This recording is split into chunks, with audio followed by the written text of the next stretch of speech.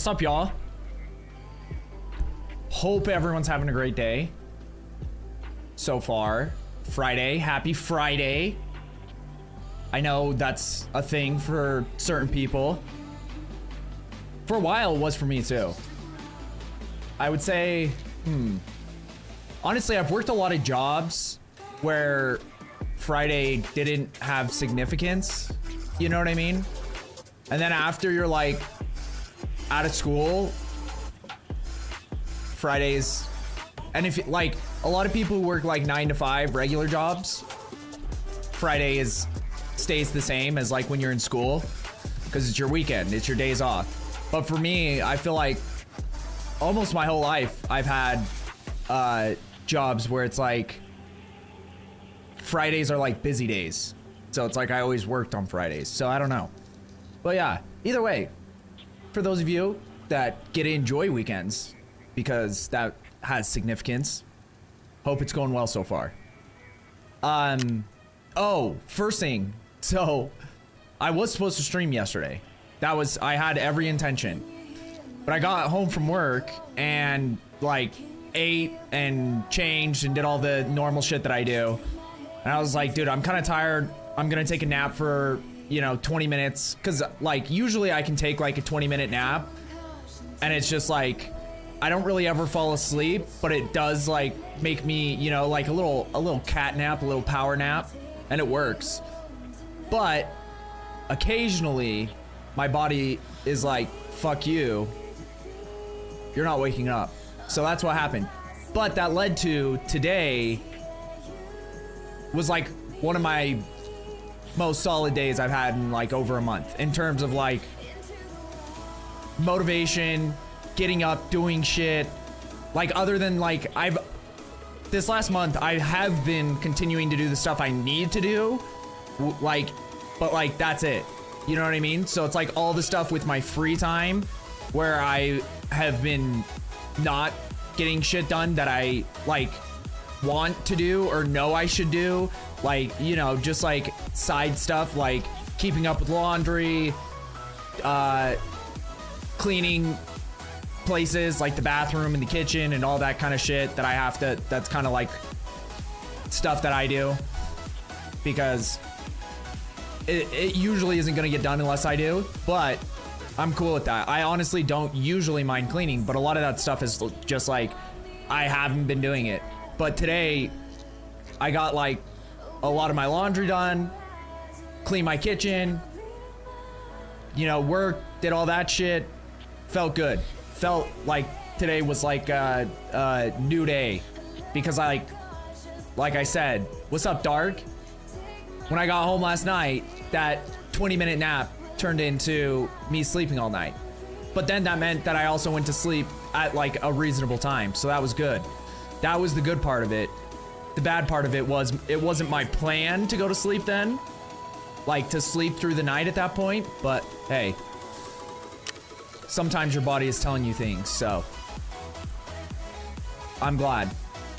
So yeah, I'm ready to go. I even started working on my first TARKOV video, which isn't really gonna be anything crazy. Like it's gonna be just me kind of like talking about how I got into TARKOV and that like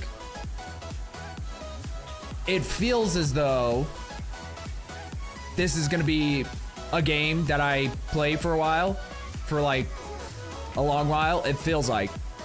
Now, like, it might be hard to get the full experience, especially in PvP, with the hardcore wipe.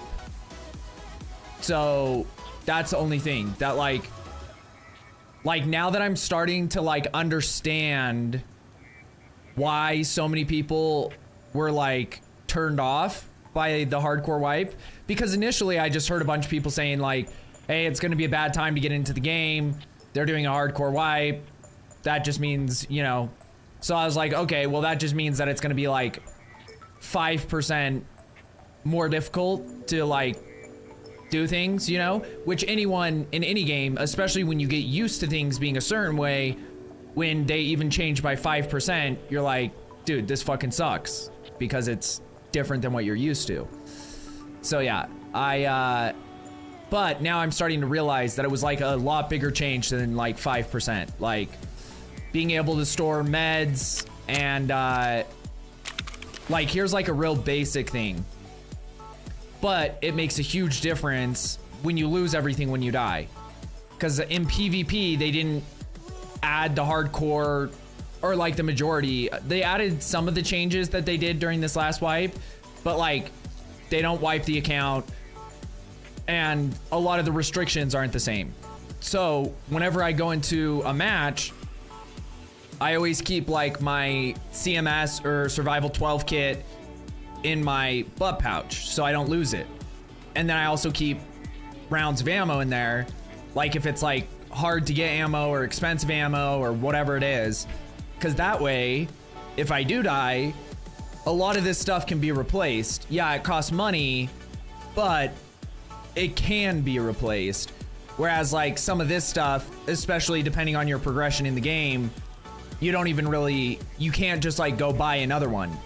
And then on top of that, on top of the fact that they took this away, because in PvP now, like with this wipe, you can't store any medical supplies other than injectors or ammunition, mags, anything like that in your butt pouch. So what it's turned into is people are storing like their food in there. Whereas for me, losing food isn't that big a deal because I can just buy more. But food is kind of expensive, and some of the stuff like milk, I don't even know if you can buy a lot of it like from the traders. And since the flea market is disabled, that's the other side of the hardcore wipe that makes it a little more daunting. But we're still gonna try to get into it as much as possible. And watching some other people who are like the guy that I rated last stream, he plays solo the majority of the time, and watching his strategies to accomplish tasks, because tasks are like, they've kind of, with the hardcore wipe, they kind of forced you to put emphasis and prioritize your hideout and tasks. Because I think a lot of players would just get into the game and you get loot from killing people, and you get money from finding stuff in the raid or from selling the loot that you got from killing people. And then anything you don't have, you could just buy on the flea market. So it like, there wasn't a huge incentive if you were good at the game to do those other things. Like your hideout, a lot of the guys didn't really focus too much on their hideout because the small advantages you get for the amount of time and effort it takes doesn't feel that significant. Now it's good, and I think that's the way it should be too, is that the hideout, you get like advantages if you put the time into it, but it's not like the difference between you winning a gunfight against another player, because it's not. It just means that like you regen your health faster, you regen your like resources like your water and your energy faster. You have to wait less time when you do scav raids, so that's kind of an advantage if you use like scav raids usefully, because then instead of having to wait 45 minutes, you like right now on my PvE account, I think I only have to wait like 15 minutes instead of 45 between scav raids.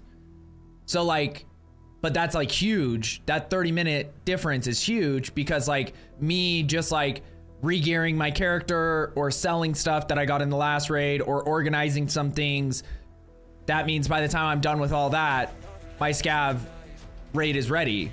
If I got like a shit one, like if I just died right off the rip or something happened, whatever.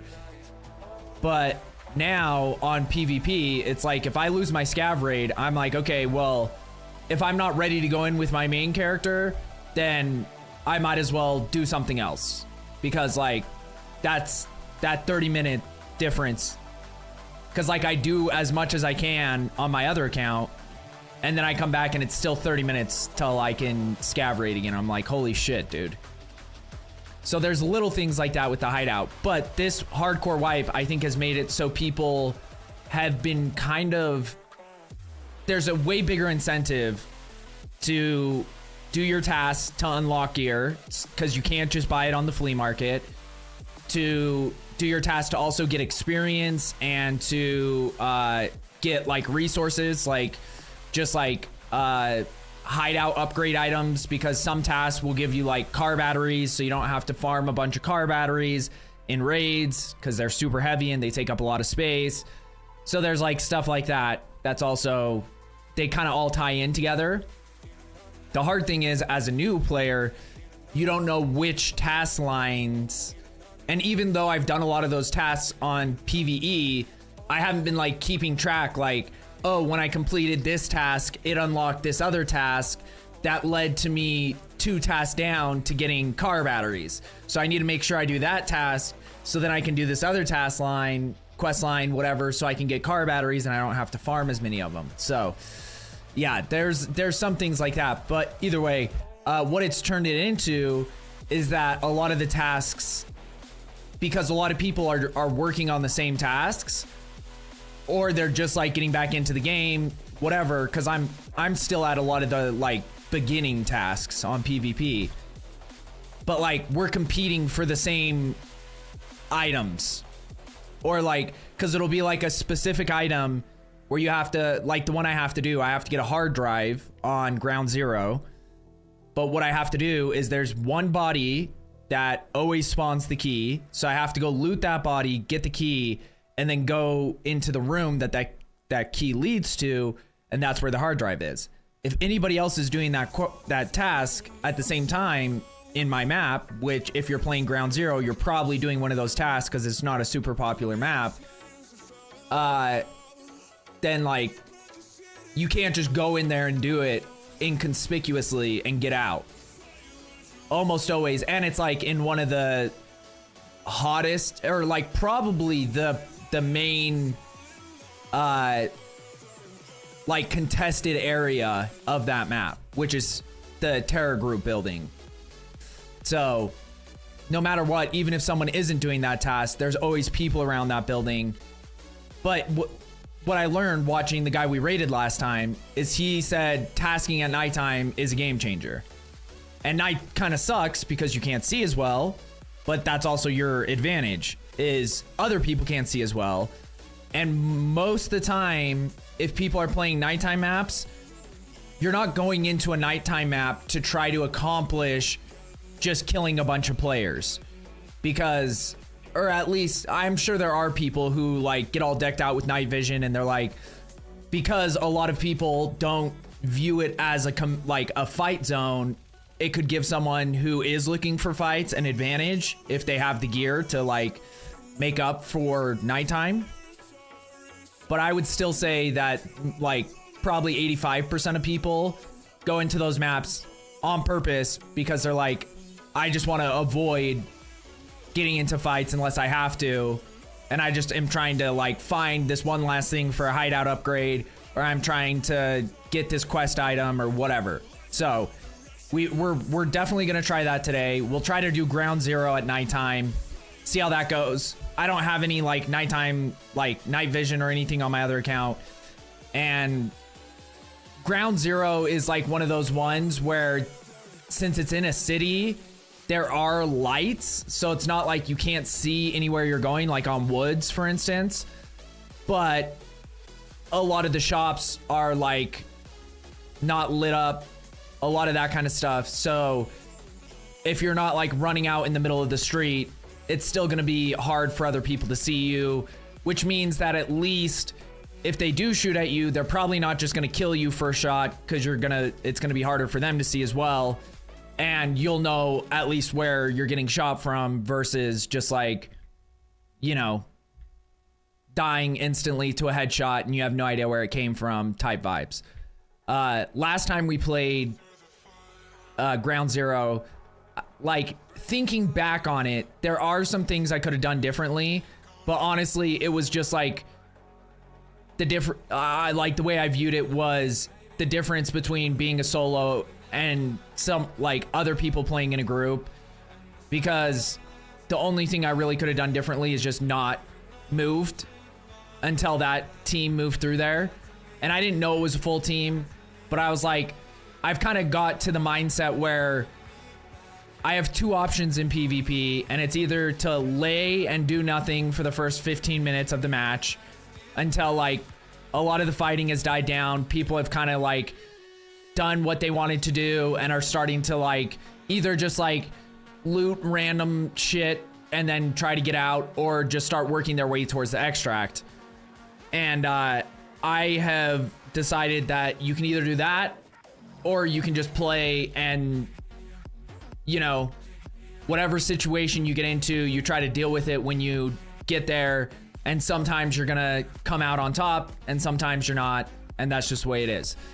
And I'd rather play the game than, like, in PvP a lot of the times. And I, like, as a solo, which, by the way, isn't by choice. So if anyone looking for people, let me know if you want to help a noob, because yeah, that's a lot of it will be that. But I can win gunfights, so that is a thing. Not all of them, obviously, and like my gear is still ass. So if I get in a fight with someone who's like fully geared, unless I get a lucky headshot, then you know it's still gonna be probably not gonna go so well. But almost all of my straight up 1v1s that I've got into on PvP, I win, or at least I kill the other person first. There's been a couple times where like I missed too many shots and I still kill the person first, but they've done so much damage to me that I either die there or I'm so like broken down that I can't get out. Like I end up dying on my way trying to find like meds that can actually repair myself. So, but either way, the main part of that is that when it's just a gunfight, I'm still new, so I like all the strats. I'm taking more damage than I should in those fights that I win, but as long as I win the fight, that's the first step. The next step is learning peaks, learning areas that have exits and don't have exits, and places to rotate and cover to rotate to, and all of that. And that's more just like map knowledge and instinct, like in the moment. Like the more you do it, the more you start to get comfortable with it and being like, okay, he sprayed shots, and so as soon as he finishes spraying, that's probably going to be a good time to, if I'm going to move. Don't wait 5 seconds after he sprays shots, because like maybe he has to reload. But like either way, when they spray shots, especially if they are like behind a corner and peeking, that means they have to go back behind the corner. They're not just going to sit there and spray. Like they're not going to spray and then just like stay aiming there most of the time. Now that would be like probably a more advanced strat. So if I run into good players, which the people who have killed me straight up are usually people that should, based on like their playtime and their level, should kill me, and their gear. But I don't want to use that as like a crutch in this game, because everyone had to start somewhere. So no matter how you got there, as long as you're not using cheats, you know, everyone has a chance to win a fight.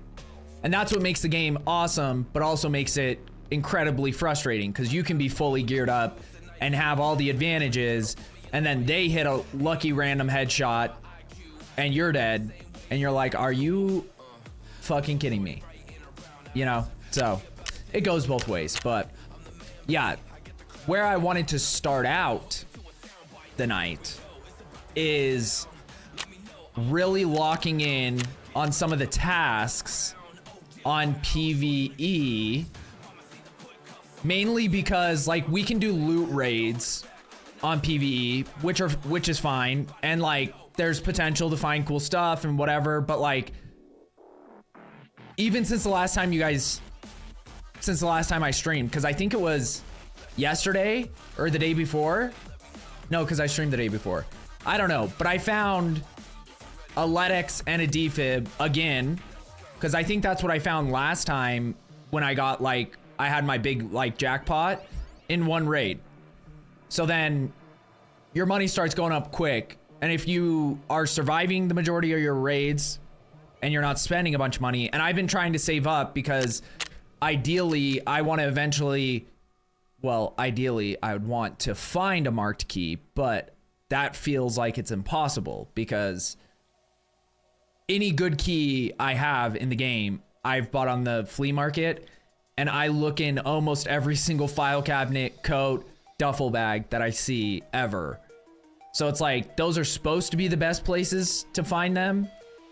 And that's like where, in theory, marked keys can spawn too. But I'm assuming it's like the same odds as like, what's like the, like how divine orbs used to be in PoE. Not like how they are now because they buffed the rates, but like how they were early on when it was like you would play for like, I don't know, a couple days. So it's even actually worse than that because I haven't found a single one and I've been playing this game a lot. So, but I don't know if it's like on the mirror level because the mirror, that's like 10,000 hours type. Sometimes people get lucky and find one, but like a lot of people have played Path of Exile since Path of Exile 1 came out and have never found a mirror. So I don't know if it's on that level. Hopefully it's not, but it feels like somewhere between those two because otherwise probably would have found one by now if I'm gonna be honest. But yeah, so we could just do loot raids and that's cool. And like honestly, the only place that really is like troublesome right now, one of them is situational, which is if I spawn on reserve near Gluck Gluck 3000 and his guards, because like there's a lot of PMC spawns. If he spawns in on that map in that like central area, like the tented area kind of is what I like to call it, because it's not like actual buildings. They're not like permanent structures, but it's like this open kind of area, and it's in the middle of the map, or at least one of the primary points of interest in the middle. And yeah, so if he spawns there with his guards, that's like a 50-50 shot if I can make it through that. Because like I can kill a bunch of the guards, but I still don't even know the difference between his guards and PMCs and anything. Like all I know is that like it's either a PMC or guards when as soon as I peek, I lose an arm. Like they just hit, like I peek, I see someone's there, I go for the re-peek, and then I lose a limb. And I'm like, oh shit. And like usually I'll kill him while I'm losing that limb, but he has 6 guards. So that means that, you know, you gotta play it smart. And I haven't figured out a strat for fighting him yet. But the other place that I feel like I still am always like, it's a 50-50 shot if I'm gonna even survive at all, and it's not dependent on a boss spawn or some like weird situational thing, is labs. Because labs, I'm not super comfortable with the map yet, and you in theory, even in PvE, have a lot more to lose because anything you take in that's insured, you don't get back. So you'll lose everything you take in with you, but you want to go in like geared up so you don't instantly die. So it's kind of like this weird where you're stuck in a tough decision. Do you go in with like your best gear, potentially dying anyway and losing all that and having to either farm, like for instance, I lost a plate carrier and I had just finally found 2 level 6 plates because I like the lightweight plates. I know a lot of people don't because they lose durability faster. They don't have as much armor points, all those things. But like, I like to be more like geared up when I go into a raid, so I'm already heavy, so I love the light plates. And I found 2 level 6 lightweight plates, and I forgot on labs that you lose everything forever, and I died with them. And now, like, that's not something I can just buy again. Like, that's just something you have to find in a raid. Now, I do know the places to farm them now, in theory, but I don't have access to those places yet, and I don't have the key. Like, I don't know how much it costs, so I don't even know if I could afford it. But yeah, so that's my goal. Get some of the tasks done, because not only do the tasks, like, it's helping me learn tasks and, like, learn maps, because, like, a lot of these tasks are on maps that I'm, you know, not the most comfortable with. But on top of that, it also puts me in a lot of situations where there's a higher chance that it's gonna be tough. Like, I just did a task, I just finished one where I had to kill PMCs with the P.A.K.A. body armor and, like, this shitty helmet. They're both, like, armor level 3, but you have to be wearing those 2 items and kill PMCs. And, like, I was, like, running customs because that's the map I'm the most confident with, and I, like, know a lot of the spawns and everything. And I think I died like 2 or 3 times doing it, just because, like, it's low level gears. So, like, if you get hit a couple times, you're gonna die. And it's, like, way more likely to die from a headshot, because, like, a lot of the PMCs have over 3 penetration bullets. So right now with my character, the only way I die with this gear on from a one-shot headshot is if they're using like higher than level 2 ammo and it hits me directly in the face. But most bullets that PMCs and raiders and anyone else is using, if it hits me anywhere else on my head that my helmet is covering, it has to be level 4 or higher.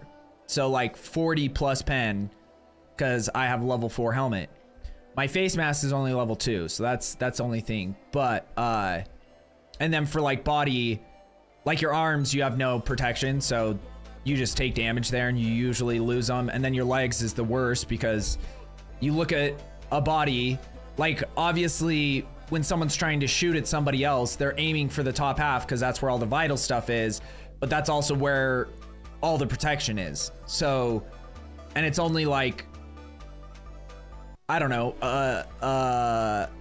3/4 or no, what would that be? Like 2/5 of your body is your upper half, and then 3/5 of your body is your lower half in terms of, like, space. So this is all unprotected, and this is, like, technically the majority of my body. So, and, like, you lose a leg, you're in a bad spot, whereas if you lose an arm, it's not a big deal. So, but yeah, let's see. Let me look at my tasks again and figure out where we kind of want to start, because I know there was one that is like an early task, but I've just been putting it off because it sounded annoying, and it's eliminate PMC operatives. And, like, at least with this one, I can still wear a solid armor piece, but I have to wear a hat, which means that I can't wear a helmet. So headshots galore, but I have to do it with the Ushanka ear flap hat and shotguns. I have to get kills with shotguns, wearing that hat, and a scav vest. The scav vest doesn't really make or break the situation. It's like, it doesn't have a lot of space for mags and stuff, so it makes it kind of annoying, but it's not like a hindrance to my survivability. The hat is a big hindrance, because I also don't think I can wear a headset when I'm wearing that hat. I don't know if I can wear a face mask, but I probably wouldn't anyway. What's up, Queen Bee? How are you? Welcome in. How's your Friday? Oh, here, let me, sounds like a bad time. Yeah, it's not gonna be fun. I'm probably gonna die a lot, but, like, I think that's what makes it more interesting, at least for PvE, is the chance of me dying than me just, like, doing loot runs where a lot of it is just like slow, like me just going into rooms, getting the shit, and then extracting. So yeah. There we go. Getting ready to head to bed like a normal old person. Well, that's the thing is I started like an hour and a half, 2 hours earlier than usual. So like I'm easing my way into a somewhat normal schedule. But yes, everybody in here, anyone in here, if you're not following Queen Bee already, go follow her. Goated, super nice, super entertaining. It'll be worth it, trust me. But yeah, this is like my schedule, that's been my #1 thing that's been kicking my ass lately. But yeah, you can even see like I have the SVD, which this task wasn't too tough, honestly. Because if you build out your SVD, it's got like a pretty solid fire rate. So it's not, this wasn't nearly as annoying as some of the other ones I've had to do. But it still wasn't like, you know, a great time. I feel like I have a weapons case that is... This one's empty enough. We're gonna make this gun fit here. There we go. Then we unfold. Then we could fit another like sub here. Or a small AR if we have one. Okay, so I think I have that hat somewhere. I don't know if I have the vest. Because I remember seeing this as a task. It's like honestly a super early task.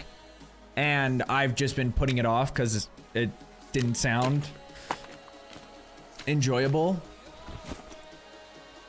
So yeah, technically I could still wear the face mask, but like I said, like odds are not very high that I'm gonna survive. So I'd rather not lose the mask anyway. And that 2 protection just around my face isn't gonna do a lot to keep me alive if I get headshot anyway. I don't know if there's any like lower tier masks that I could buy that I wouldn't care so much if I lost them. That one does nothing. This one might have like level 1. So for like a shotgun shot, depending on how far away they are and what kind of shells they're using. And it's only 8,000. So we might do that. But certain masks you can't wear with hats and certain ones you can. So yeah, this one you can't even wear with hats. Some of the like mechanics in this game I don't understand. My schedule has been all over the place. Well, I will say mine has been consistent, but it's been consistently shit, so. No, you're good, Queen Bee. Have a great night. Thank you for stopping by. I hope you get some sleep and you're able to enjoy your Saturday. Okay. So I don't even know what this is. I think I got this as a reward. Sometimes they give you like this. What the fuck? Why? For one specific shotgun, they gave me a barrel. I guess in theory you can like complete tasks specifically around the rewards, which I've done. So it's not like a foreign thing to me, but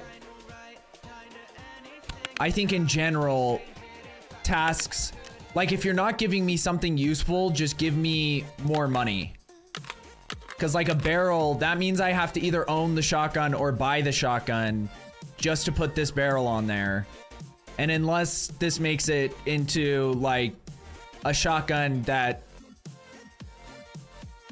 is automatic or something, which I know it doesn't, but like unless it like totally changed how the shotgun is used, it still feels like not ideal.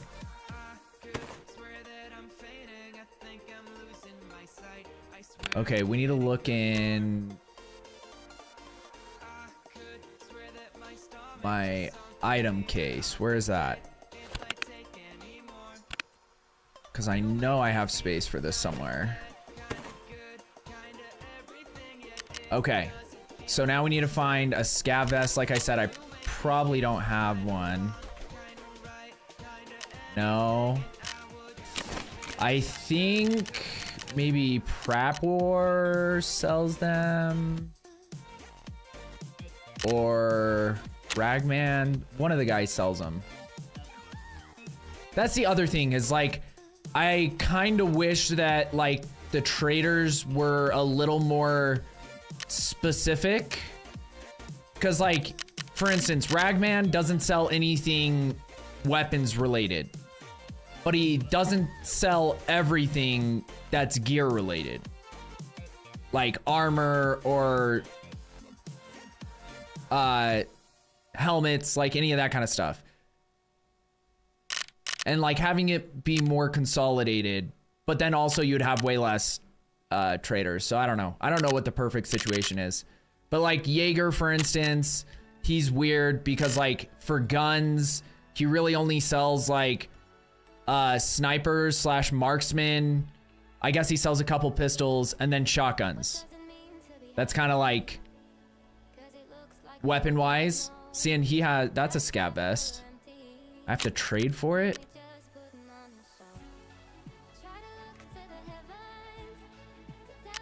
Okay, that's fine. It's just a Slickers MBD.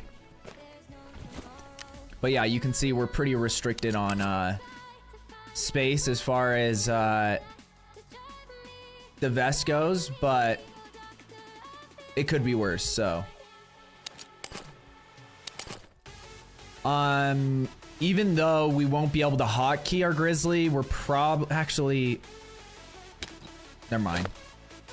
Like having things on hotkey is just so convenient, and also Grizzlies are expensive, and like I said before, I've died a few times doing different tasks.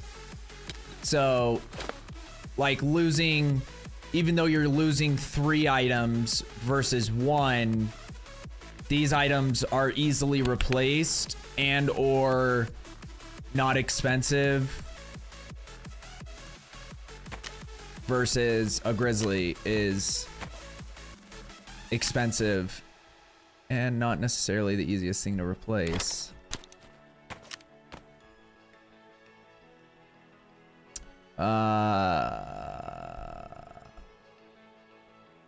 And technically that gives us just enough space. I don't need to bring in so many grenades, but I've learned that it's always better, and I need to get this in my mind, to at least bring 1 or 2 grenades, because if you get stuck in a shit situation where you're like, you got 2 enemies that are kind of like separated, especially if they're like PMCs or guards or whatever, and you're behind one piece of cover and you have nowhere to rotate to, and then they can just rotate around you and then be on both sides. Whereas if you throw a grenade one direction, it forces that guy to move somewhere, and while he's moving, you can go to that side and then deal with him first before the other guy pushes around. It just creates a lot more options for rotations. And then also a lot of the bosses have like voice line cues if a grenade comes by, or like a lot of groups in the game have voice line cues. So it's like a good way if you're going into an area where you know a boss could spawn, or you've heard a lot of fighting there but you don't see anyone, throw a grenade in there, you might get some kind of voice line that lets you know, oh, okay, there are still people here, or like give you a general idea where they are located.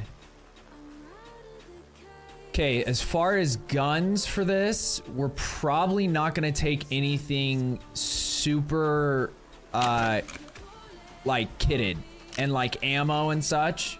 Oh, actually we have to bring a shotgun. So that is another thing that makes it tough, because that means with no head protection, getting close with a shotgun, and it might be a specific type of shotgun too.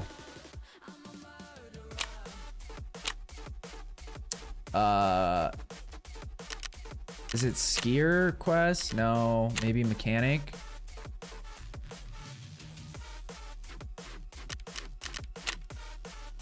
It's not Jaeger.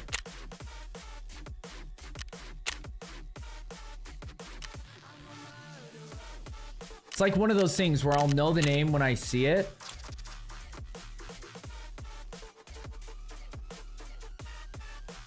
Because it's got like a goofy name, like Setup. That's what it is. Okay, so I need an MP series shotgun. So instead of roaming through the traders, this is honestly what I should have been doing the whole time.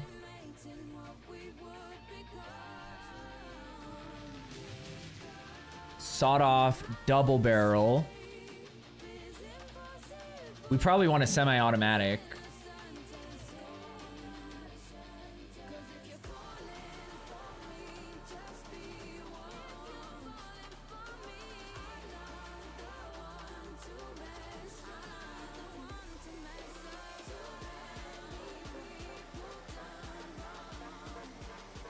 And honestly, it might be cool because I haven't really played with shotguns a lot because they're not really like very meta in this game. I feel like in shooters, you have, it's like either shotguns are like super meta and kind of overpowered, and then they end up having to like adjust them at some point because they're just so dominant if you're like within like 20 meters or something, or they're just like completely irrelevant and it's kind of just in the game as like a niche thing. And in this game, it kind of feels niche. Cause yeah, I don't think I've ever seen anyone like being like using the shotgun as their main. The only place where a shotgun would really not be a hindrance would be like factory, cause it's so confined that a lot of the fighting is within that range. What's the difference between these? -2 ergonomics. Failure to feed chance very low. -6 ergo. Okay. Ergo isn't going to be a big deal for us with a shotgun, but that is so goofy looking though.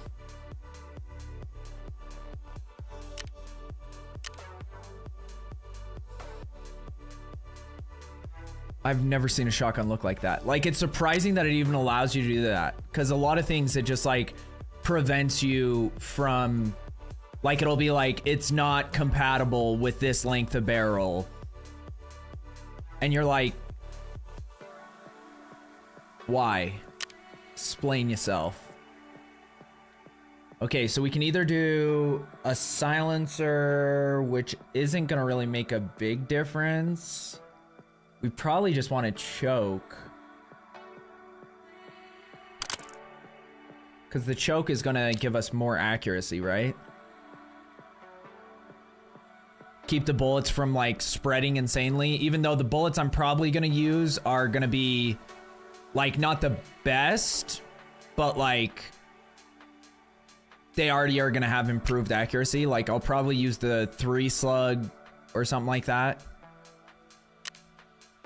because once again, since odds are not high that we're gonna survive,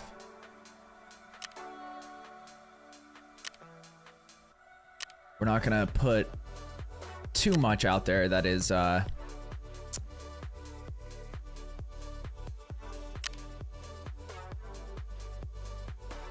don't really care about all that. Honestly, even adding like some of this extra stuff is probably excessive, but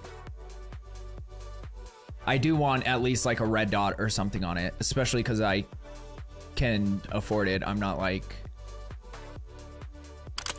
super worried about that. And extra size just adds more ergo. I think this is fine. Now, as long as that like extra long magazine, because you can't even get a different length barrel for the shotgun, otherwise I would. As long as that doesn't like affect, it shouldn't because bullets shouldn't start spreading that quickly, or the pellets. But I don't know. Sometimes in this game, things are like overly realistic, and sometimes they're completely like not even in a adjacent realm to reality.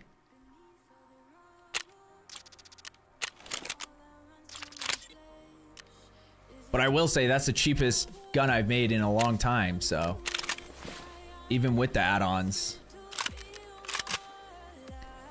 And it would probably be a good idea to bring either like a sub or something as a backup in case I am in a situation where the shotgun can't,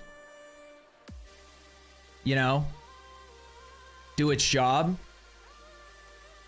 But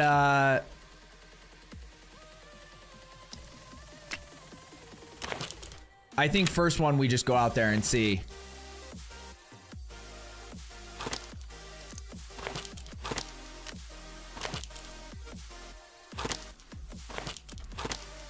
The good thing about this shotgun is it doesn't have mags. I do like the shotguns where you can take a couple shots and then throw a couple bullets in, and you're not worried about like having to like reload a mag that still has 3 shells in it or something.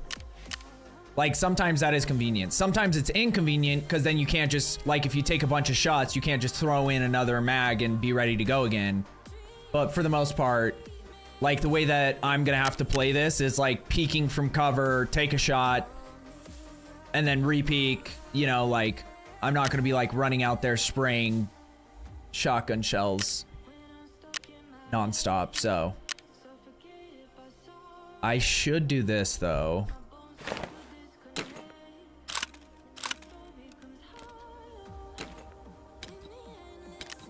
Because this is actually a kind of rare backpack, like in terms of its size. Because like here's another tip. Why you see specific backpacks or bags used a lot in Tarkov is for one or two reasons. Either they have a lot of space and they're lightweight, so you can wear it into raids and get a lot of shit, but it's not adding a lot of weight to your overall character weight in terms of just the backpack, because like some of them weigh like 3.5 kilograms where other ones weigh like 1 kilogram. That 2.5 kilogram difference can be significant depending on your strength and stuff. But the other thing is how many spaces it takes up versus how many spaces it has inside of it. So this one takes up 3, 4, 5 times 1, 2, 3, 4, 5, 6, 7. So it takes up 35 spots in my inventory, but it gives me 42 spots inside of it. So then you can actually just use it as extra inventory space inside of the bag. So like you can see, like that's why I have this one too. This one takes up I think 42 but has 48 or something. And then like you can even do like bag inception, and that's why the partisan bag is so, like so many people use it, is because you can put 2 like decent sized ARs in here, or a bunch of smaller guns, or throw like, you know, like the amount of spots they have, because like a lot of the submachine guns take up 3 squares length and 2 square width. So it's like if you have a bag that has 4 squares width, that means that it's not necessarily ideal, because there's not a lot of things that are like take up this like 1 square width and are like, you know, like that. So it's like the fact that this has 5 squares across means that you can fit a lot of different things across, like inside of it. Just a quick little tip. Okay, I think we're ready to go though. Oh, I was gonna just buy a cheap bag from Ragman real quick, because we're not even gonna really be doing any looting. Like we're just, oh, what is this? This is one I haven't even seen before.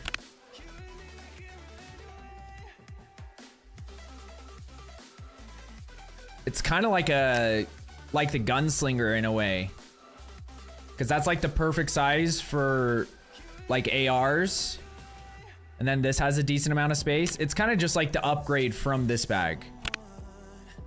Where this one has the 4 slots, but like those are kind of annoying because most guns you can't fit in this bag, period. Unless you completely like disassemble them, but you can't do that in raids anyway. So there's only so much you can take off in a raid. But yeah, some of these bags I haven't even seen before. But like, here's a good example. Let's see how much this one weighs. This one's 4 kilograms. So it's like, that's a ton of weight before you even have anything inside of it. This is the one I just showed you. This one is right around 3.2. And this has 42 slots. This one might have a couple more slots. No, it even has less slots. So it gives you less freedom and it's more weight because this is completely open. So, but that's kind of the way it's set up. Is this one is only for trade. You have to barter for it and you have to use a VPX, which is a pretty rare item. Or you can just buy this one straight up. And it's like, you get the negatives because of the convenience. But the mechanism is old faithful. It's got enough space where you can get a decent amount of loot. It's still lightweight. It's under a kilogram. So if I'm like, if I don't want to use a good bag, or if I'm running low, like I start running out of bags, I always go to the mechanism. Okay. Here's the tough thing. Do I insure stuff or not? Because like one side, I don't really care if I lose the hat or the vest. Even though the hat, I'm not sure if you can buy that. So, but either way, we're doing this task. Like I'm not just gonna stop if I do die and lose this shit. So we're gonna have to find replacements anyway. The shotgun wasn't very expensive. I don't really care about the mechanism either. It's only 29,000, might as well. Cause like, if I get this stuff back and I'm done with the task, cause it takes like 8 to 20 hours or 10 to 20 hours or something to get your shit back. I'm just gonna like either discard it or sell it back to the vendors. Like it's not like I need it, but.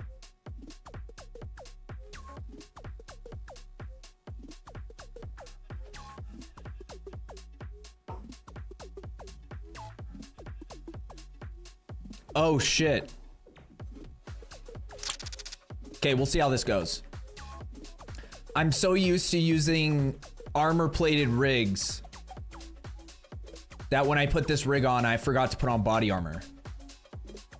So I unintentionally made this even worse than it needs to be. But we can just play like super cautious early and try to steal some body armor from whoever we kill. The hard thing is finding someone wearing just straight up body armor, because a lot of the PMCs are wearing armored rigs as well.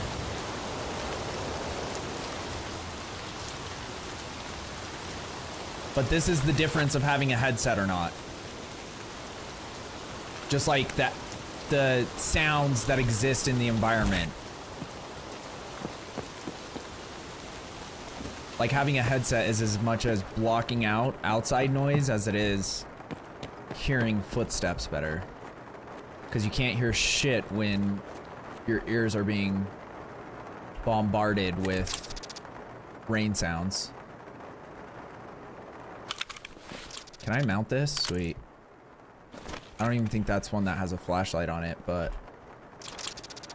Because I didn't really want to like pay for extra accessories. What does this one even do? Is this only an infrared one?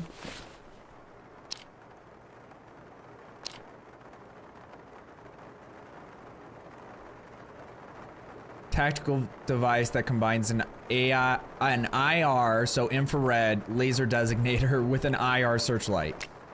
So that's only helps if you're using thermal vision. Oh, two metal scissors right next to each other. Never seen that before.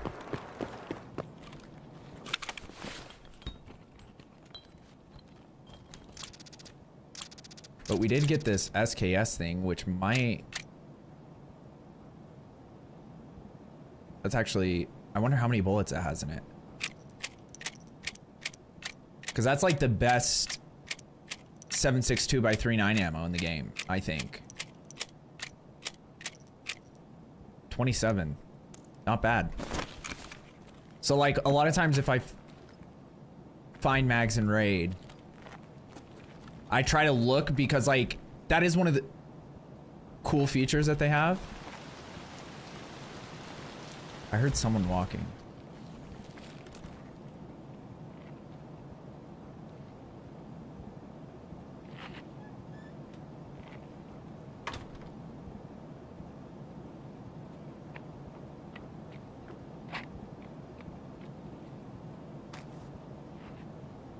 Who the fuck is this guy? Sometimes the scavs are stupid and they like close a door before they open it. Oh my god. That's a boss.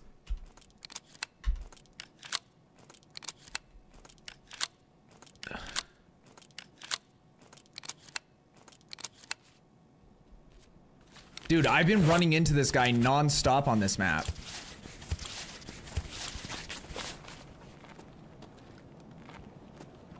I don't know if I killed him or not. I think I did. That was like 8 shots to the face, so I'd hope it'd kill him, but you never know with some of the bosses. He has the, yeah, the grenade launcher on his gun. But dude, I've been running into him non-stop.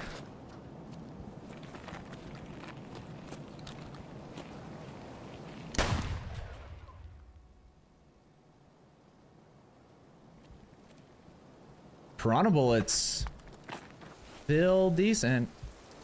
I'm assuming he doesn't have armor on him. Of course he doesn't. Because I did forget to bring that. But the good thing is, I don't really need his gun because I already have a grenade launcher AK, and it's like one of those things that's very specific use case, at least in PvE. But he's got a lot of bombs on him.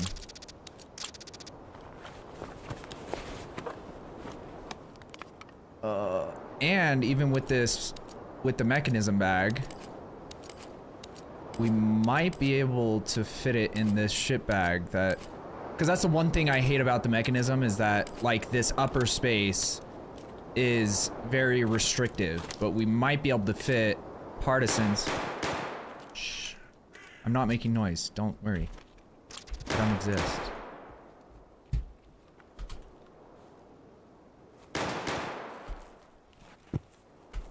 Can I not? I can't vault back in there? Some of the vaulting on this game is really fun, too.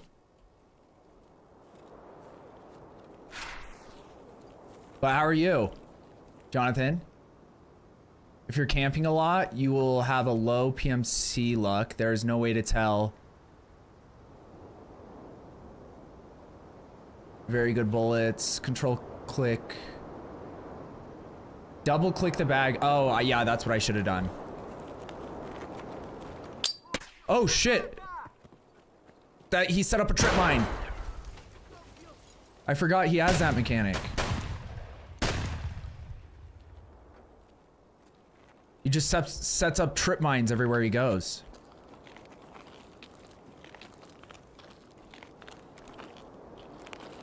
Dude, that was good placement too. Right inside the door in a dark area. The good thing about his trip mines is that they don't... Oh, this guy at least has some body armor. It's shit, but it's better than nothing. Is like, depending on the grenades they use, but like at least the times that I've run into Partisan, or I don't know how to like pronounce his name. Because a lot of people just call him Parmesan or something.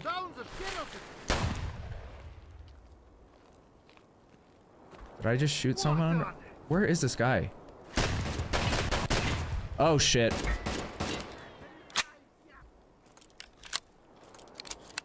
I swear I headshot him.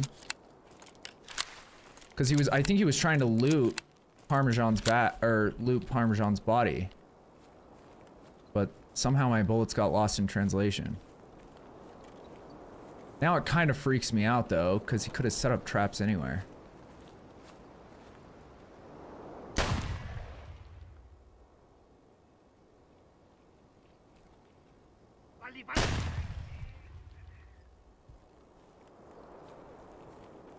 Dude, shotgun is an interesting experience so far.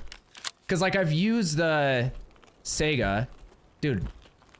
Okay, but what I was gonna say is the grenades he uses usually have very, they have pretty long fuses, so they're easy to avoid as long as you know what's happening. Like even if you run through it. Cause like if he was using, like some of them have like a, don't some of them have like 0.3 second fuse? That's what he was doing when he opened the door and then shut it. What a sneaky snake. Can put one of his J-mags. Oh, that is true. Good tip, cause he's got the long boys. I wonder what kind of ammo this had in it. FMJ is shit on 7.62, right? Anyway. It's usually shit in everything, but he's probably gonna have decent ammo in his. I'm doing that super fun task.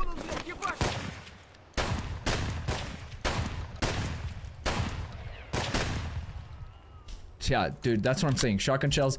Those first couple I missed, but also 2 piranha and or flechette shots to the face or to the upper face chest region you think would kill him. I forgot what I was saying. Oh, I'm doing the stupid task where you have to wear the Ushanka and the scav vest, so we don't have a lot of space for things in terms of ammo and such.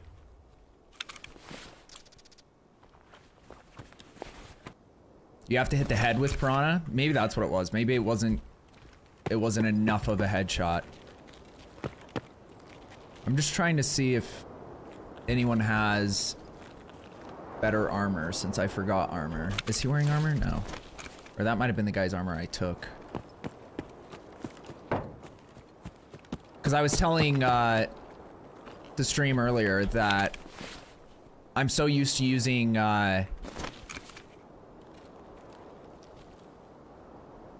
like armored rigs that I just put on the scav vest and then came into the raid.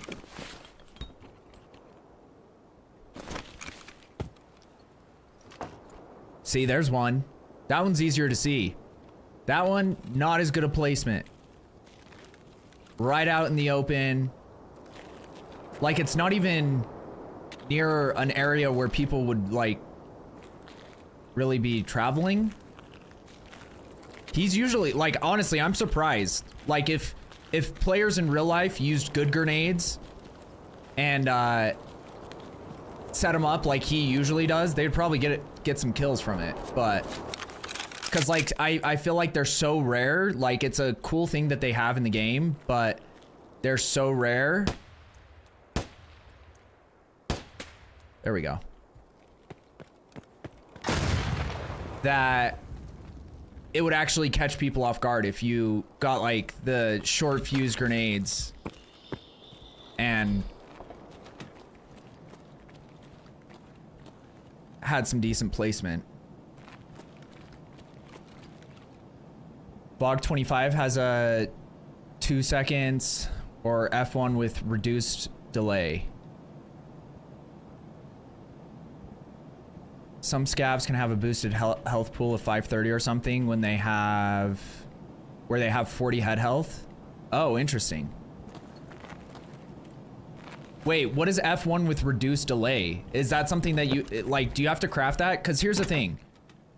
Like, there's so many things early in the game that you start finding and you have no idea what it's used for. And then, like, as you progress, you're like, oh, it's because I can craft this thing.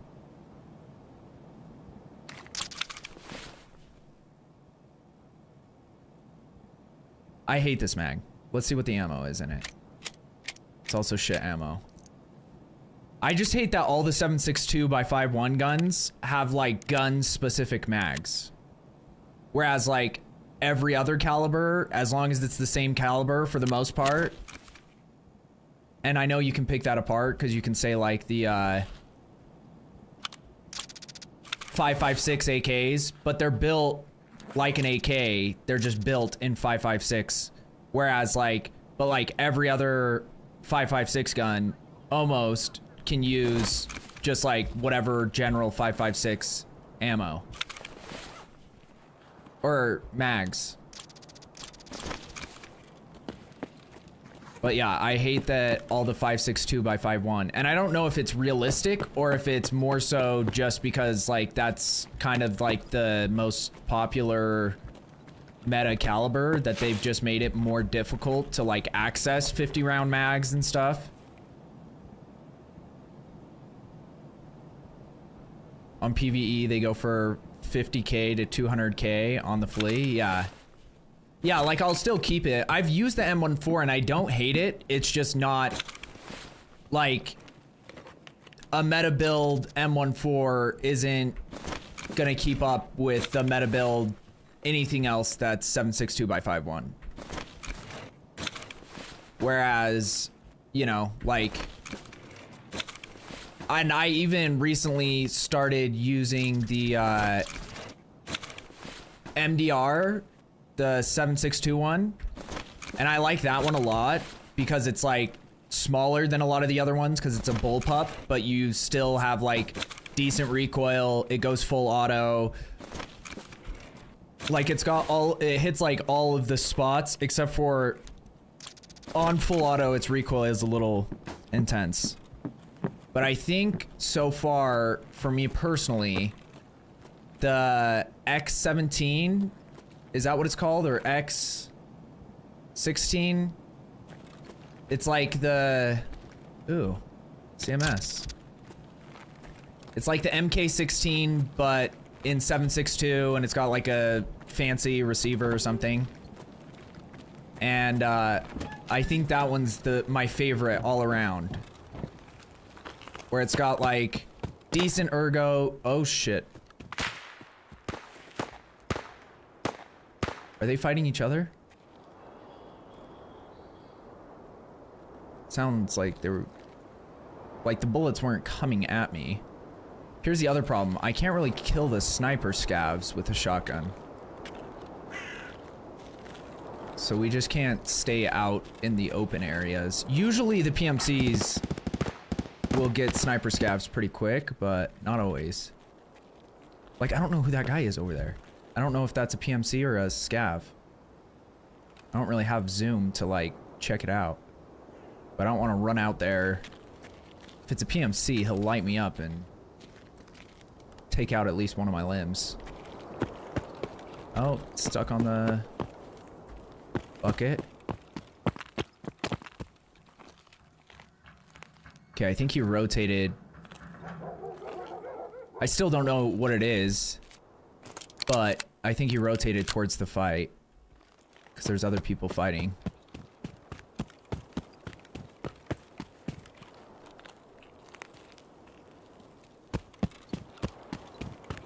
Oh.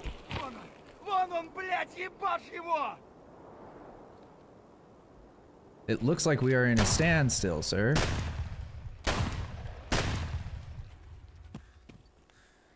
Yeah, okay, so Piranha sounds good in practice, but sounds good in theory, but in practice leaves a lot to be desired. Because that face mask doesn't even have any armor. Found a new key though. I'm assuming that's for streets. I don't know what that is. We're gonna drink that though.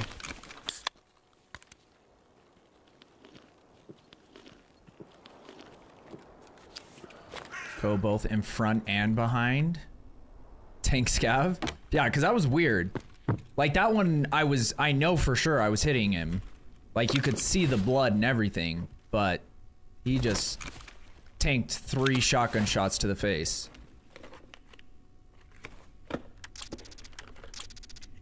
What's up, Hiker Mike? How are you? Most soldiers won't use 60-round mags because they're a pain in the ass to reload and very slow to reload. IRL, a lot of soldiers. Yeah, well, and like clearly that's the part of it where finding the balance between realism and a video game. You get what I mean? Because like, let's be honest, in real life, soldiers probably aren't spraying 20 bullets in a random direction. Like when you watch, or like I have, my best friend's dad was in the military. He flew Blackhawks, so he wasn't like on the ground shooting and stuff, but I got a lot of like stories or videos and stuff that he would show us of like fights, like, you know, engagements that he was either transporting, or even though Blackhawks aren't used for attacking, he's one of those guys that, you know, kind of, he was like, hey, I'm gonna get in there and help my guys out if I can. Which I think most people in the military are like that. But either way, a lot of times they're using single fire. They're not even using fully automatic, because you have way more control single fire. Or you're using like a burst, like a 3-round burst, or you're just doing little short bursts on a gun. And that's part of this game that is kind of realistic, because the recoil is really hard to handle on fully automatic. So it's like if you do just like spray, you're not gonna hit a lot of bullets. But the problem is I can't take off the scav vest, but I want this armor. What we might do is see if we can make room to just take these plates, and then if we find something else that I can put plates into, we can just use those plates instead. They're not great plates, but they're lightweight, level 4, which is probably gonna be better than plates that, like if a scav has body armor, for instance.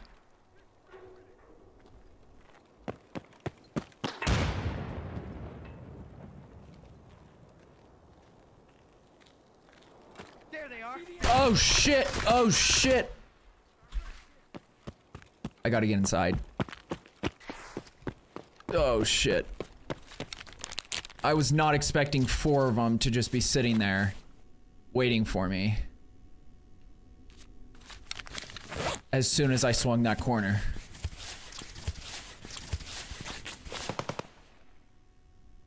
How's Tarkov? Dude, this game is insane. And I'm only playing PvE mainly right now.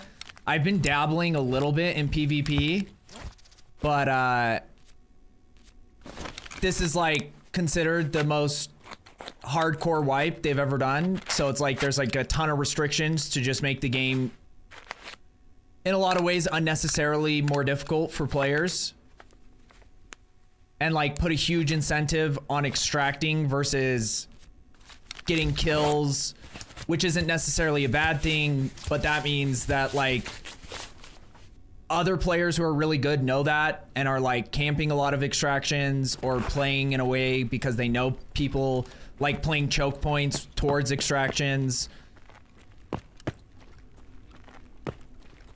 versus just like natural gameplay, which like I don't even know what natural gameplay on this game would be. Like I'm sure that's always something that happens in the game, but like it feels like it's more pronounced now.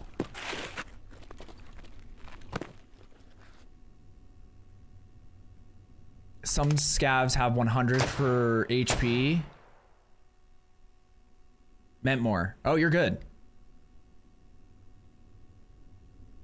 depends. In Ukraine, they do a lot of blind fire, but full auto is almost exclusively used for trenches / houses. Yeah. Well, and like, but that's like the difference is like, for instance, if you watch rebel soldiers who are like usually just soldiers that are like random citizens of an area, and they're just like conscripted to the military to help them fight off something or whatever, versus like highly trained Navy SEALs.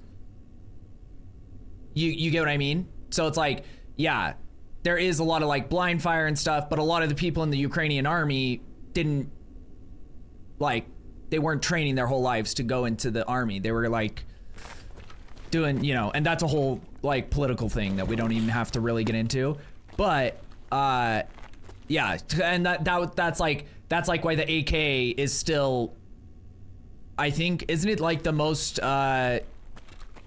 in use military weapon still? Because like you can get them for cheap or cheaper than a lot of guns, and there's still a bunch of leftover ammo from other wars and stuff. Like there's that whole movie War Dogs, if you've ever seen that. If you haven't seen it, it's actually really good. I liked it a lot. About the guys that like figured out that there's like a loophole in buying and selling military equipment, and so they start like just doing it and selling it to different countries and become like millionaires or billionaires or something, buying like contracts from under the US government. It's a really interesting movie. Oh my god. Nice shot.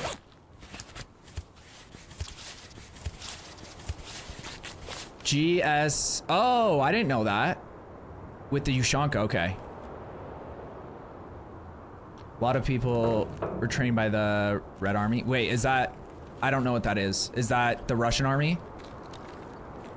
Dude, I don't know how to get these guys. They're like in such a weird spot where it's like I can't really get an advantage. Because if I swing this side, they can shoot me from underneath the train. Same on that side. I could try to rotate over to that building, but I don't have distance. Like I need somewhere... Like they need to be in a building, and usually they get stuck in that building, and then you can fight them in there, which is what I was hoping would happen. But they rotated out for some reason, which like, I've never seen them in the location that they're at. Just like,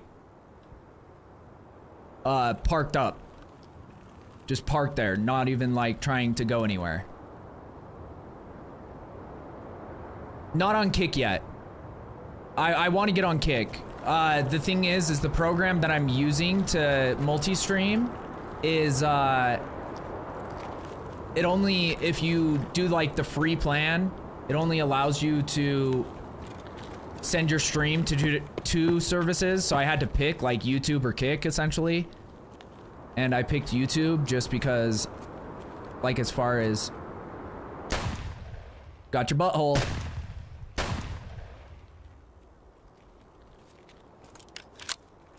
Cause like, you know, ideally I need to be, and like, honestly, that's why I was so happy today. Like I had such a, successful, or like a productive day.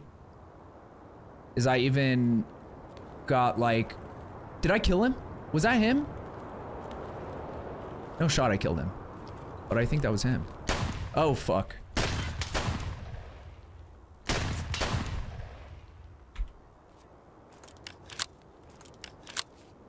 Oh, who's that?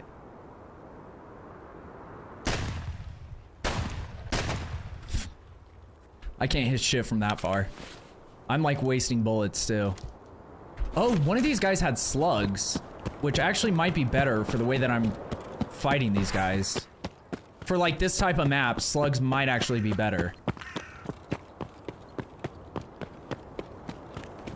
And maybe one of these guys had a headset too. Like that one, the GSH or whatever it's called. GPSH.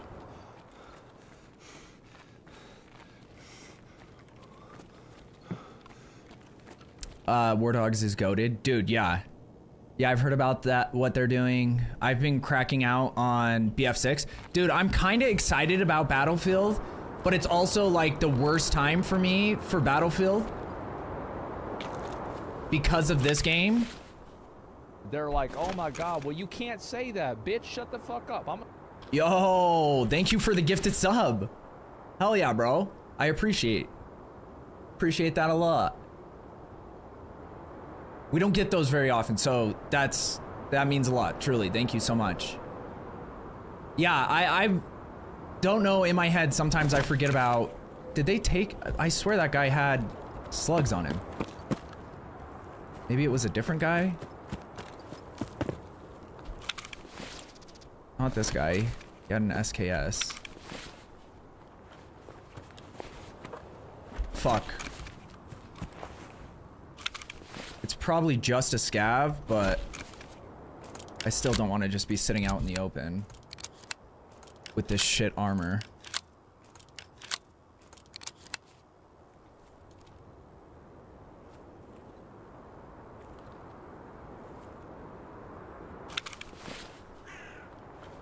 But I didn't even search this guy, but I don't know.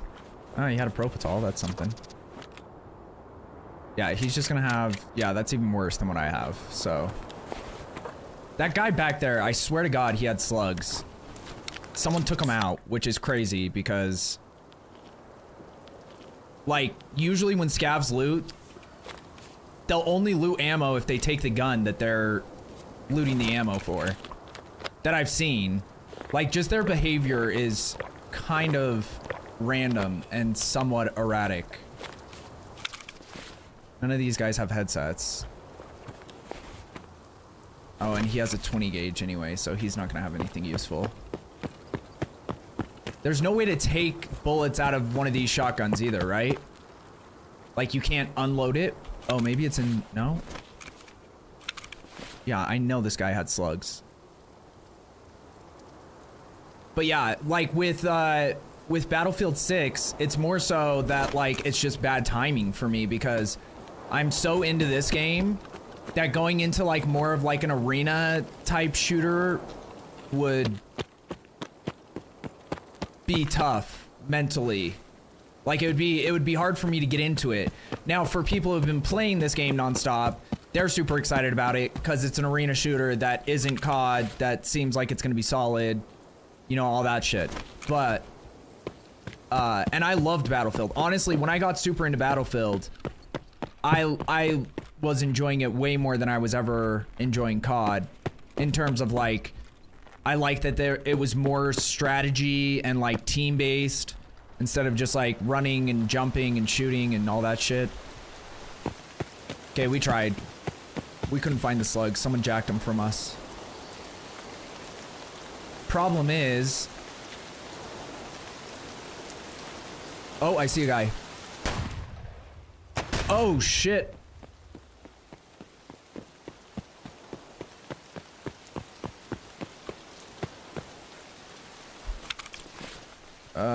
No, all your shit is garbage. I need to get behind cover if this guy comes around the corner.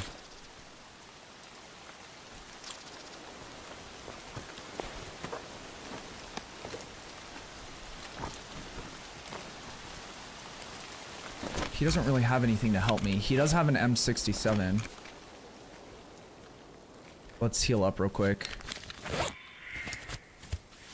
Some love your way, bro. Based Asmon take? Wait. Which part?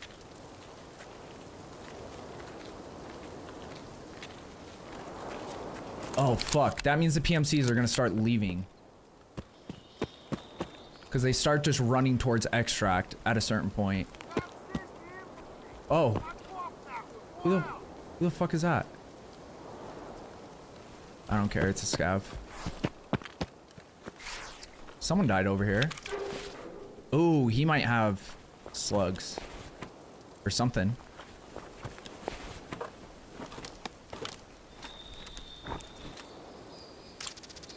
He just has more flechette. Which is probably better than Piranha anyway.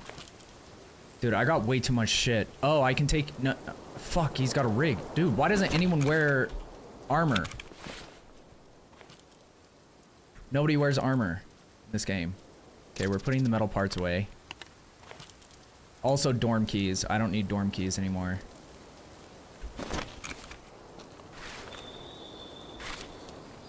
What about this guy?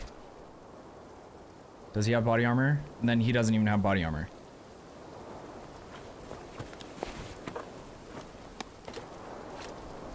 One of these guys couldn't have been that guy I saw though, because that guy had to have been... He was way too far away to kill, right? Like, I guess there's a chance, or that he was already low health or something, but I think he just left.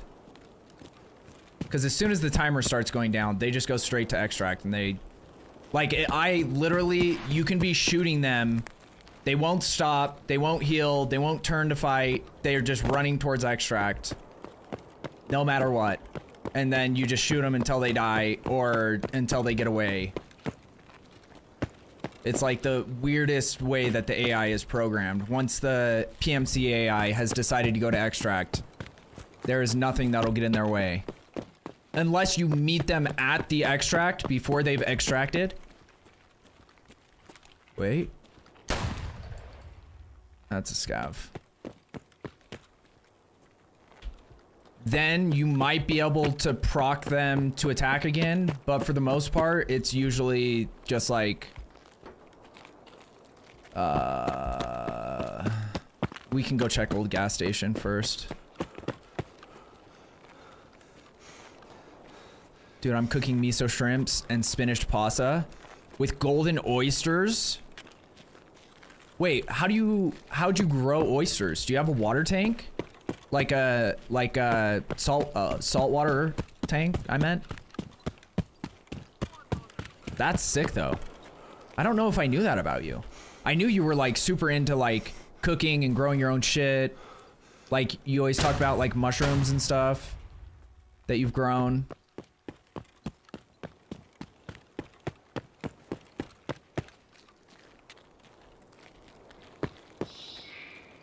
Can one of these guys have actual body armor? It doesn't matter. The raid is already over anyway, so. But I didn't know about oysters. Oh, golden oysters are mushrooms. Okay. See? My brother has gotten into mushroom activities lately. That sounds weird, but I mean just like growing his own mushrooms for food. Even though I would like, I think it's hard to know with people, but I think I would love to like have a mushroom trip with my brother. Even though that's something I haven't done in like, I don't know, 6 years. But trying to convince him to do it is the tough part. Some of these fences you can just jump over too, which is nice. Because like there's one over at that choke point that I didn't even know you could jump until I saw someone there. I was watching a video about the ZB 103 or 1013 or whatever that extract is called. And I saw him jump over it and I was like, oh, that's sick.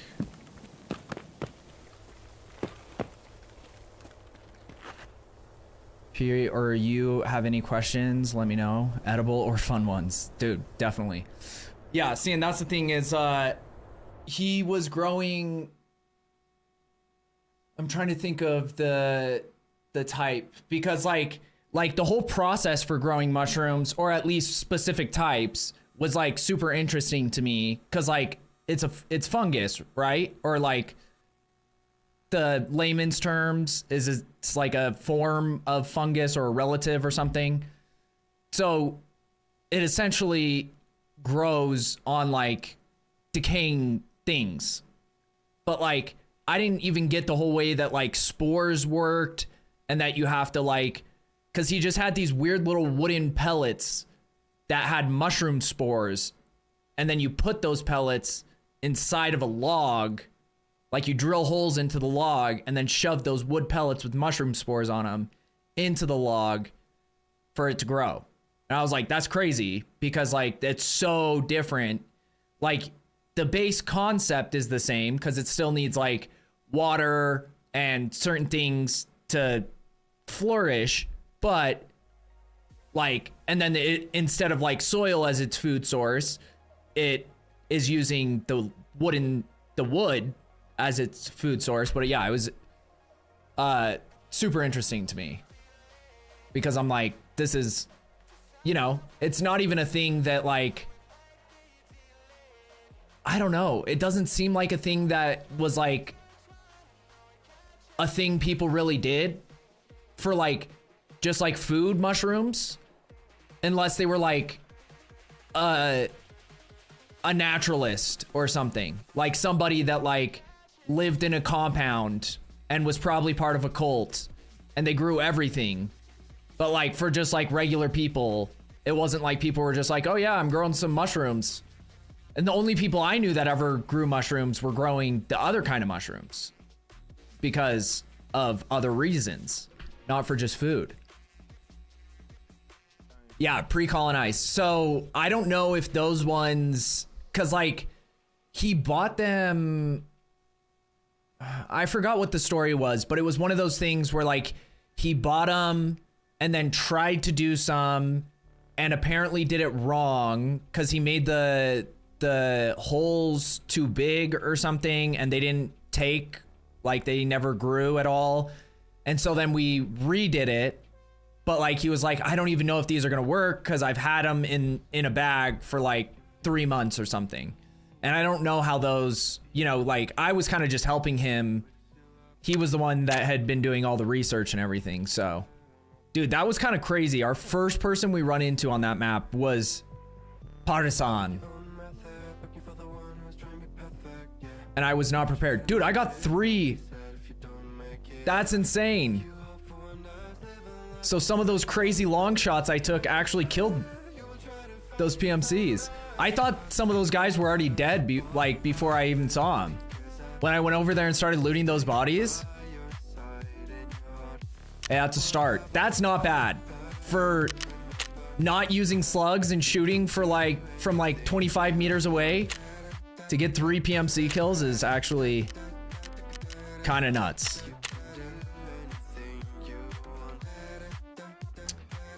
Well, most food mushrooms are what's called saprotrophic. Basically means they had dead or decaying plants. Or they eat dead or decaying plants. Yes.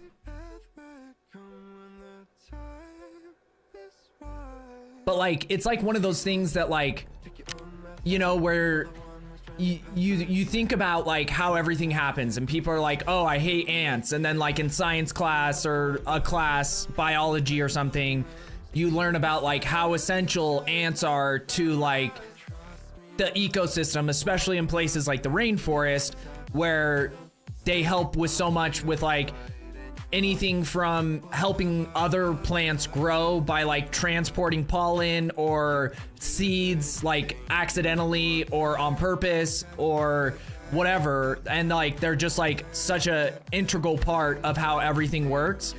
And I feel like fungi and mushrooms are on that same, like they're like the level below ants where they're doing things on more of a microscopic level, but like they're breaking down plants, and not only are they edible, some of them, but they also are like helping things break down so that it can become useful again.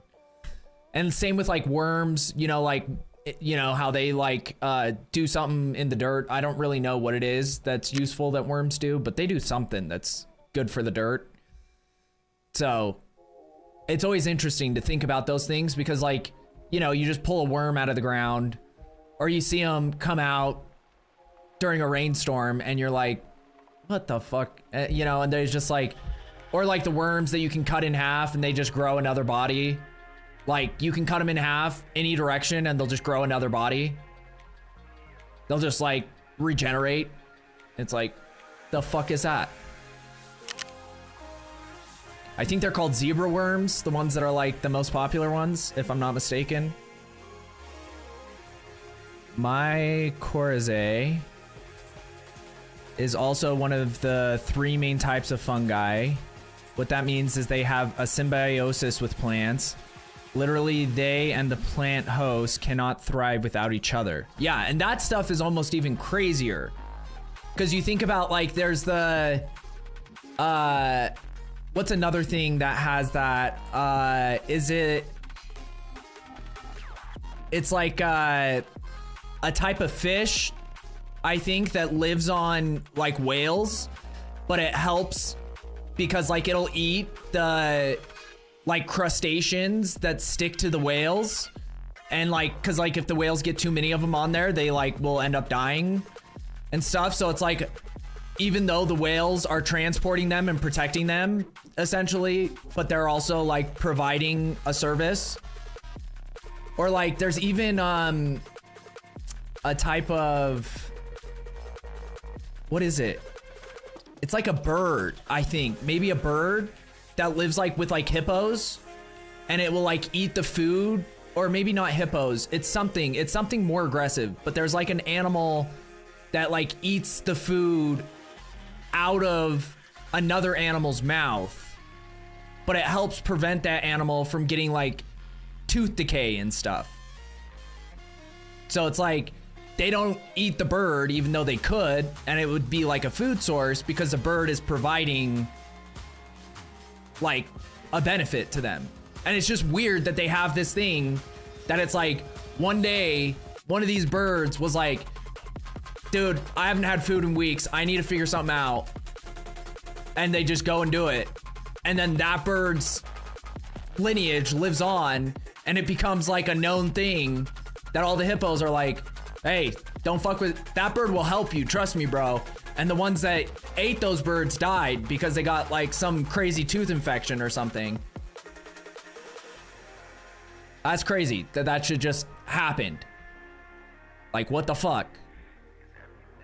Chanterelles, for example, can only be grown with a tree host. So... okay, so they need a living plant to be able to grow, is what you're saying. It has to be, because like saying a host means you have to have something living versus like a lot of the other fungi that can grow on dead things as it's breaking down.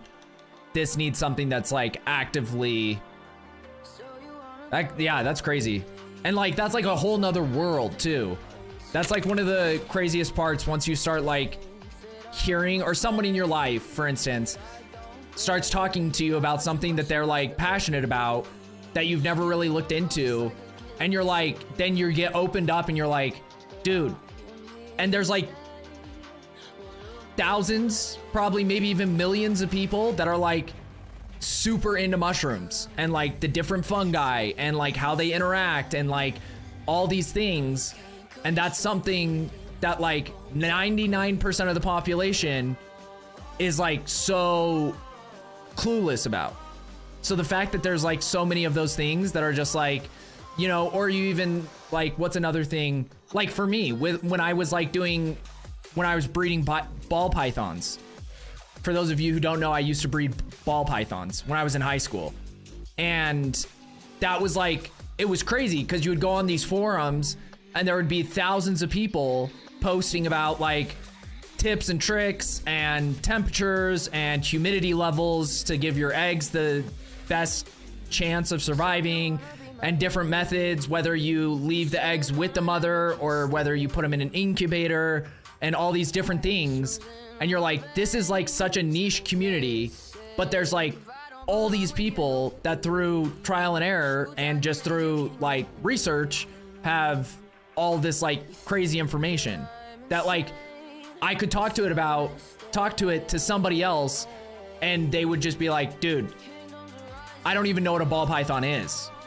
And I'm like, I could tell you 1,200 different color morphs that they like visually have.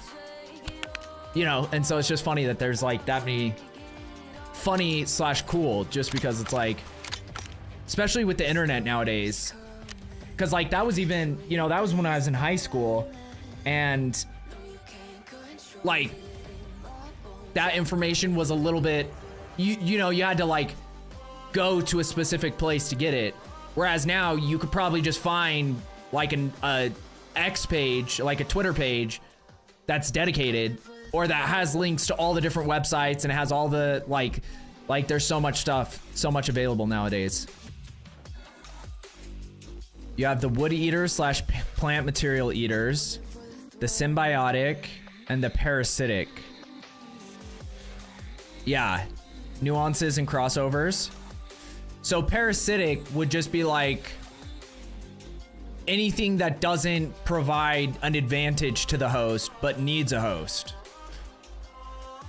So basically every kind of fungus that humans have, well, I guess we probably have like microscopic fungus that like is doing things that help us, or maybe it's bacteria. It's probably not a fungus, but yeah, it seems like almost every fungus on, yeah, foot fungus, like athlete's foot or something. Because that's what athlete's foot is, right? It's a type of fungus? Or is that a bacterial thing? I don't know. The lines between bacteria and fungus sometimes are confusing, at least when it comes to like human related things.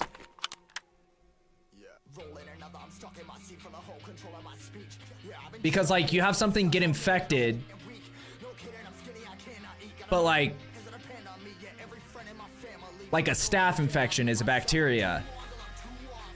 But if you have something with fungus growing out of it, like a wound, is that like advanced bacteria? Because like that feels like something that's untreated for like weeks slash months to actually have fungus happen. So I don't know, maybe it's just like levels to it.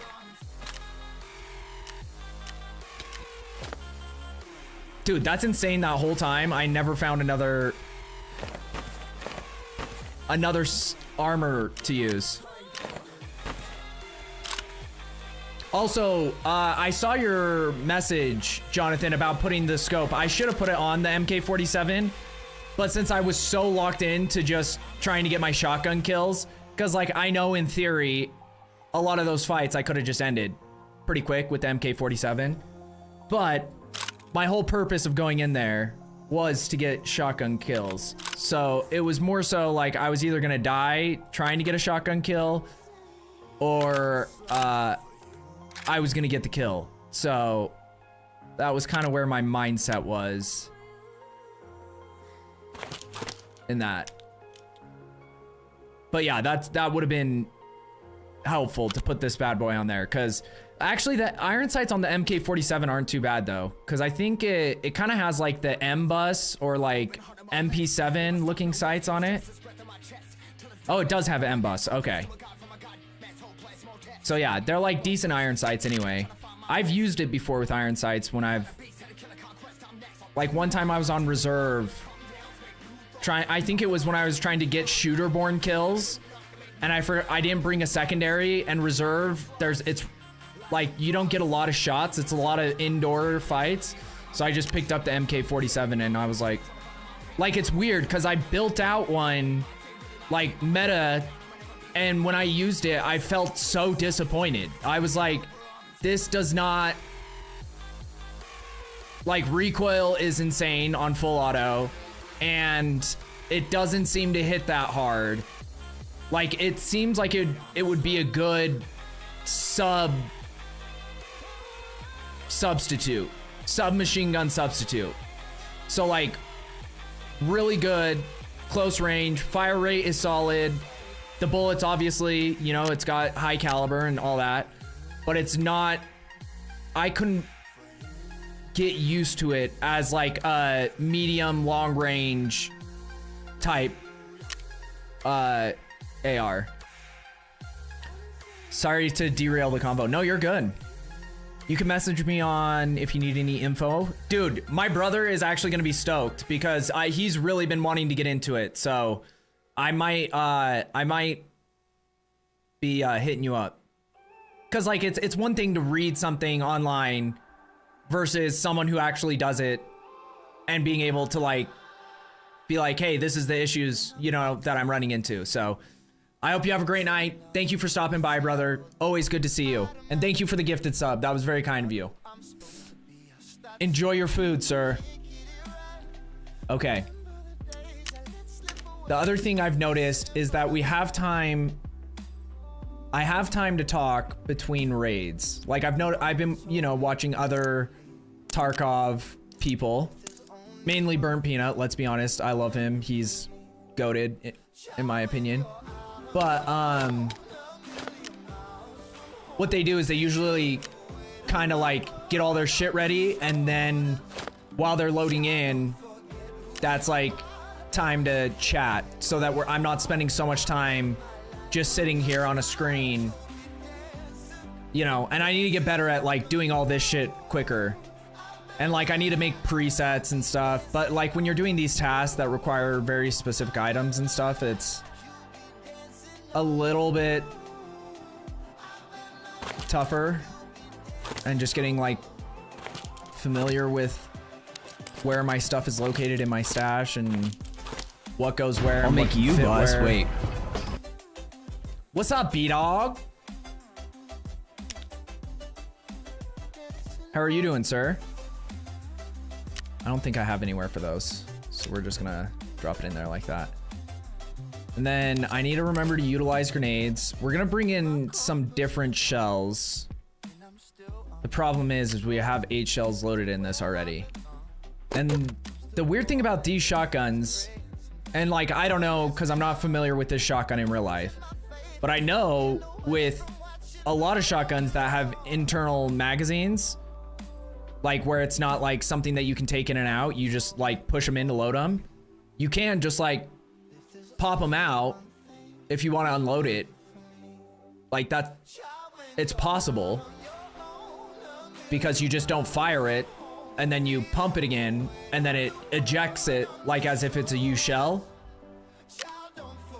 But for some reason you can't do that with these.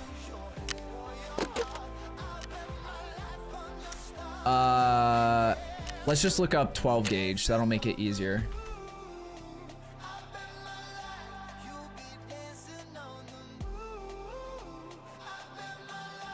So maybe the like Poleva. Wait, what are these ones? Are these 6 slug? With the FMJ slug shell. No, so that's just a single slug. Cause I want some, or maybe dual sabot. This might be a good like combo one. I don't have a lot of experience with the shotgun ammo in this game, so I don't know like where you, against armored enemies, you want something that has some penetration, and you also want something that you can hit. Like honestly, some of those kills, I can't believe I got 3 kills last game because a lot of those shots I was like, there's no way, because like the scavs were tanking the shots 3 times from like 10 meters away, and I was like, what the fuck is this? But then like I ended up getting 3 PMC kills, so I don't know how that worked. But because like in theory, Flechette, I feel like I remember hearing someone saying it's like one of the best in the game. Because it's got like high penetration, high chance to cause bleeding, it's low damage, but that's 25 damage per projectile. So technically, you know, you times 25 by 8, and if you hit all 8, that's a lot of damage. That's why for headshots, it's probably not great, because like by the time it gets to their head, you got like 3 bullets on this side and 4 bullets on this side not hitting their head, and then 1 pellet that hits their head or something. So if I'm gonna go for headshots, like a slug or like the dual sabot might be the way to go. We'll try dual sabot. We'll see how this feels. Because, like, honestly, armor piercing slug would also be great.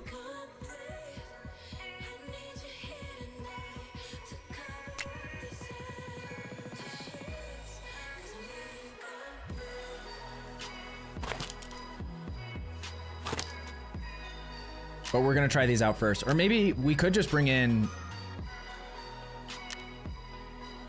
some of each. Honestly, when I was getting those kills on the PMCs, it might have been when I ran out of piranha ammo and started loading in that flechette. So that might have actually been working, and I just, because all my early shots on the scavs were with piranha, and that did not feel like it was doing the trick. So we'll bring in a little bit of each.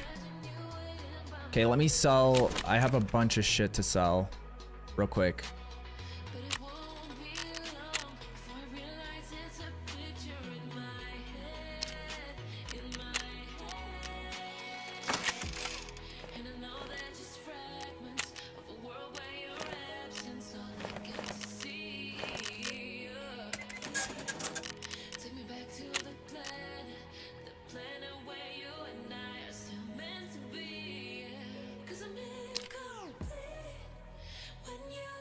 Is this just the regular AUG suppressor, or is this like a special one?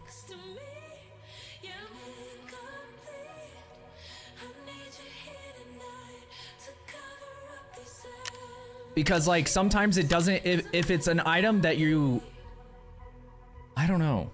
Let me see what's on my AUG real quick. Cause I just built one. Cause on Arena, or wait, did I might've died with it. I think I did, never mind. The couple games I played on Arena, I was using the AUG and I actually really liked it a lot. Then we'll sell this on the flea market. We're just gonna sell it.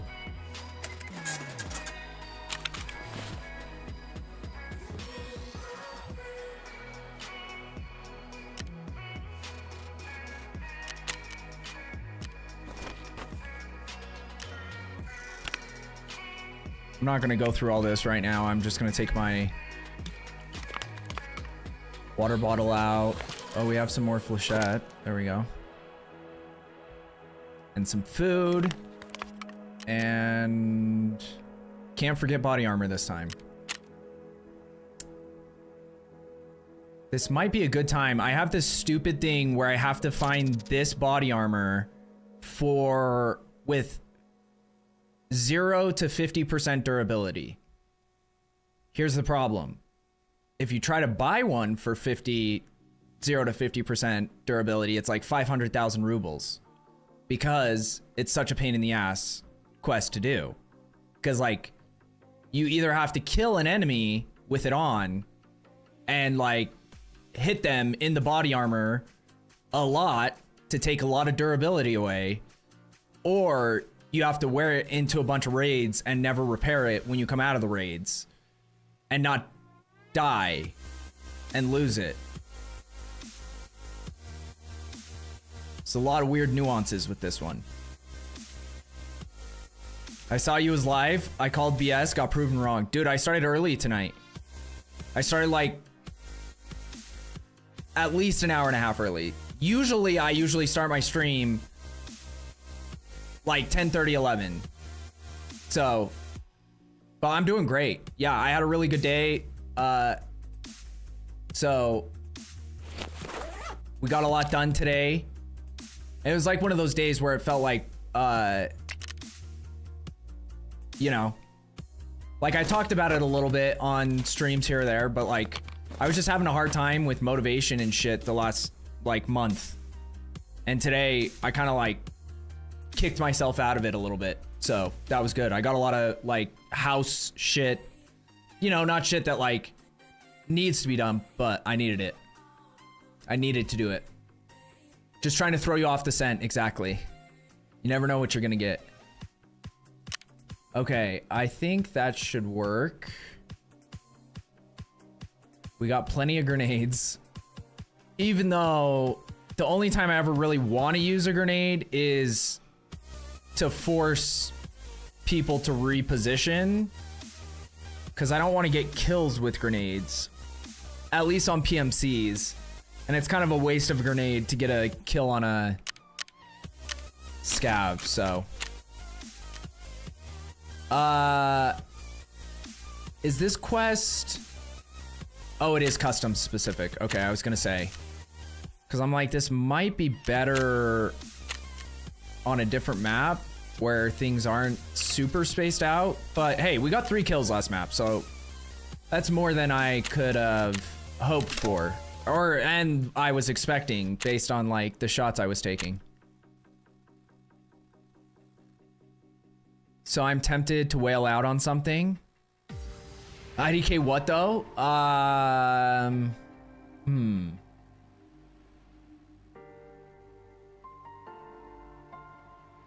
It depends on like where this urge is coming from, because like you could like wail out on more useful long-term things, essentially, like, you know, get some new parts for your PC or something, because that's awesome.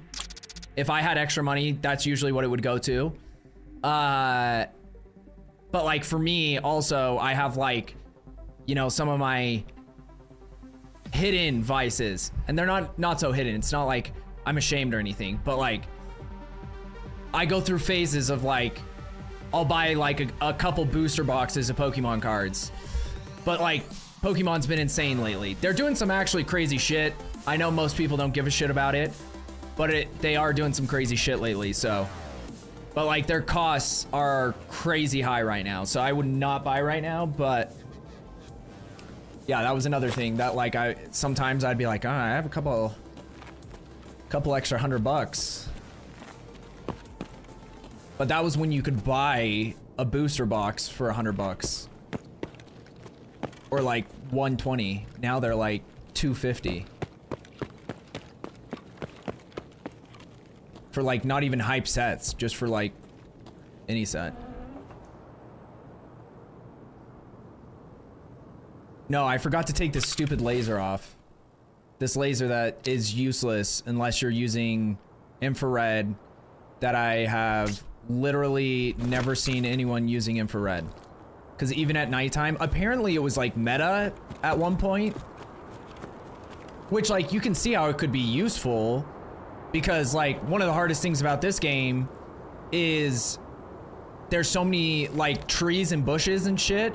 So if you see someone and you're like 50 meters away and they're even just running past this area, but like it's hard to line up a shot when you only have like a millisecond gap between when they're behind that tree and that bush, and then they're gonna get behind the building.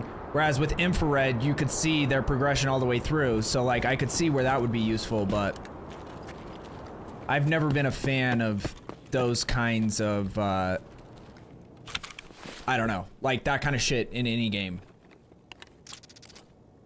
More so just for the fact that like I just don't enjoy, because a lot of it turns into like just camping places and then just scanning, like if you're a sniper or you're super long range or something, you're kind of just laying down in one spot and using the infrared to scan the area.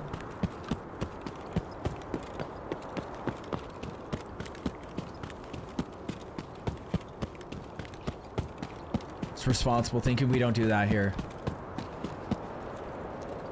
I'm trying to, yeah, but like I said, it just depends on like, because like for me, my version of that was buying the unheard version of this game, because it usually, like, a lot of my money, if I ever do have it, is going like after any extra money, I guess I should say, is going towards usually like something in games that like I don't need.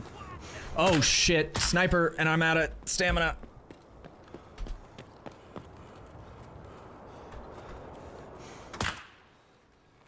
Luckily, he is shit at shooting, which is funny because like those snipers were, and here's the bad part, because like this is true with any scav.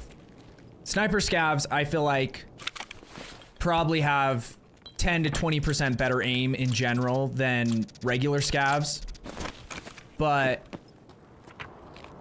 like any random scav can still just like hit you with a headshot and then you're dead.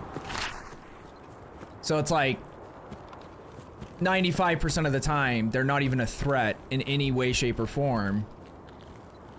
But that one time that you're just like casually walking. Yeah, this is kind of a shit spot to spawn with a shotgun on this map. Because I got the sniper on that side and the sniper on this side. This guy shouldn't be too hard to outmaneuver. If I would have waited a half a second longer before peeking, because then he saw me. Oh, I didn't even know you could breach this room. What is that? That looks like at least... Are you trying to shoot me through the fucking window? Who do you think you are? I think this one's at least a real laser. Oh yeah, there we go. Now we gotta... Is that blue or purple? It doesn't matter. Where is he?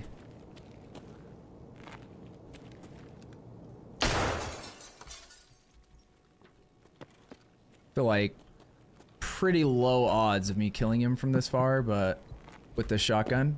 But I do think I saw maybe some blood. Like I might have actually hit part of him. I don't know. It's also hard to tell because if I kill him when he's laying down, I don't have any magnification to check if he's actually dead. Or I think I'm just gonna run for it. Please don't headshot, please don't headshot, please don't headshot.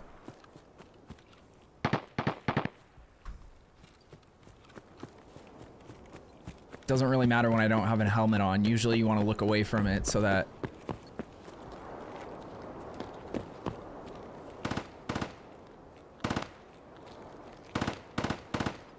they don't hit you in the face.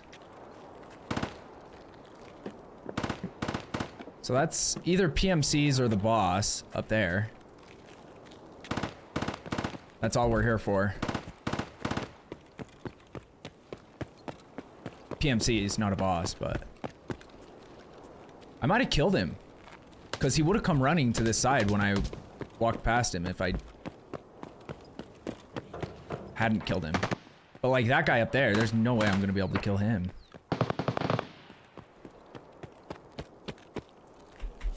Dude, we're gonna... Kobe! Come on, pull the pin.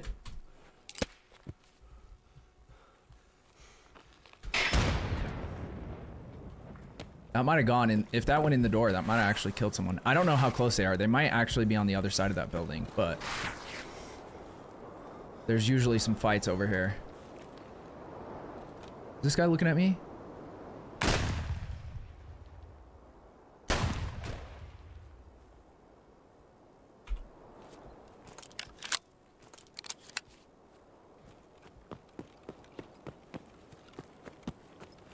I just need to get up to this building and then he can't see me. Because there's no way these shotgun pellets are going through that metal grate. Like, it seems like none of my bullets go through any of the metal grates, but enemies can always shoot me through them. So I don't fully understand that. I don't know where these guys are. Are they in here or are they...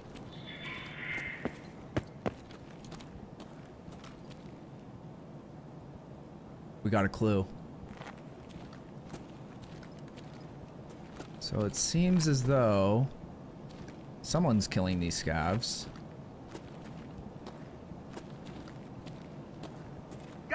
Oh shit.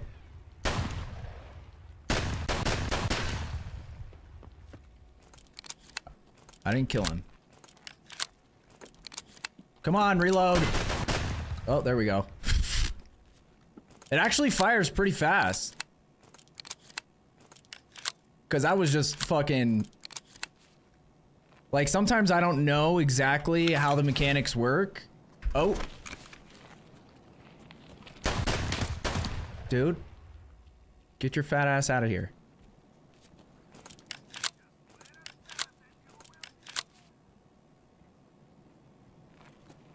Dude, they're coming from every direction.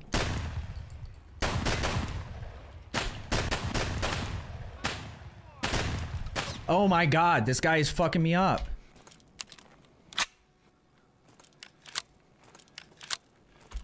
I have 2 heavy bleeds now. I think this is just a scav, too. Dude, stop reloading! Stop your heavy bleeds.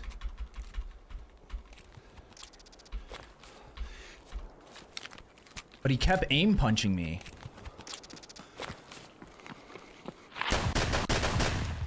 Get fucked.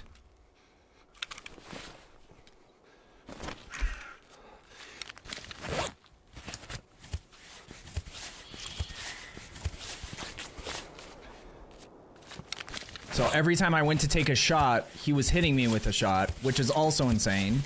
That he's just hitting every shot somehow. But it made it so my shots weren't hitting.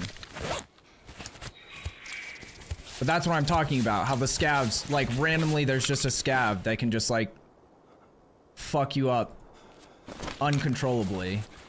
I also forget about this. It's so stupid. I do not understand the logic behind this. If you're missing a leg and you can't walk without a leg, why would you attach an arm? Like, when clearly, like, I get it in logical terms, I guess, but like in gameplay terms,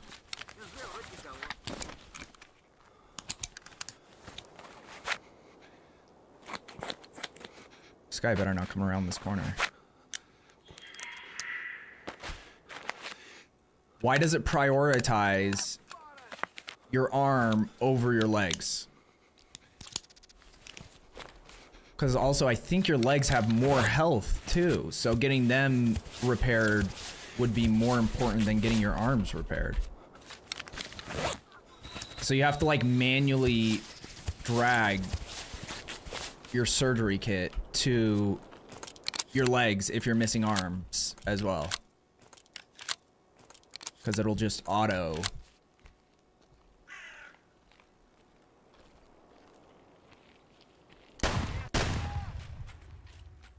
I was not expecting him to be that close. Dude, how is that guy not dead?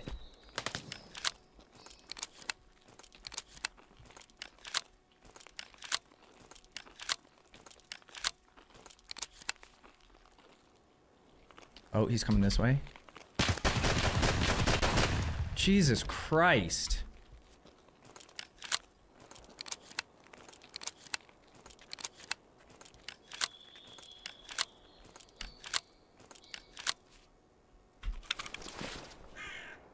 Okay. Well, this has been fun so far. But I knew this is what was gonna happen on this task, because I'm like, this task is AIDS.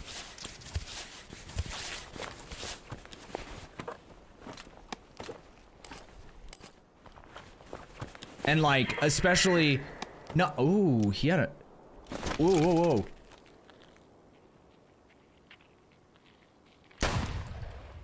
See, like those first shots, how is that not hitting? It's like my first shot is just going through them.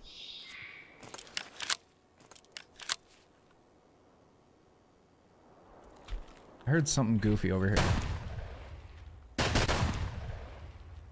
Because then when it hits on the second shot, it usually just insta-kills them. But like that first shot is just like going through them. Or maybe like the first shot is breaking whatever armor they have, and then the second one is... He had a mule and an SJ6, which is actually pretty nice. Pretty nice. Okay, well, so far we've got 2 PMC kills, so that's actually solid.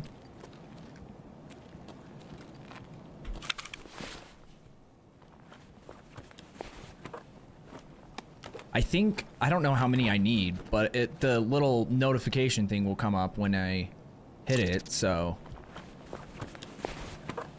I'm assuming it's at least 10. We got 3 last game. We've got 2 this game. So we'd need 5 more, but I'm hoping it's it's not more than 10. Because that will also be AIDS. It's 8. Okay, we only need 3 more. Honestly, we should be able to find 3 more PMCs on this map. But PMCs, the AI for them sometimes is retarded. And what ends up happening is they go somewhere and then essentially just get stuck there. Or if they like get into a fight somewhere, then so what I'm gonna do so I don't run out of shotgun shells, because I've been going through a lot, is kill regular enemies with this, kill the scavs with this, and then if I run into PMCs, then I pull out the shotgun.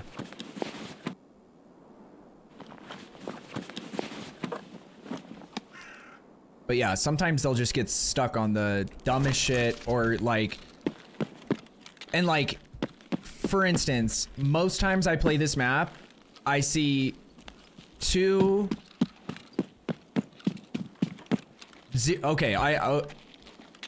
to 3 is like the average, I would say. 0 to 3 PMCs.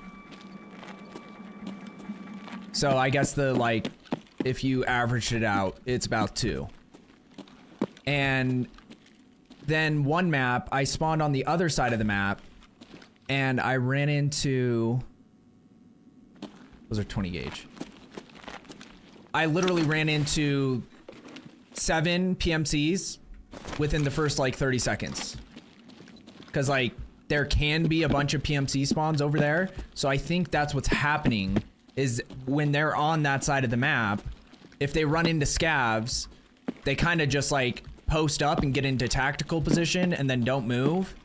And depending on when that happens in the map and like how much loot is near them, because there's apparently like a loot factor that plays a role as well, where depending on how much loot they found, they'll just start like working towards extract.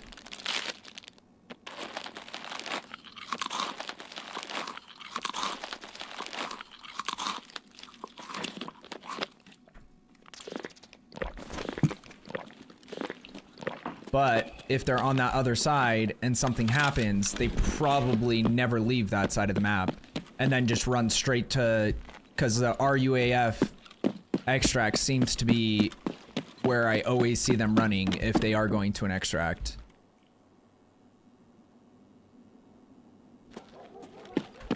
Any good ammo? PP. I think PP is average.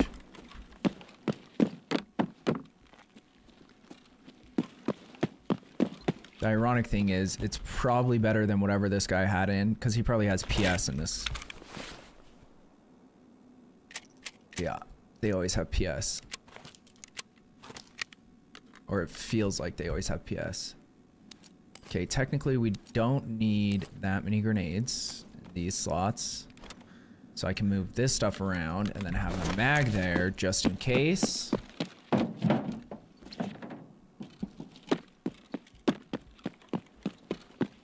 This place is like one of the best places for looting ammo, especially if you're early in the game. Like, the hard thing is on PvP, this is one of the worst maps in PvP, in my opinion. Mainly because of the way extracts are set up. Like, honestly, if they just set up one more extract, or just didn't have, like, that forced choke over there, it would end up being, like, my favorite map to play in PvP. But the way it's currently set up, I feel like I always die trying to get to extract if I survive long enough to get that far in the match. And, you know, it's just like... Because, like, the way that the spawns work is they're typically, like, on the edge of the map. Like, if you think of maps like a line, you either spawn on this side or on this side. And your extract is literally on the opposite side of where you spawn. Versus spawning somewhere in the middle, and then you can have extracts. You can have an extract over here. That might be your closest one. And that one might be more contested because it's easier to get to. Like, having a choke point isn't the only way to force fights. But having options for players makes the experience better. Where is he?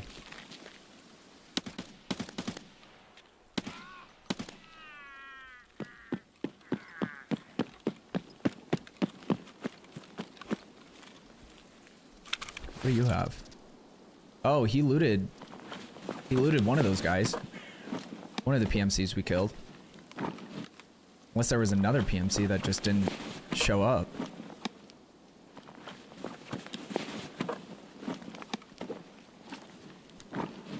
ZB014. I think that might be worth something on the flea.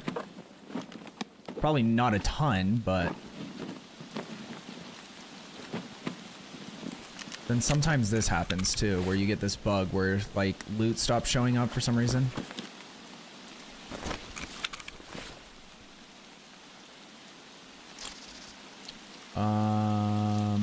Let's see what kind of ammo this guy had. PS. Oh, he had an FMJ. Wait, is this?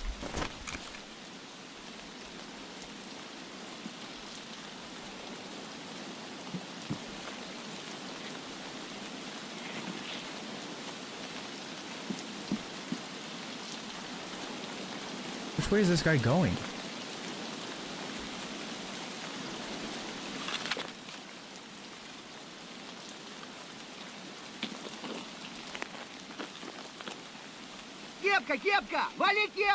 This guy is just a regular scav and he's acting all sneaky.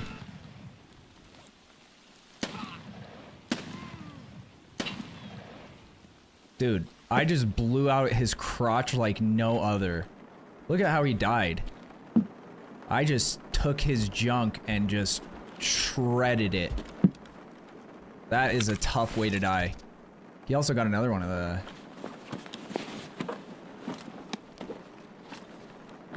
That's another thing that can make the scavs dangerous, is why does this keep happening?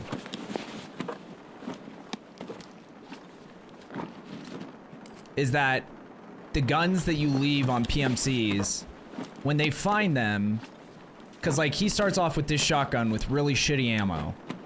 Odds are he's not gonna kill me with that. But then he picks up like a decent AK off one of those PMCs. It's like, okay, now he has a shot.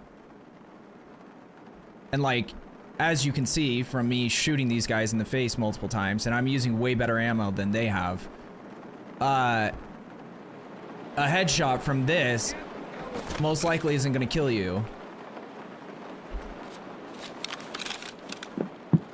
It could, obviously. But a headshot from that AK is definitely gonna kill you. Oh.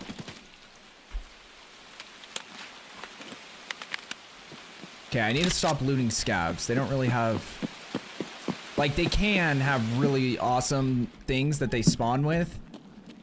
But the problem is their AI, I don't think, knows, like, things that are valuable, so... Once they've gone through and started picking up other items... I've just found that I have way higher odds of finding a really rare item on a scav at the beginning of the match than later in the match after they've been looting.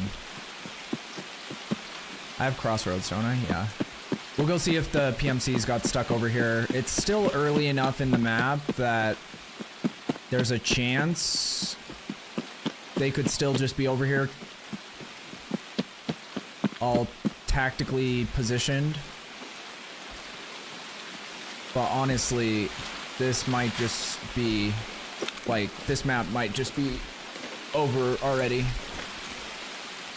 Like, I feel like my odds are not super high that I'm gonna find another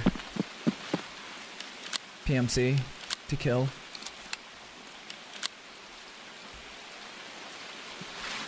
There it is. Okay, so it is in the lower part. Could have sworn it was up here, but maybe it can spawn on either side of that. I don't know.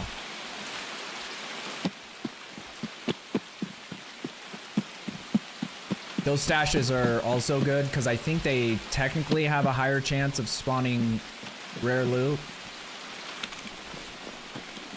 Or it might be the same as like a duffel bag, but where it can just like spawn anything in the game, but that still means that it's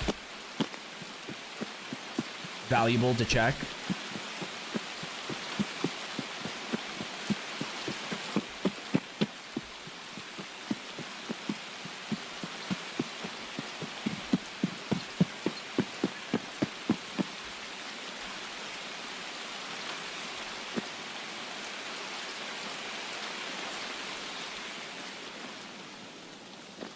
Problem is with the rain,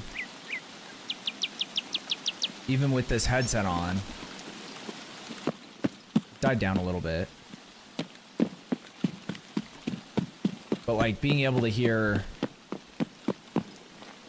someone before I just run into them, it's gonna be a little bit tougher.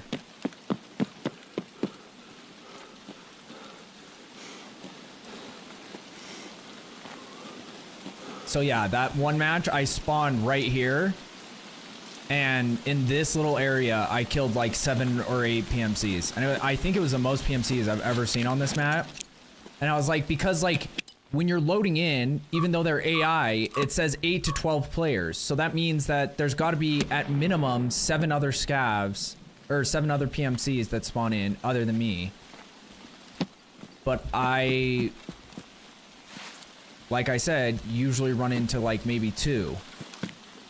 So I don't know what's happening to the other ones. And I get that sometimes scavs kill them, or they run into the bosses and the boss kills them. But even when I go throughout a whole map, I don't think I ever find that many. Like, I don't think I ever find 7 other PMCs.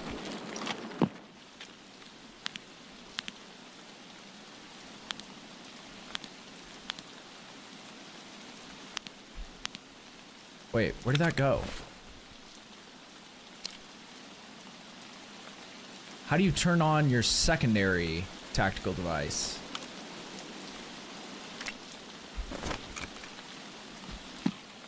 I don't know, so I'm just gonna...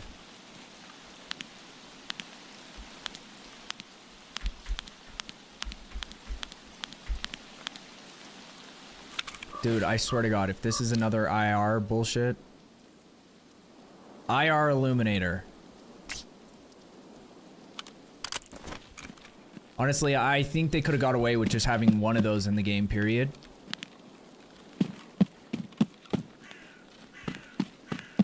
Because at least with like, you have lasers and flashlights, and then you have different colored lasers, which, you know, some are better in different environments.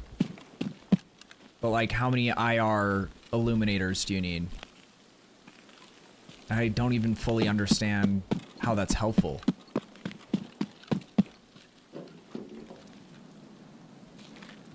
For like thermal vision. Always a Blaypoi. What's funny though is if you look at it, it says Playmate of the Year, even though it's Blaypoi. Because and that's obviously bunny ears. You know what I mean? Like, I think they try very lazily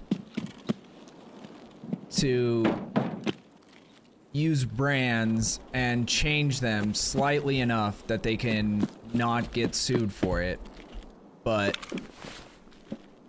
if you're gonna change it at all, you could put some thought into it.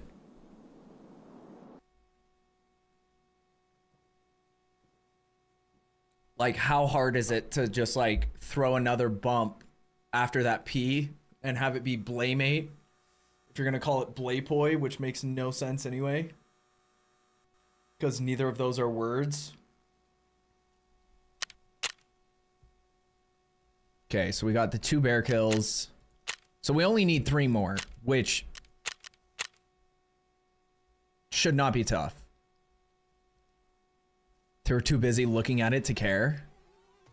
Well, and it's funny because that's got to be a specific cover. You know what I mean? Like, like the way that things are detailed in this game are very interesting, because some items you look at and you're like, they like photocopied the cover of a Playboy magazine into the game. You get what I mean? Like, it looks like, if I could zoom in, obviously it's going to be a little pixelated because it's still a game, but like there's some things that have like insane detail, and then other things that you look at and it looks like it was made on Minecraft.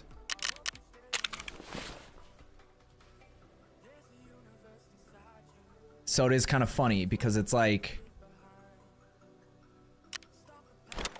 I wonder who's, because like this game does have a lot of assets, and that's why I think it has, why so many people have such a hard time running it. The other thing is for some reason it's really CPU heavy, which is like abnormal for most games. Like that's why graphics cards are so much more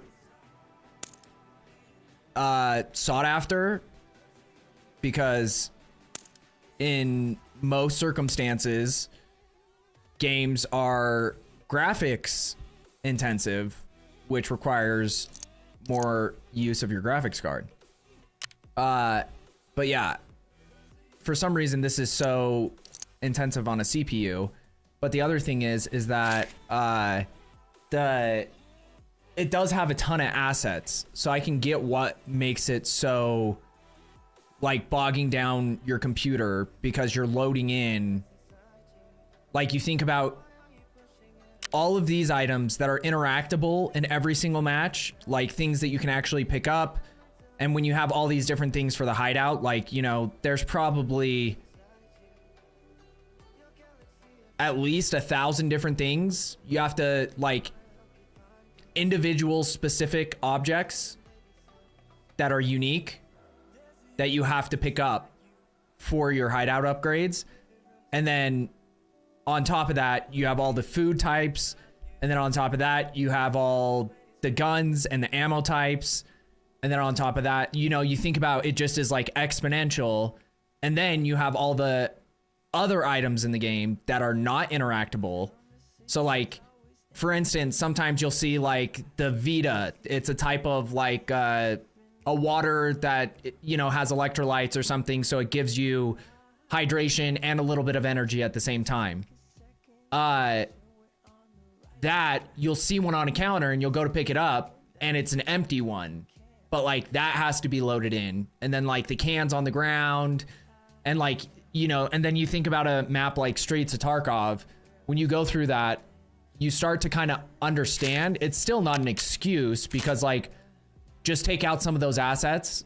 You get what I mean? Like you can take out some of them without like I think performance is way more important to people than like having 50 empty cans on the ground when you go into a building that you can't interact with, that are just there taking up processing and all that kind of shit. But they have this weird thing where it's like, on Streets of Tarkov, you have all these different buildings and all these different rooms, where sometimes you can see into a room that is inaccessible, and that entire room is still fully decorated, which is using processing to load in all those objects and items. Whereas you could just put a wooden board over that window, and then when that room loads in, it's just an empty space in the game. So it's like, there are some of the things like that where you're just like it's kind of cool, the amount of details sometimes, because it's not very common. But also at other times, like I said, performance is probably #1 over anything else for most gamers. And this game really struggles with performance, even on maps that aren't like, you know, Streets, where Streets kind of makes sense, but at the same time, yeah, like you're just facing this constant thing where you're like, yeah, you could just take that out and nobody, Like, it's one of those things where people appreciate when they see it, but if it wasn't there, they wouldn't care. If that makes sense. And when you have something like that, err on the side of removing the things that people just wouldn't care if they're not there. Okay, like I said, we need to lock in at this part, and we're gonna take that, we're gonna do that, that's almost empty, so we're gonna take that and that and that. We need more shotgun ammo. I'm gonna put my money in my stash. We'll put the keys in our key case. Dog tags in our dog tag case. Grenades, we're doing all right with grenades. I don't think we need to worry about that. And like I said, I don't want to be killing PMCs.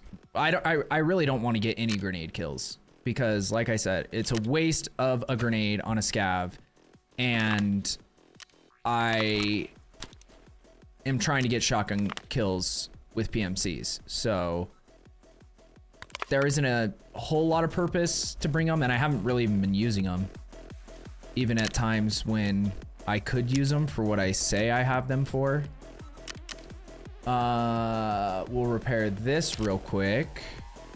With the whole armor repair, because like I get that the point of this is that you're building up one of your skills so that when you repair your armor or your weapons, you end up doing it better than you would paying for like one of the random traders to do it.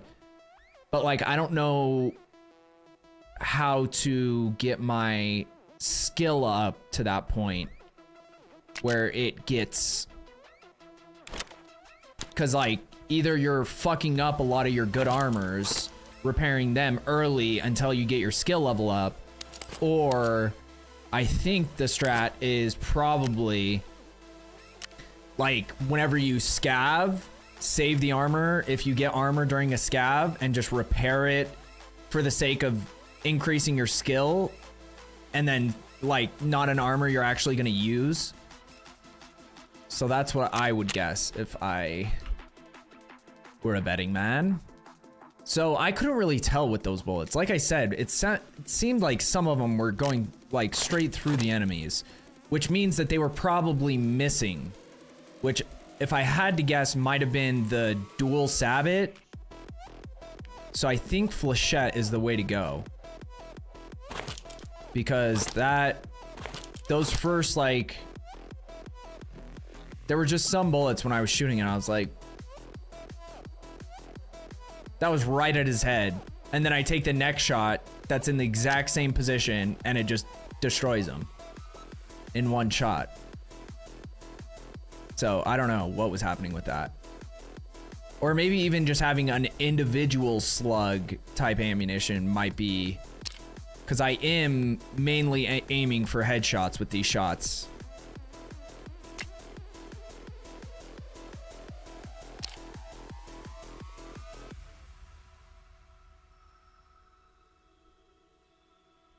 Wait, so what's the difference between these?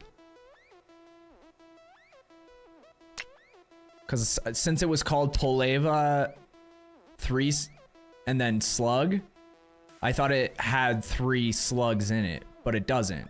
It just has 1 slug still. But then the Poleva 6U slug, this just seems like the better version of it. FMJ slug shell. Because I definitely want to try something out. Because like when I do need to use a shotgun or end up having a shotgun, I would like to have an idea of what I think actually works best.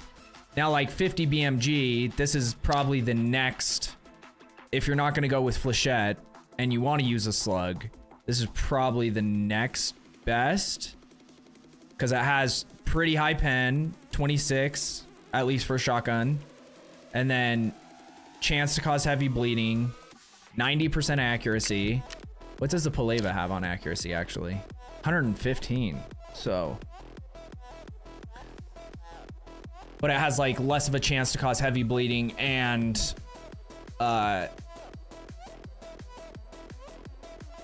less pen. So that's kind of the trade-off. And then you have the AP,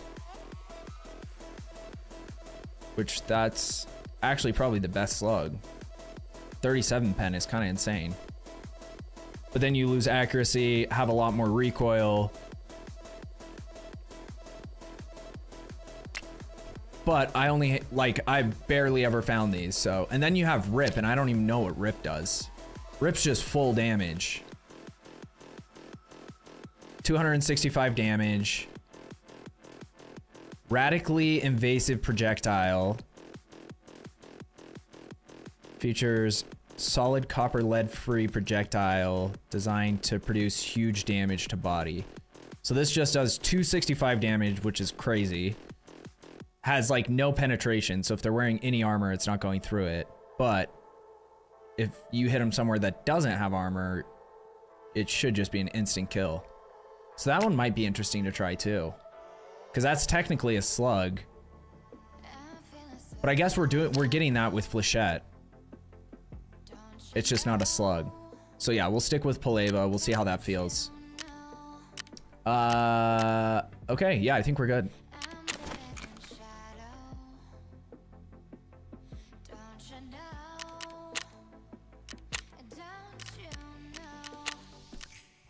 Okay, 9 in the morning. I like that.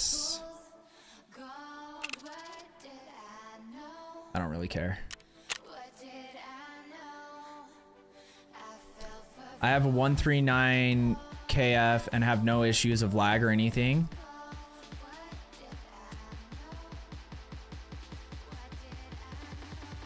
Yeah, and like, see, my problem apparently was my CPU was running.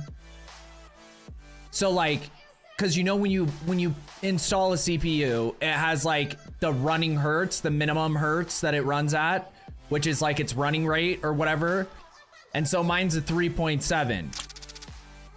Someone came in, and I don't remember if it was live on stream or if it was a YouTube comment, and they said what really helps with the frames is, and like right now, the only time I ever notice like any kind of frame issues at all is usually, well, streets, it happens occasionally, but weather, like when rain starts happening, it like overloads the processing on the game, because that just adds more objects into the game. Good morning, RHP. How are you, sir? So what they said is you just need to overclock your CPU to get more frame, or to like have a more steady frame rate, because like, and I didn't even overclock it to where they said, because they said Tarkov needs at least 4.5 hertz to run super smooth. And I think I only overclocked mine to 4 hertz. But I'm also not like, I haven't really, like, I've overclocked my GPU, but like, I haven't really ever done much on my CPU. So I wasn't super comfortable or confident with it. Oh.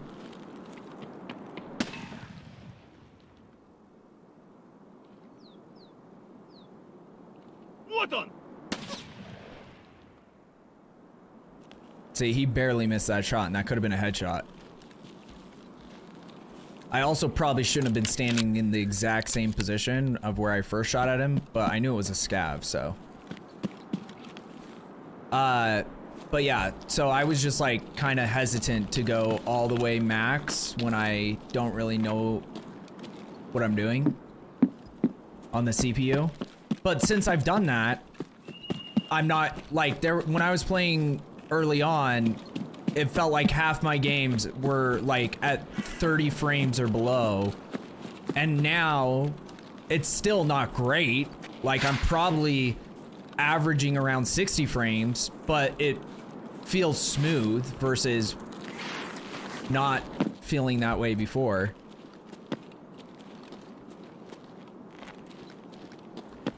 So I think we just got unlucky, because like I said, last time I ran into like...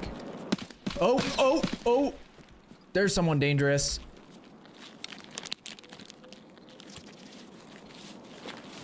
And I don't have anything hotkeyed. Because I moved my meds around or something.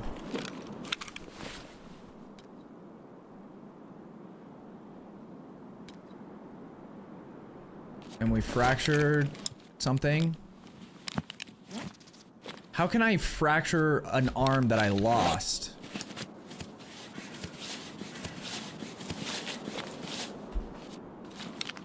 Like, if it's dead, it should just be dead.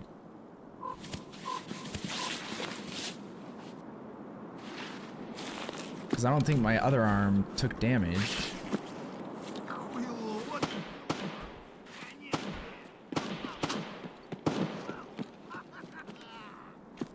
I don't know what this guy was over here.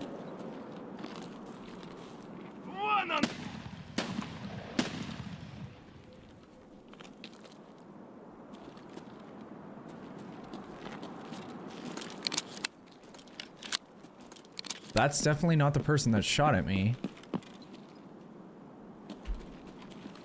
Oh, but he killed... Dude, he fucking killed the PMC I needed the kill from. So I'm assuming that's what's happening half the time. Because I think that AI PMC was so locked in on me that then the scav just walks up from the side and is just unloading on him while he's like taking cover from me instead of turning and shooting at the scav. But I'm assuming this is what happens a lot of the time and why it's so hard to find PMCs sometimes. Cause like, and that guy has like a Sega shotgun with probably the express ammo, which has like no armor piercing and does little damage. Oh, it's 7mm, but it's still 3 pen, 39 damage. But I guarantee this guy was just sitting here as this guy was like, he was sitting here like this, trying to be tactical with me, waiting for me, and then, or trying to like get an angle or like something. And then the scav just walks up and starts unloading. So annoying. I heard Dark is playing Tarkov with this in an hour. Dude. I told Dark.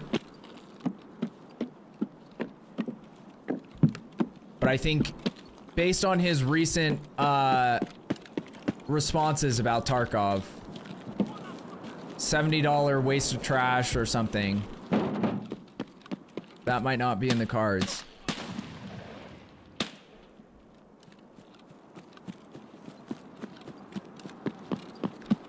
Okay, I don't want to keep wasting shotgun ammo, especially on these scavs, so I'm gonna take his gun again.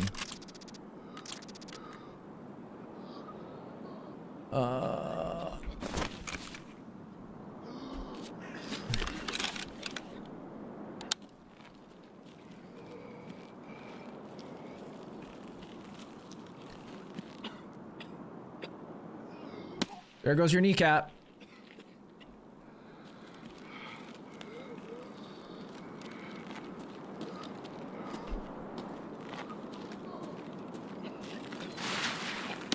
There goes your thigh.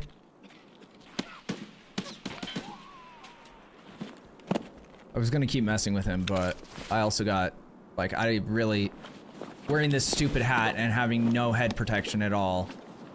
Especially with this guy, like, he hits me with one of those bullets, he could actually kill me pretty easy.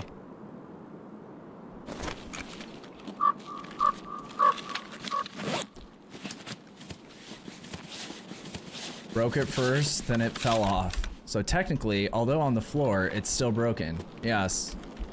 Science.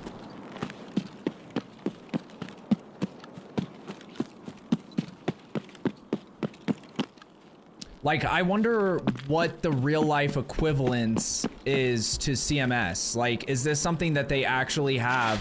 Because I know that they've done a pretty thorough job of adding things that are actually... I guarantee if I can get a running startup that, I can jump over that. But it's like a weird thing to get a running startup. Or can I squeeze through that? Oh, okay, or I can do that.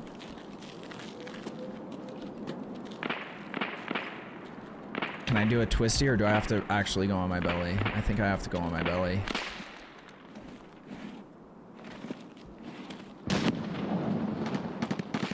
But like,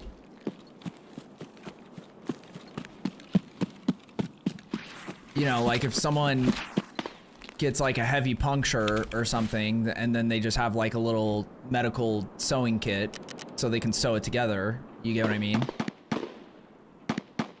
Because like there's definitely certain aspects of the game where they're like, they've taken liberties with the realism. Because like, you don't just like have your arm blown off by a shotgun blast and then you just do a little bit of staples and sew it together and then your arm is at least functional again. Like, yeah, you might be able to put it into a splint so that it's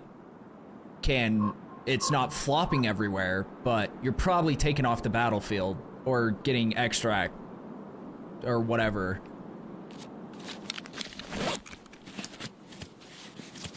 Just not for self-use, yeah. Yeah, because, like, that's also what military doctors are for. Like, they transport the guy off the battlefield to a medical tent, and then they deal with shit. But I guess the whole concept of this, like, the whole extraction part, is that you're doing like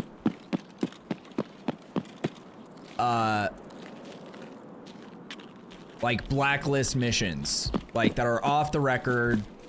You're not doing it specifically for government or for the better good. You're doing it for self-interest.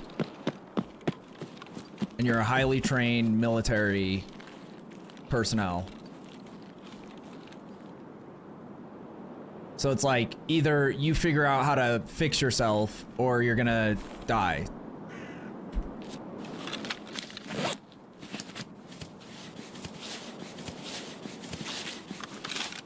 Real life CMS, just different color. Okay, give me a sec. I need to figure out where those gunshots... Oh, that's all the way at dorms? Because I just need... Well... Yeah, I didn't even kill that PMC. The fucking scav did. So I need 3 PMC skills. Or kills, still.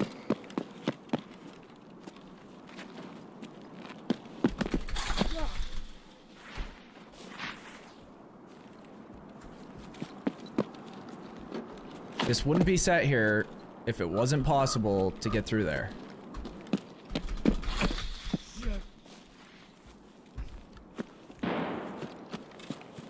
I just don't know the timing or the trick.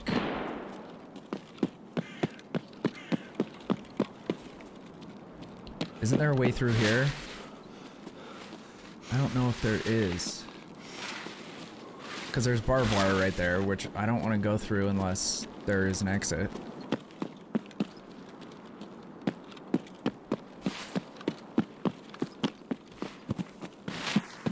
Wait, do I have to get the kills with the shotgun, or I just have to have the shotgun with me? I didn't really look into the details about this task, but I knew it was gonna be miserable when I started it. At least in dorms.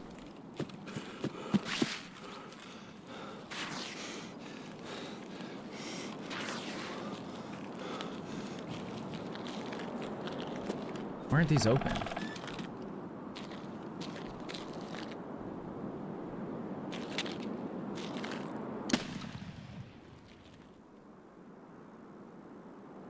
I think I got him. I hear someone else.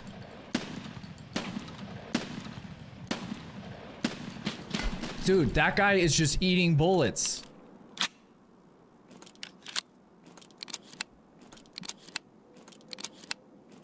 That was insane. That's what I'm saying about shotgun shells. They feel super inconsistent.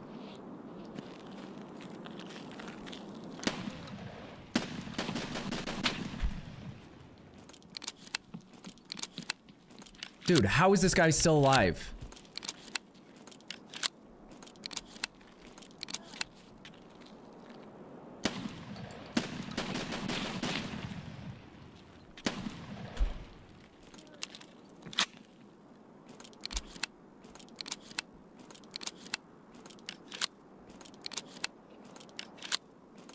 No BF6. I said BF6, this is the worst possible timing for it to come out because I'm too obsessed with this game right now. And like I'm not really in the mood to play an arena shooter.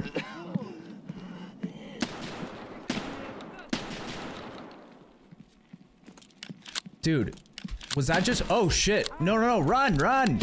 Stop bleeding, run.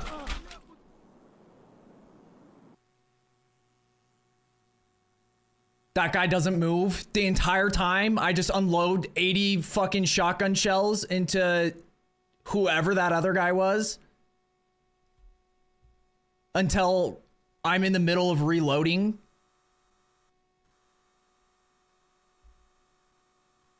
It's actually a weird game of any kind to get launched summertime. I think they're just, it's not coming out. It's not coming out till October. But like, I think part of their marketing, oh, that's why. It was the fucking boss and guards. Dude, I shot this guy 75 times. If you count the amount of pellets that I hit him with. At least, maybe 175 times. That's absurd. I used like almost 30 shotgun shells to kill him. And I was hitting shots. Not all of them, but that's insane. And this is why nobody uses shotguns in this game. But yeah, I think they're trying to do the marketing now, and like doing an open beta is great. And like the amount of people that they've got to play the game, you know, like they've sponsored a bunch of huge streamers to play the game. And I've only really heard positive things about Battlefield. But it's smart, their timing with everything, because COD always comes out in November. And that's like their real competition. But I think people are kind of sick of COD. Like, the only good thing Warzone has done, like Warzone, I feel like is the main driver for COD right now. And the only good thing Warzone has done in the last 4 years is literally just bring back everything when the game came out. So they brought back the old map. They brought back a lot of the old mechanics, which I give them credit for. Don't get me wrong, because people have been asking for this essentially for 3 years, and they actually did it, and they did it well. Because like when I went back and played, it did feel very similar. Like there are things that are different, but it did feel similar. But even then, like I think people are sick of just like going into COD and having it just be like shenanigans. Like they had a point where they did like the Boys crossover, and it like you could like get superpowers, and it's like, what the fuck game are we playing anymore? And then you have like Ninja Turtles running around and Nicki Minaj and fucking all this stupid shit. So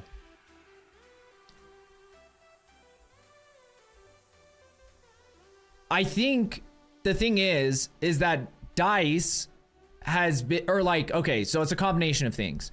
First of all, Battlefield was probably one of EA's top money makers outside of like FIFA. I would assume FIFA's probably their number one. And then DICE makes all of the Battlefield games, and that was one of their best studios in terms of like they did a lot of help on other games or provided their engine which, like, you know, their engines are actually pretty well renowned in the gaming world. Like, they've done some weird stuff, like with 2042 and like taking out a lot of the building destruction, which is like what made them stand out from other engines and game developers. But I think at a certain point, someone came and said, hey guys,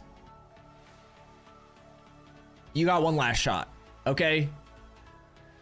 And so, like, maybe it was a sit-down discussion, which you would hope this is how it goes, where they sit down with executives and they're like, okay, here's the deal.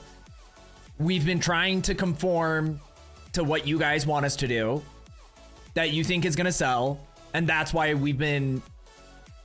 why things have been going poorly. So if you just let us do it our way, then, and if it doesn't work, it's the last game anyway. So what, you know, what do you have to lose?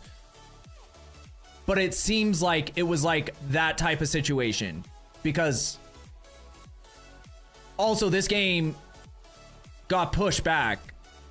Like, it was expected to be released in last year or something.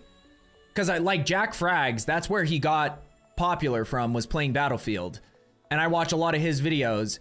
And I remember when they came out with the first teaser for Battlefield 6, and he was like, this had to have been sometime last year. And he was like, oh, I was hoping it was this year. This had to have been like summer of last year. And when they came out with the first teaser, and he's like, oh, I thought it was gonna be coming this fall, but it looks like it's gonna be at least in 2025 and Q3, because like he has also a bunch of like insider, you know, since he's been so involved with the game and stuff. So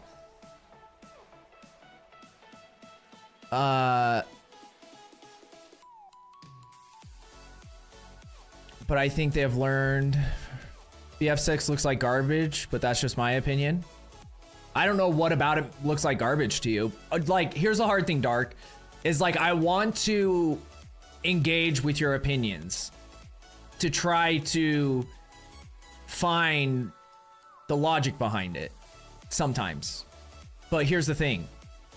When everything is bad and everything is garbage, it's hard to know if it's just another thing or if it's something I should actually try to like figure out why you feel that way. So there's the conundrum of addressing these things sometimes. Because like, I get not liking Tarkov, okay? That's a game I fully understand, because this game is designed to like piss people off. So even the fact that you got Tarkov in the first place surprised me, because I was like, this seems like this is the type of game that he would not like. But sometimes with other games, I'm like,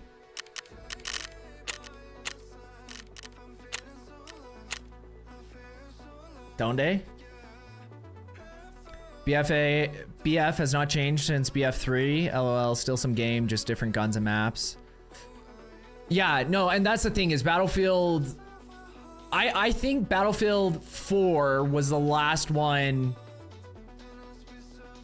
because it was Battlefield 4 and then they came out with like Battlefield 1 or something that was about World War I, right? Isn't that the progression? It was 3, 4, and then it went to 1. And then I don't know if there was something between 1 and 2042, but then they went to 2042, and that was like a colossal like fuck up. Because I think a lot of people, like, I think Battlefield 1 didn't get a lot of hype and recognition, but I think it's one of the games that, like, going back, people are like, this was like low-key one of the best Battlefields. It just was bad timing, or they didn't promote it well enough, or something, you know what I mean? Or like, maybe there were server issues. Like, I remember hearing that there was like a lot of shit had been taken over by cheaters. So I don't know exactly what happened with Battlefield 1, but yeah.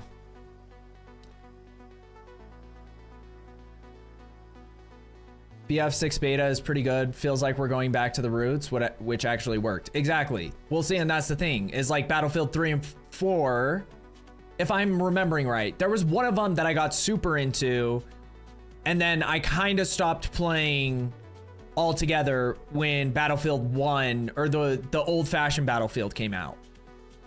So whatever was before 1, I played those 2 games, and I think it might have been Battlefield 3 that I got super into, and then I kind of played 4 and then kind of stopped playing at 1. So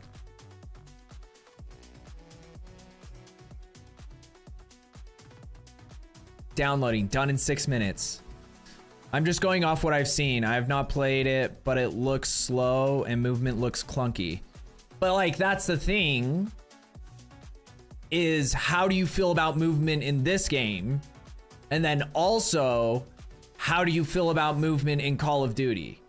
Because there's the context.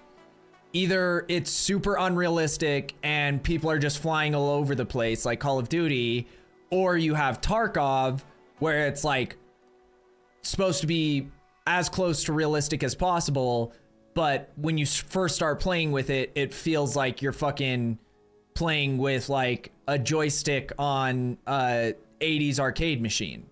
Like, it feels so uncomfortable, the movement in this game, when you first start. But like, I would much rather have, and it seems like Battlefield, which what it used to be, is like somewhere between Tarkov and Call of Duty in terms of like movement and gameplay, even, where it was like a lot of the aspects that Tarkov takes to the max, Battlefield had, but it could still appeal to people who are used to Call of Duty mechanics. So it's like, you know, you're like, the time to kill isn't super quick and unrealistic in terms of like, you know, you have people flying around that just fly in your face and can jump around you and then just like hit every shot and kill you. But it's like more realistic in a lot of ways than Call of Duty, where you have like, you know, all these different things to give you more health.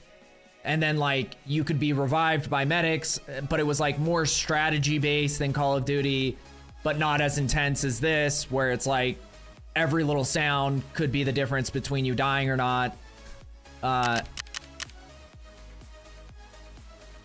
Yeah. So that's what I'm saying, is like, if you say the movement looks slow and clunky, that sounds awesome to me because I don't want to play COD. And like, this feels slower in what I've seen and me playing than what I've seen of Battlefield 6. Like Battlefield 6, like I said, it seems like not as slow as this, but also not like COD, which is just absurd. Which seems like a good place to be, if you ask me. Especially for that type of game. Now, the thing is I think with Battlefield, the base game itself isn't good enough in terms of success. I don't think that you can make an FPS game that isn't like a new, I don't even know how to put this. I don't think you can make an FPS game that is in that arena type style, which a lot of like the Battlefield, you know, even though it's like capturing objectives and it's more like large scale war, I still don't think that's enough to be super successful now. So unless they also announce that they're coming out with like a BR as well, because like a lot of people don't know this, Battlefield had a BR for a second, but they just like completely shit the bed with it and just stopped supporting it, didn't promote it. Like, I didn't even know about it till it was already shut down. Or something else. Like, they need something other than just like Battlefield, I think, for it to be what it needs to be considered successful. Because like, I just don't think, like, for me, I'm not gonna play 4 hours of just like capturing zones on Battlefield. Like, that's just not super interesting to me. And maybe that is to some people, but I don't think it is for the majority of people. I think more people would rather like have some kind of gameplay loop where it's also frustrating and rewarding. And that's what I think BRs do. Even though like BRs as a genre, it hasn't, you know, there hasn't been huge innovations in that. But like just having Battlefield guns and gameplay, which is more realistic than COD, and you could like have basically this everything else the same, I think it could actually compete. And like I think a lot of people are kind of over Warzone, and it could reach a different market of people that have never been into COD really and aren't into Fortnite, because like you could appeal to a lot of like Tarkov type players. But even if they don't do a BR, and I know it sounds corny because it feels like every game is trying to do this now, or every like studio is trying to get involved. Like the next big thing is extraction shooters, but like a Battlefield extraction shooter is another option. But it has to be something supplementary to just the base game, but also have it be separated from the base game. Because I think that's the big problem that Warzone ran into, is that you're making a new COD every year that's being made by a different studio with a different engine, and then you're trying to implement all of that shit in conjunction with Warzone instead of just leaving Warzone as its own thing. And then like maybe you can get rewards for playing the base game, but everything isn't directly connected, like guns and movement and skins and everything, like have them be separated. Because then you don't run into the issue where you have Warzone that's like still running on an old engine, but implementing mechanics from a different engine and a different game and trying to force them into this old engine. And then you just have like super clunky gameplay where things are not only like realistic, like unrealistic, but also not smooth. So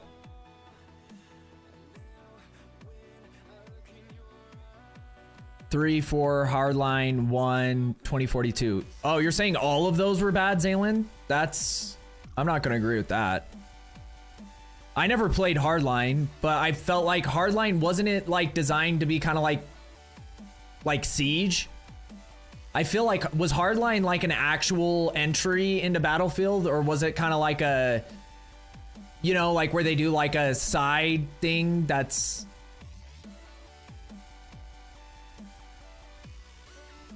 Yeah, I'm okay with that. Yeah, 3, I think 3 was probably the one that I got super into, and I love that game. And that, like, because I played one of the Battlefields back on PC, and this was before I played any games on PC. And one of my friends got into it, and he was like, dude, you gotta try this out. And so I played a little bit, like whenever I'd go over to his house or whatever. Or like maybe I even bought it, I don't remember. But like I know that I played one of them a little bit, one of the early games, but I was so young and I didn't play enough of it that I really had an opinion on it. But then when I played 3, I was like, oh shit, okay. Like it was the first game, FPS game, that made me not want to play COD. Which at that point in my life was like an unheard of thing, because the only game, like one of the only games I ever played was COD. It was like COD and FIFA, like COD and then some sports games occasionally. And that was it. Okay, we need to buy all that shit again. I can't believe... First of all, I can't believe I shot that guy 15 times with a shotgun and he didn't die. That's the first thing.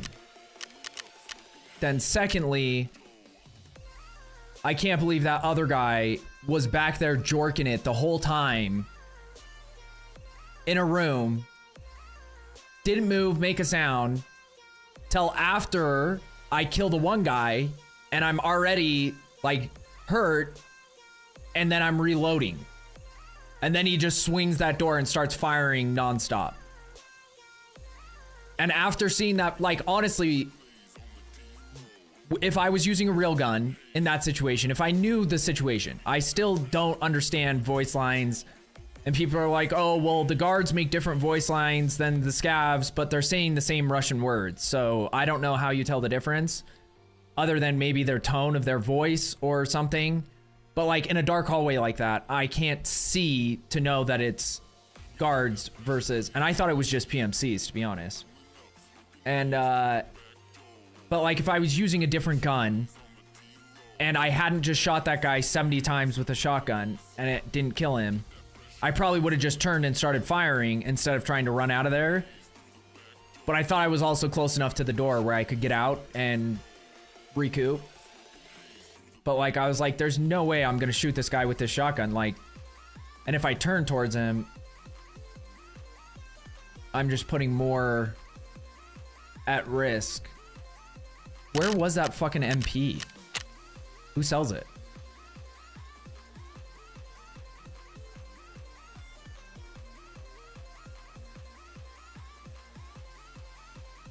Because you would think it would be Prapor, right? That's the other thing, is if they offer a stupid task, like, hey, you have to wear this stupid shit and go kill people. So it's Jaeger, okay. Then they should also be the people who sell that shit. To keep cohesion through this, some of these retarded tasks.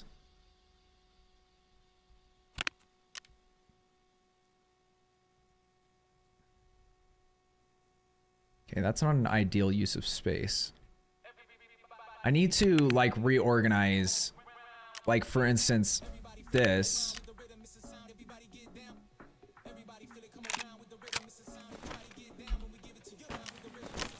So I can put, because you can put bags in an item case, but you can't put an item case in a bag.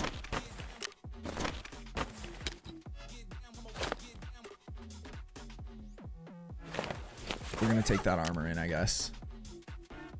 That armor actually is awesome. I'm happy I found it. The only problem is that it's heavy, but with this kit, I'm not carrying a lot of weight as it is.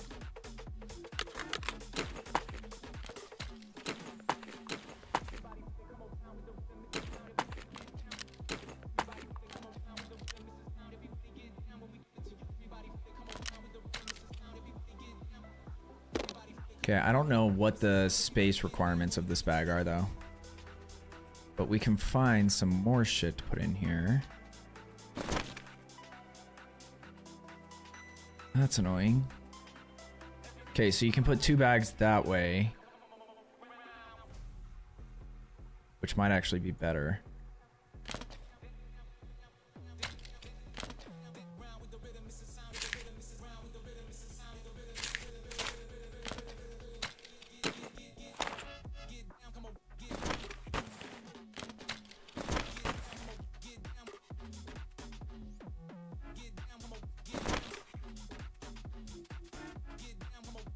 That's a tanky boy.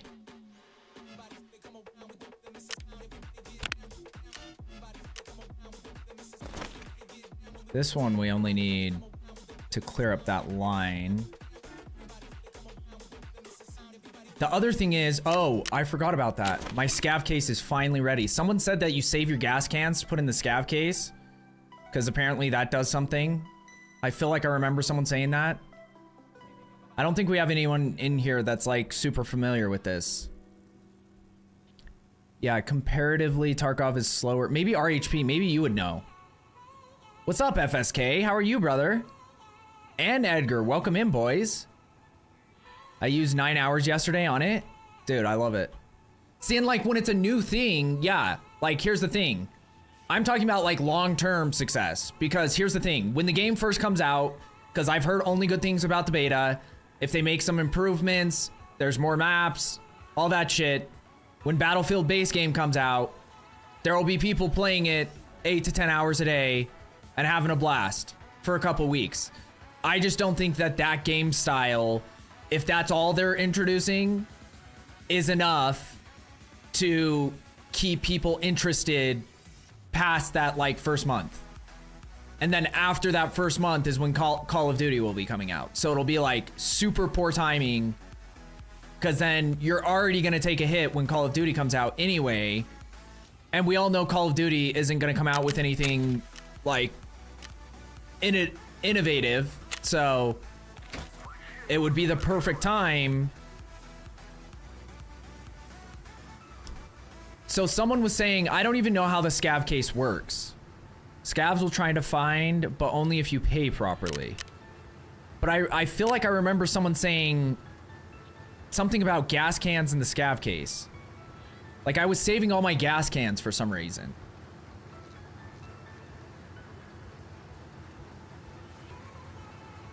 Yeah, I would never use the cheaper options. But I also... Do I need moonshine for anything else? Because I can make moonshine super consistently.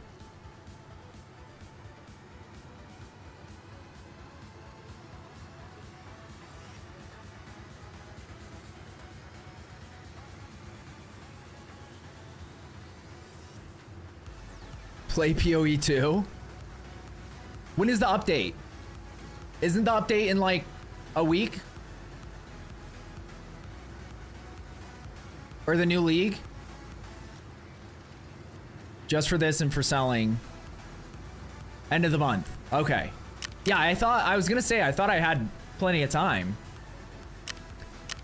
And here's the thing, we will go back to PoE 2 when the new league starts. But I want to be completely honest with everyone and upfront. I don't think I'm gonna be like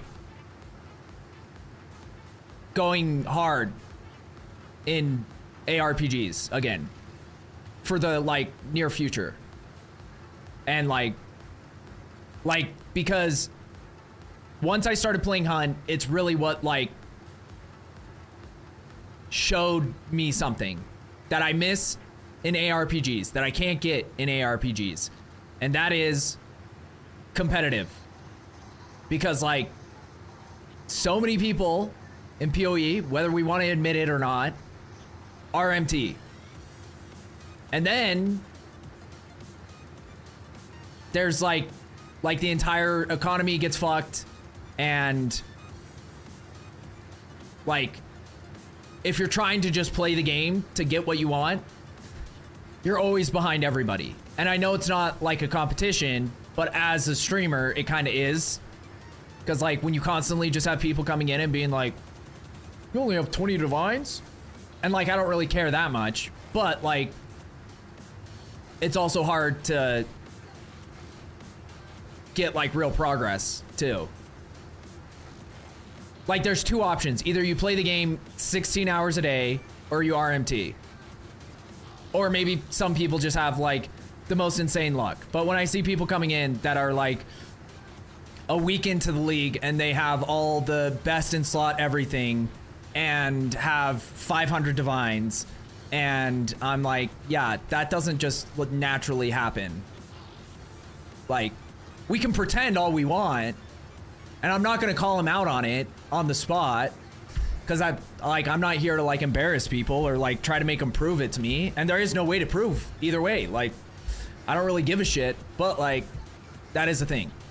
And but like that competitiveness of like actually playing against other real people, like the PvP, and I don't really enjoy PvP in ARPGs anyway, but yeah, that's what I've been missing. Sorry, by the way. Shooting people's faces off and getting a thrill from it. Exactly. PoE 1 will be November. Well, yeah, because they just had their new league just started last, like, month, right? Let's see what this clip is. But I want to be completely honest with everyone and upfront. I don't think I'm going to be, like, going hard. Nailed it. There was, I did put unnecessary pauses because I was trying to like figure out how to phrase, because I don't want to say that I'm never gonna like get back into ARPGs, because who knows, like the new league could come out and I could all of a sudden be like, dude, I'm 100% back in. But like, everything inside of me is telling me that that's most likely not gonna happen. So, if it hasn't been clear for the fact that I haven't played ARPGs in like 2 months, there's a reason behind that. Because I could have easily just like, you know, really got into Last Epoch again and tried that out. And then, you know, there was a new season of Diablo 4, which is a joke, but still, like, if I was just trying to stay in that realm, there was enough new stuff happening that I could have stayed in that if I wanted to. But like, there was something missing from the games I was playing that I didn't know was missing until I found it. And it's also something that's gonna help me learn to deal with my anger and frustration, especially when I'm live. Because there are times, especially in this game, where things happen and inside of me, I'm really frazzled. I'm really frazzled. Because like, you get that in competitive games, or at least I do, the competitive part of it. But not letting that ruin my mood or ruin, you know, the vibe in the stream is, yeah, it's gonna be a good lesson.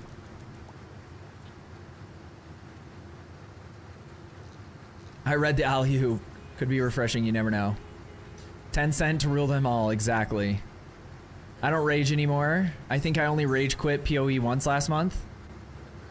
Well, yeah, seeing like on PoE, like those games, but here's the thing, is that a lot of the time, I didn't even really care enough to let it really bother me. Like, I would get frustrated, and sometimes there were just like stupid things that I was just like, this feels difficult for the sake of being difficult and not for like a reason where it like makes sense. And, you know, and the same thing will happen sometimes with like Dark Souls games when I was playing those, and I was like, this is stupid because how does this boss know that I'm gonna heal right then? Or like, why did this boss all of a sudden change its pattern of its mechanics? This is fucking dumb. Like, there's no way to learn boss mechanics if they're always changing. But there's been stuff like that in other games. But like, it's not the same kind of rage that I feel when I play this game. And like, in PvE, it doesn't really bother me as much. Now, there are times where I get super frustrated because I like will just get one shot by a scav who like hits a headshot somehow right when I go around a corner. Like, his gun, he'll be like barrel stuffed on like a wall because he doesn't even know which direction he's supposed to look. And then he like turns to the side and fires his gun even though he's not looking at me, and that'll be a headshot. And I'm like, what the fuck was that? Because like, sometimes you'll see them get barrel stuffed and they can't even shoot their gun at you because they're barrel stuffed, but they're still just shooting the gun to the side because like their gun is like, they can't actually aim it forward because they're too close to a wall or something. And so that's funny. But I literally had that happen to me one day where he was barrel stuffed and then he turned, and before he wasn't even looking at me or aiming at me, but his gun was aiming in my direction, and he just kept shooting while he was barrel stuffed. And then one of his shots when he turned hit me and was a headshot. And I was like, but like in PvP, it's totally different. So, okay, let's try this. We'll see what happens with the moonshine. Okay, so I was saving all those gas cans for no reason then, I guess. I've been saving the blue ones because you can trade the blue ones for something. I don't remember. I think it's like, is it a grenade case or something? Or is it this? No, it wouldn't be that. Maybe a weapons case. Oh, weapons case. So I save these and then trade them for a weapons case, because these are expensive, but the pistol cases aren't crazy expensive. They're still expensive, but they're not like for what these should cost. And they don't have to be full. Like, trading them full is a waste. But the empty ones Like, there aren't empty ones for cheaper because it's one of those things where people know. Because these cost 3.5 million. So if I just have to buy pistol cases, I'm still under what I would pay straight up for a weapons case. But the gray fuel cans serve no purpose whatsoever, and they take up a ton of space. So that is good to know. Because then that means I can get rid of all the ones that are wasting space in my inventory all over the place. Wait, can you can't sell these to anyone else, can you? Oh, you can sell them to him? I didn't even know that. Cool. I thought you only sold them at Fence, which I kind of hate selling that kind of stuff at Fence because I think it tricks new players out. Because I don't get anything from a player accidentally buying an empty gas can from the Fence, but it fucks over somebody else. What the fuck? Why can't I open that? Oh, they're gonna be in my scab boxes, I think.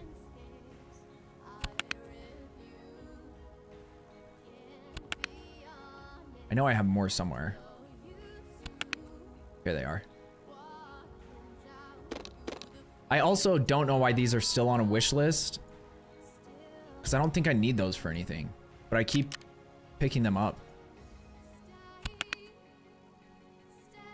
Because certain things they'll manually add to, or they'll automatically add to the hideout wish list, and then other things you have to manually add, and then I forget to take them off later, and then they just stay on my wish list, and I'm picking this shit up in raids and taking up a lot of space and time doing that. Doesn't make a lot of sense. Okay, so now we should have plenty of space in here. Which one of these has more slots? 48 has 42, but that takes up an entire other row. So like, in terms of space efficiency, seems like that would be better.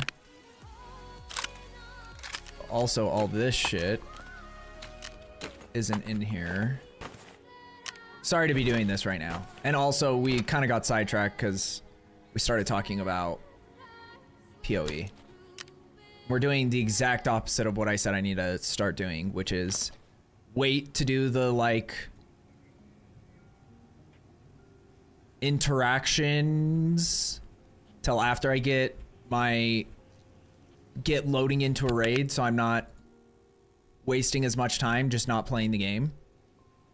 Especially with a task like this where it's not like I need a lot of preparation, but I just kind of ran into this circumstance and was like, I need to do something here.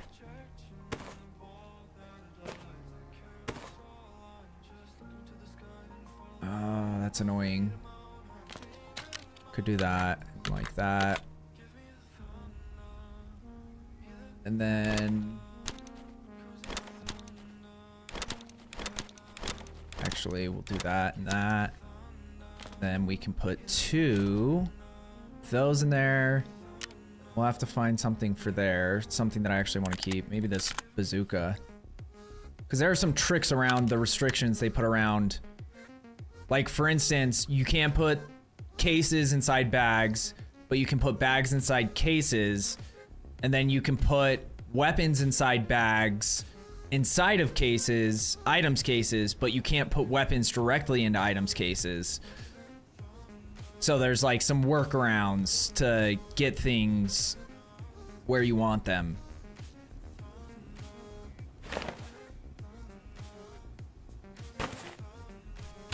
Then what do we have going on over here?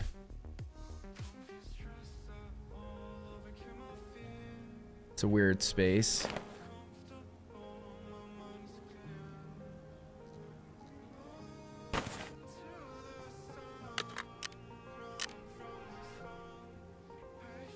Okay, let me just put that there. I need to find another helmet too. I don't know where I'm gonna find that. Or another hat. I'm hoping that Ragman sells one, but I haven't checked yet. it might be something you have to loot off of dead scavs. Because the last one I got, I think that's how I got it.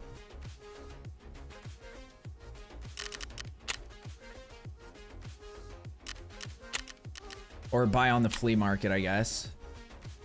What is it called? Urshaka? Something, something.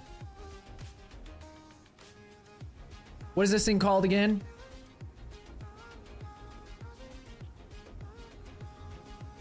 Russia hasn't perfected AI yet. Yeah. Well, yeah, they're in this game, at least, because like the scavs don't play a huge part in PvP. Let's be honest. Like even a lot of like the bosses, every game I've played, I haven't run into bosses as a scav or as a player, because there are like tasks tied to bosses, and also bosses can have really solid shit that you either sell or use for your character. So it's like, I think a lot of the PMC fighting happens around bosses because everyone's trying to kill the boss and get their loot, because that's like one of the prizes of the map. And then you have the other people that are trying to accomplish other tasks, but like the scavs don't, like they're not supposed to be like a huge, the most annoying thing that a scav does in PvP is they give away your position. So like you'll be sneaking around somewhere, and then all of a sudden a stupid scav wanders in and is like, oh shurara, and then just starts shooting at the ground, pretend like they're supposed to be shooting at you. And then you're like, okay, thanks. Cause like you were sneaking to try to like, cause you knew that there was a PMC out there, but now that PMC knows exactly where you are. But like, other than that, that's like their only thing. But in PvE, I talked about this a lot last stream. If they really want PvE to be successful as a separate thing, which I don't think they really care about PvE, to be honest, they need to change some of the shit to make it more engaging long term in terms of like the PMCs getting stuck in places, and like their triggers to just go straight towards extraction, because the game is just kind of boring if you don't run into PMCs or bosses. And it seems like the spawn rates, or like the spawn rates on bosses is too low in PvE, in my opinion. And the AI for PMCs is retarded a lot of the time, in my opinion. So, okay, can anyone figure out what the name of that hat is called? I guess I can just look at my tasks. It's like Urshaka or something, but with the flea, they can't like closest thing to what you typed in. It's either got to be perfect or you have to have part of it perfect.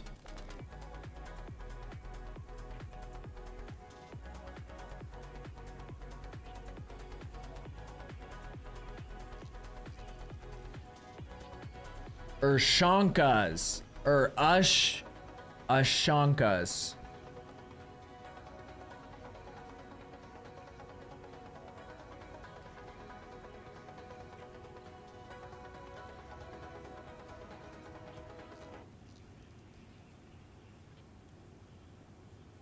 Okay.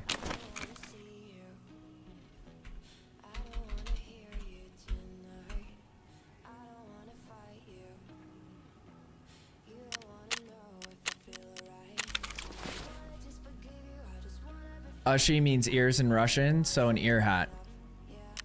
Creative. Because that's what it is. It still doesn't make sense why you couldn't wear a headset underneath it, though. Am I right? Like, you could just wear a headset and then pull these over it.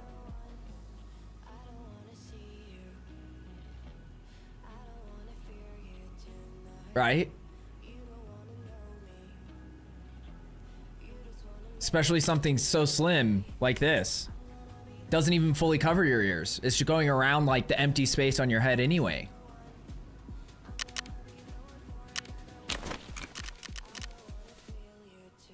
But we can still use the GSSH So.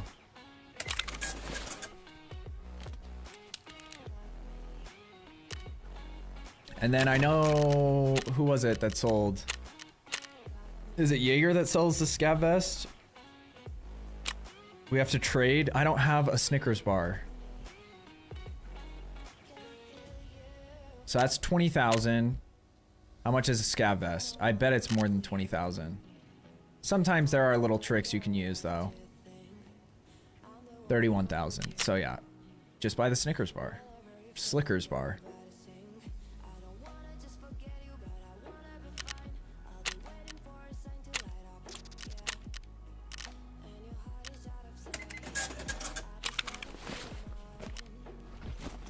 Honestly, if it was in the hundreds of thousands, they'd probably both be the same price.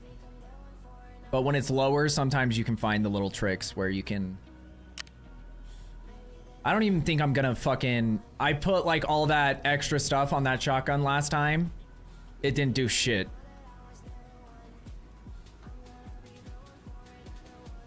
So I think that's just a waste of time and money. We're gonna try 50 BMG this time because I don't know, like, if we run into real enemies like we did last time. Because, like, the time before that, I killed the fucking PMCs from, like, 25 meters away, and I was using, like, Flechette and Piranha. And then I'm, like, 10 or 15 meters away from that guy in a hallway, and my ammo is just, like, bouncing off of him. So there was something that happened before that gave me one opinion, or like, oh, okay, so this ammo does actually work from distance and like you can get kills. And then there's other times where it's like that guy where I'm like, what the fuck was that?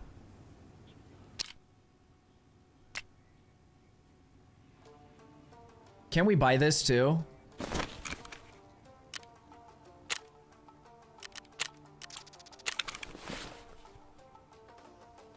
Which makes it good too. Like ideally, what has more armor pen? Flechette might actually be better than 50 BMG actually. It's just you're gonna get more bullet spread, which can be an issue sometimes. But it has higher pen. Which I wasn't necessarily, I don't remember that. Like ideally, if this was something I could actually buy from a trader, I would just use that because that's armor piercing, but.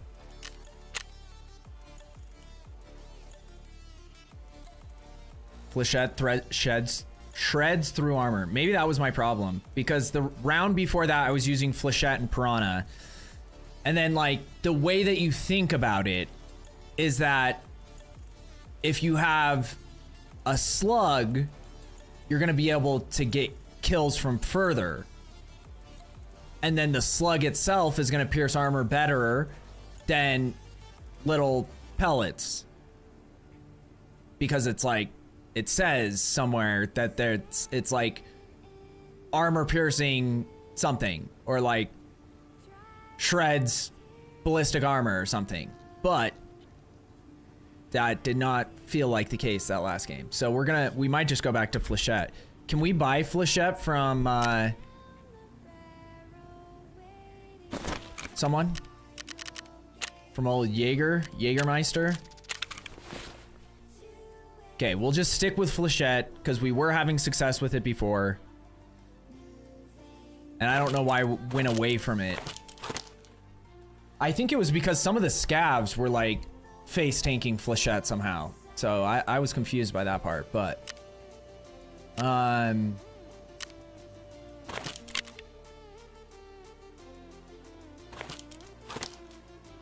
we go through a lot of these, so we're gonna take plenty of extra. I might just put a choke on this. That might be the only thing I put on, especially if we're using this type of ammo.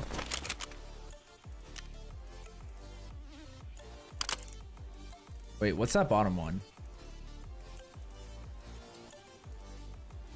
Oh, they're both just muzzle adapters, but this one's specific, so you can put the silencer on there. Wait, does the silencer help with bullet spread?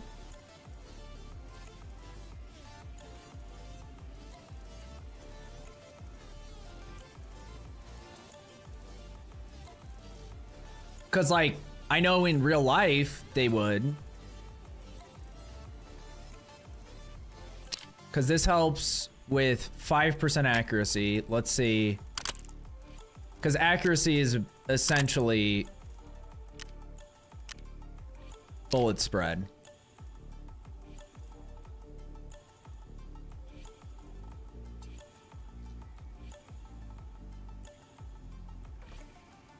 Doesn't help with accuracy. Helps with recoil, which doesn't really matter. Like, all the things it's helping with don't really matter other than just the fact that it's silent. Unless it's like a hidden stat. Let's see what we can put with this one.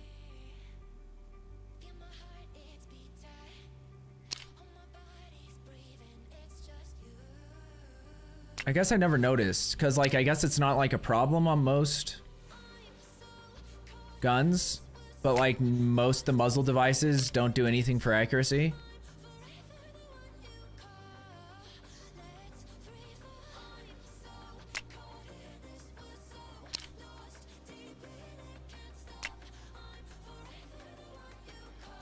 Ta-da, shooting range. Yeah, but I'm so close to finishing this quest. I just want to go out there and do it. So I'm just going to put the regular choke on. Because I've already wasted so much time. Like, this wasn't supposed to be 4 hours of the stream doing this.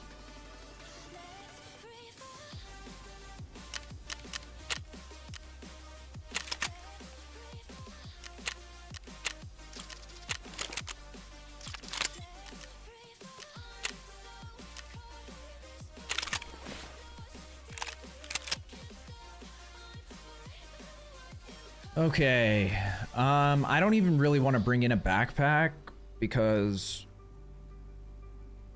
we're just there to kill PMCs. So I'm just gonna run at them when I hear them and try to get some kills. Because as we saw last match, scavs can take your PMC kills since the PMC AI is goated.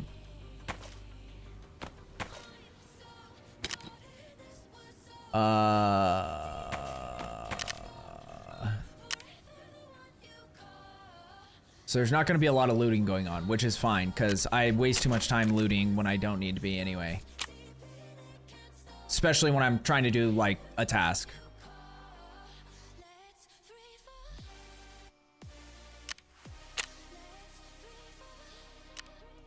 Okay, the only thing I want to make sure is this is like the worst time.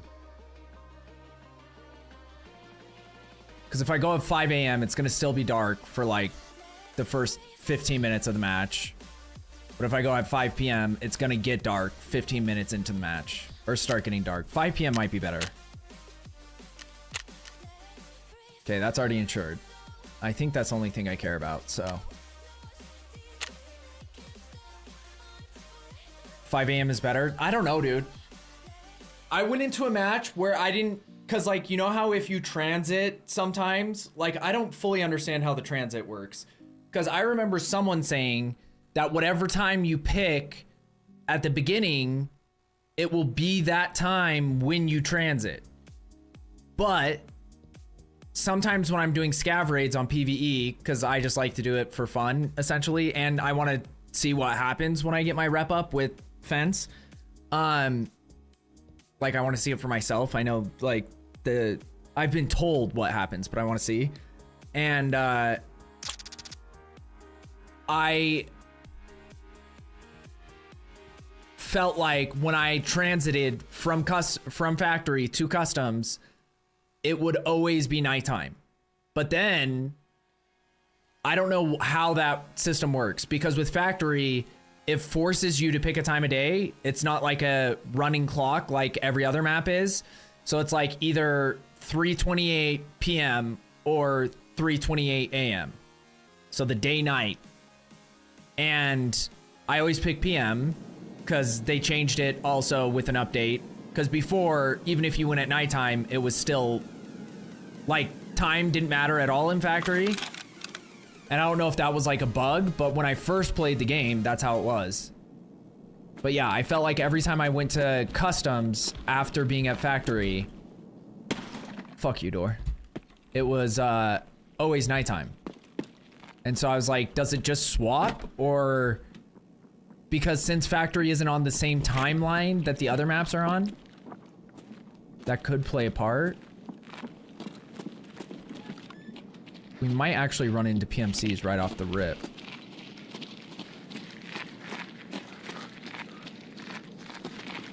Where the fuck are these guys going?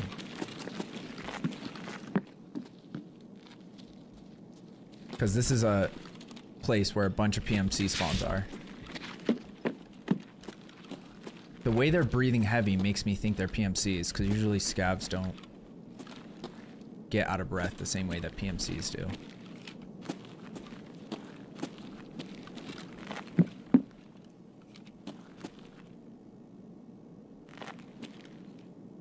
Fucker, straight ahead. Yep. I was gonna say it looks like a PMC. I just fractured my hand. Oh shit. They got me. That shot was a little low.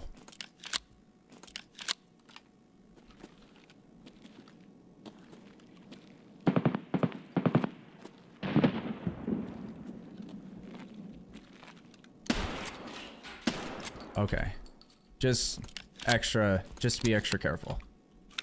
I didn't want to die right off the rip. Neither of them had backpacks either. Are you fucking kidding me? Just kidding. Oh, this guy had the whole setup, dude. He had the headset with the helm. I think that's the first time I've ever seen that on a PMC. This guy had a backpack. Cool.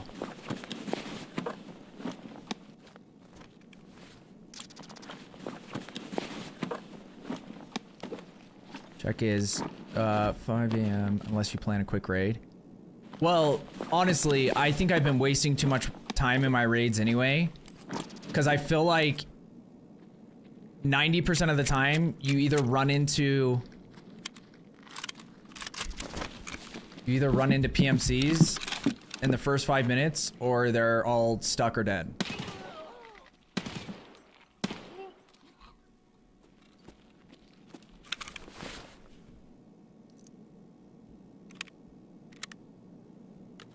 So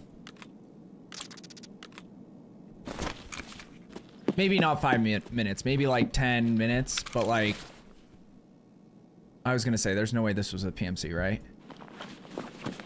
I would have been pissed because I killed him with the AK, but it wasn't. It was a scav. But that way I'm not wasting all my shotgun rounds. Is this scav behavior or is that a PMC? I can't tell. Usually the scavs are the ones that shut the door and then open it again. So yeah, but I'd rather waste a couple rounds if I'm not sure than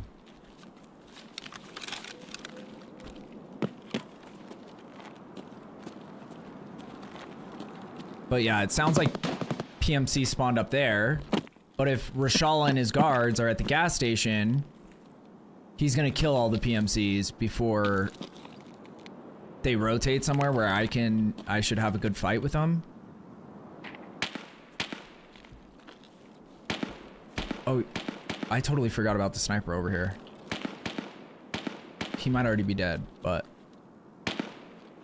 this sniper has weird behavior too. Like sometimes I feel like he doesn't spawn in instantly. Because the PMC spawn is usually up on like the hillside, so there isn't really a good way to get close enough to kill him with shotguns unless I can sneak up this side hill and not die.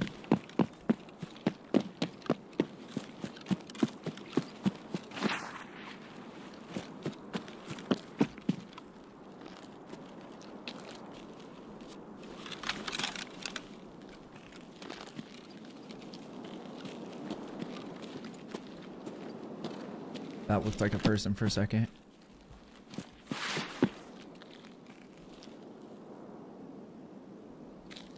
I heard someone walking through bushes.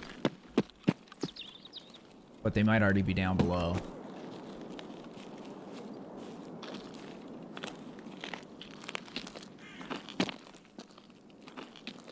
Where the fuck are they? Oh, wait, I saw someone.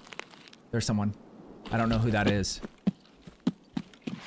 Problem is if it is Rashala and his guards, I don't really want to fight them. That's a waste of my time. And Rashala and his guards, honestly, it could just be them. There could be no PMCs over here at all, because they kill scavs, too. Oh, whoa.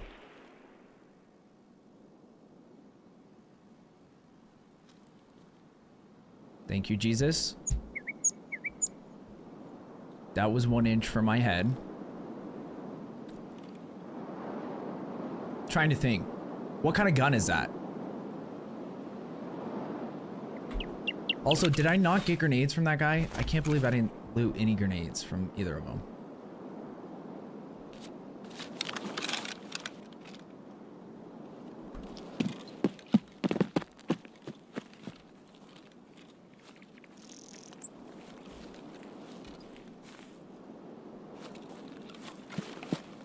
I have a feeling it's just Rashala and his guards. I don't think there's any PMCs around here.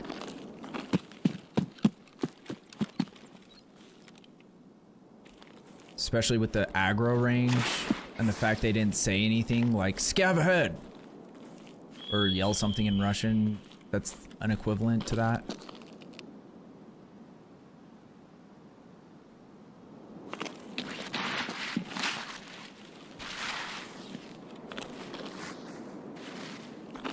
I don't know. Ooh, that was a dangerous jump.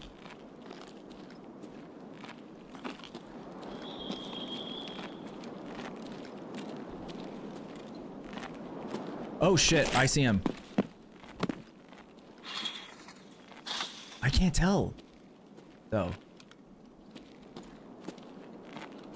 To me, it looked kind of like a PMC. It's a dead scav. Doesn't help me out a lot in terms of identifying who this... What is that? Who knows that? That sound that was just made. Is that a Rashala guard voice line, or is that... Because to me, that just sounds like a scav, and then I'm super confused, because I'm like, who's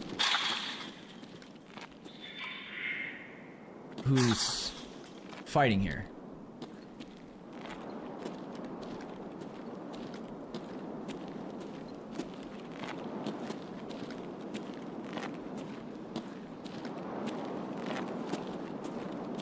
Where did that guy go? There he is.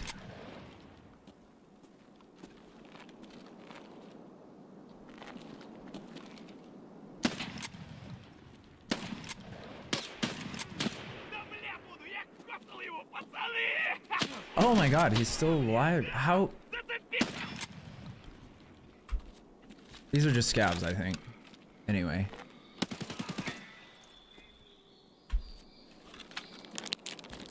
So, I guess it was neither of the options that I thought. I think a couple scavs just killed a PMC.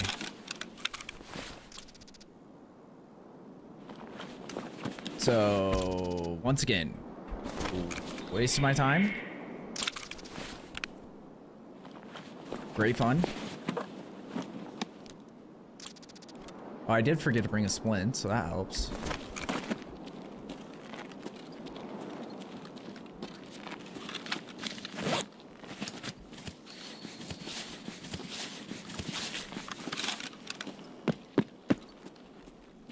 because I don't see any of the guards around. This is just a scab, right? He's like blinged out, like he's drippy, but he is not. He's definitely a scav. So somehow he probably did what I said my biggest fear is. He probably headshot that PMC with his, because he had an SKS. That's like probably the worst thing to run into if a scav has a SKS, because you're like,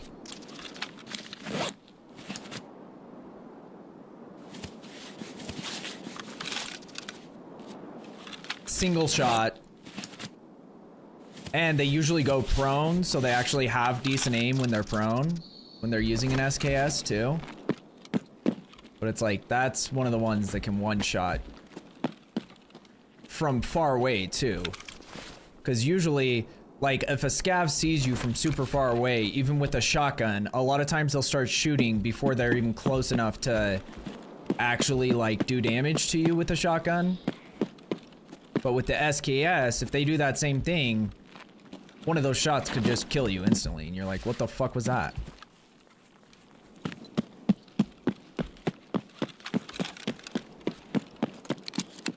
Okay, so at least I got 2 PMCs. I only need 1 more PMC kill, and then I can be done with this fucking annoying task.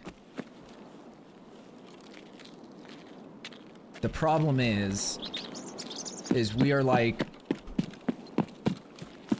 over 10 minutes into the raid, so the fact I haven't heard gunshots is not a good sign for killing PMCs.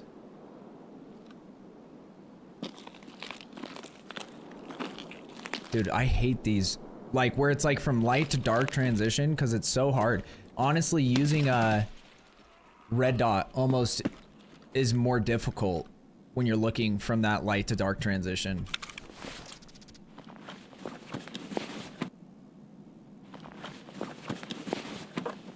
I guess that's why it helps to have a flashlight.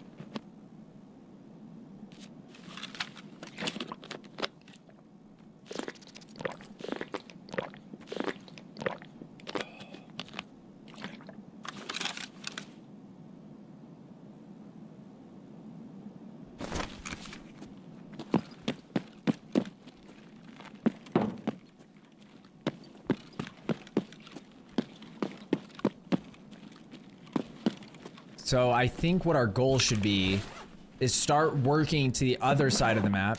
There's some gunshots. I have no idea where that was, though.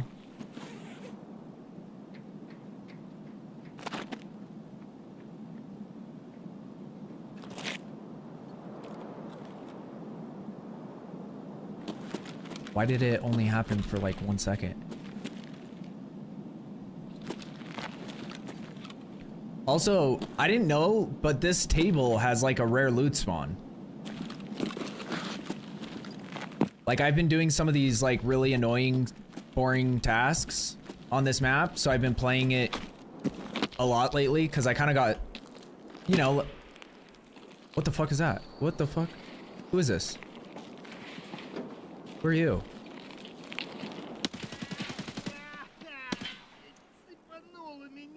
I think it's just a regular scab, but the way he's playing is weird. What the fuck was that?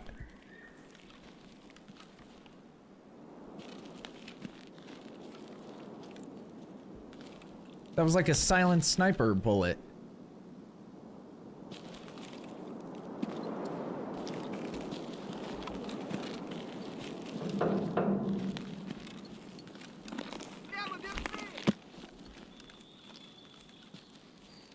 Can't see this guy yet. Oh, he's on the other side of the...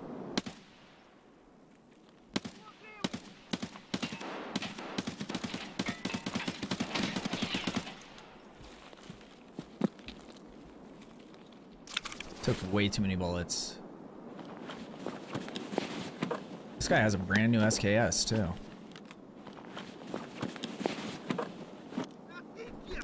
Oh, dude.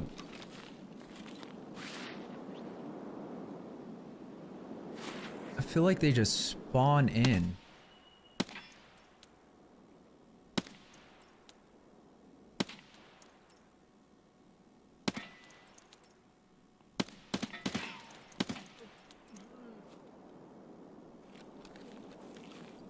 Are you done fucking around, bud?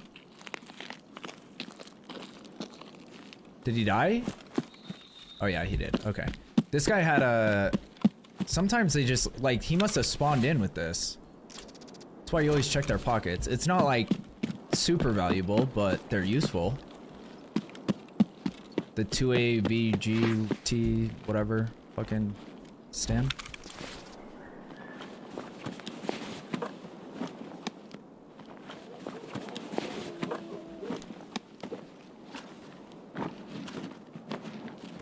This guy's been looting. They actually came from the... whatever that place is called. Some people call it fort and other people don't. But I think technically that's fort. Because why would this other building where nothing ever happens and no one ever... there's no loot be called fort? And then this one doesn't have a name.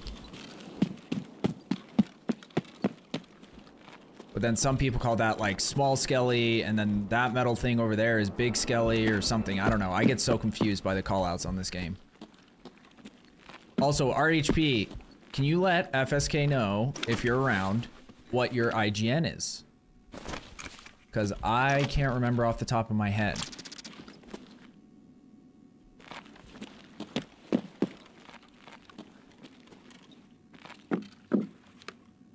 That's not one I can take for research, damn it.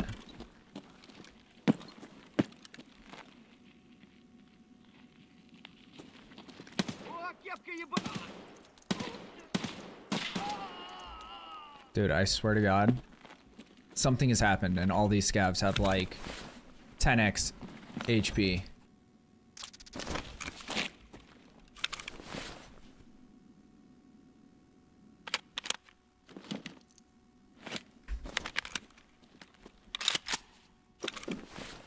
I've missed a lot of shots too, because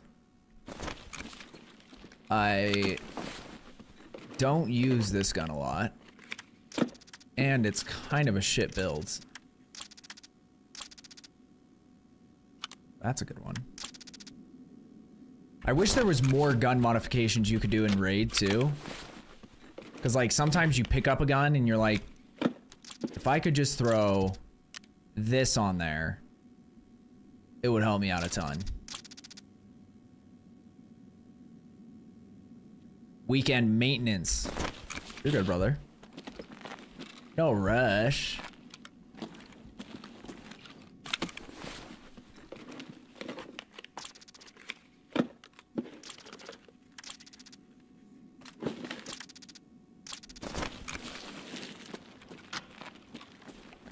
Not much.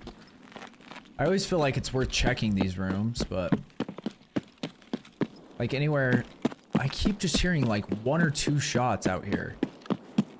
But it sounds like it's way too far away. Like it sounds like it's on... Wait, that's close-ish. Could be on the road to dorms.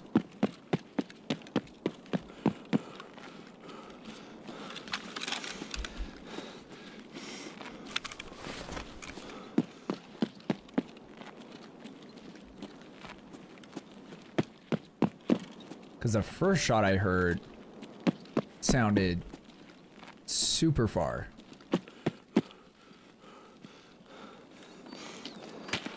Oh shit.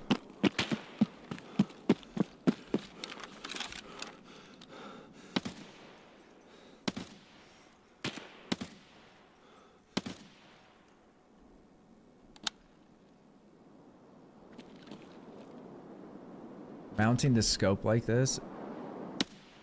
There we go. Is offensive.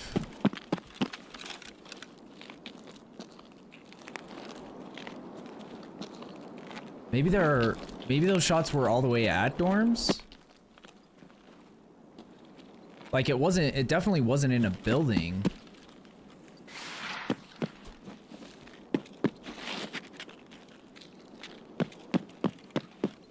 But I can't tell sometimes. Oh. There's someone. I don't know what the fuck that guy is. He's running around like a madman, though.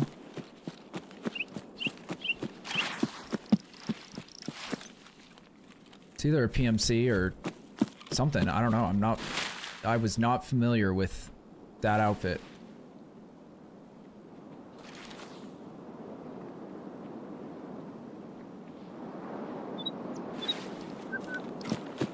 Where the fuck is this guy going?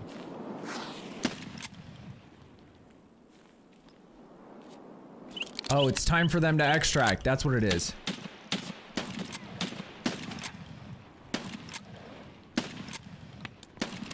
Oh, he threw a grenade. Run, run, run, run. I don't know how that didn't blow up. We got it. But you see, like, I'm even surprised that guy turned to shoot me because the other guy just kept running. He was like, fuck my teammate. Fuck this guy shooting bullets at me. Oh, there he is. Okay, now we don't have to use that gun anymore.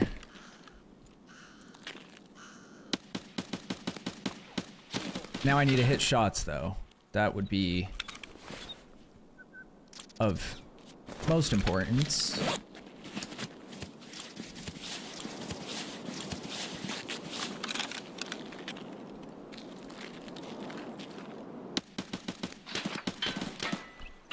Also, some of these shots, I'm like, what the fuck? How is this guy still alive?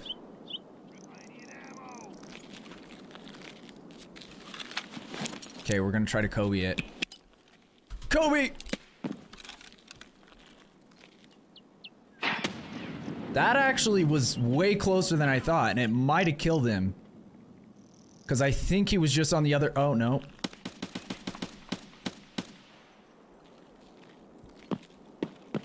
Now he's dead.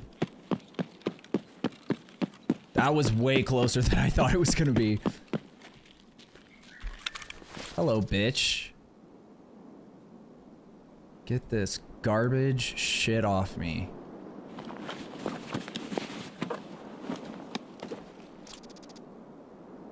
That was supposed to be a level 5, too. He was moving kind of weird, so... Like, weird and, like... Tricksy.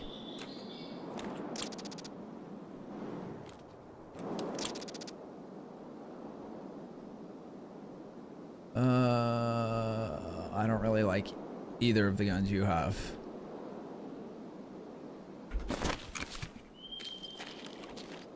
But like, look at this outfit. And he's so white. I just saw him like running like... And I was like, is that like a boss I'm not familiar with? Or what the fuck is that guy? I haven't seen the short sleeves with like... He was so white with those dark short sleeves. Where'd that guy die?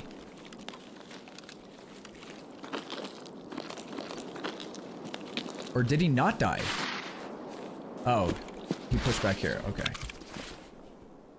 You also have AIDS guns. At least this one has a scope you can use. And he's got a rig I can use, so I can take off this scav vest that has no space for anything. Oh, that. I'm just going straight towards extract, because I don't want to be in this raid any longer than I have to be. Everything else is kind of poo-poo garbage. You put up a good fight at least. You tricked me. You tricked me. I thought you had left. I thought you abandoned your teammate and you came back, so props to you for that, big dog. We gotta go to... Oh, we could see if the vehicle extract. I don't know if it's even worth... Oh, actually... It's good for scav rep. Might as well.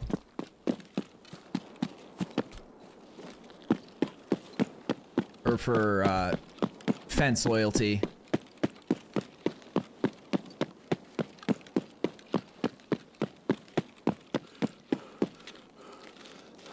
And I don't think the AI PMCs can use the vehicle extract.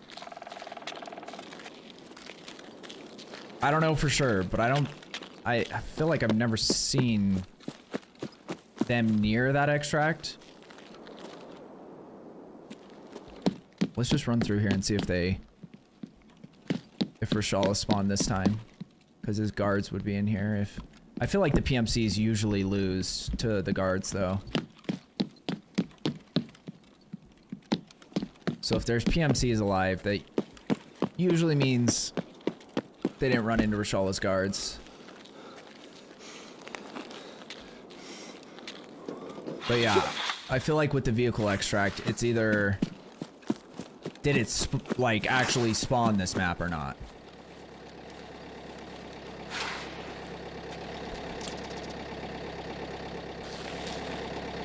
I also learned, because I was talking to some people during one of my games, that I couldn't figure out why you can't transit shit.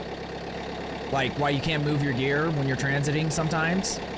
First of all, it's broken if you're a scav. It doesn't work. So, there's... Because I figured out what was happening when I was doing it as a player and it wasn't working. And it's because the cash has to either be in your pocket or in your rig. So however much it costs, you have to have at least that much in your pocket or your rig. But if it's in your backpack, it doesn't work. And if it's in your butthole, it doesn't work. So don't ask me why.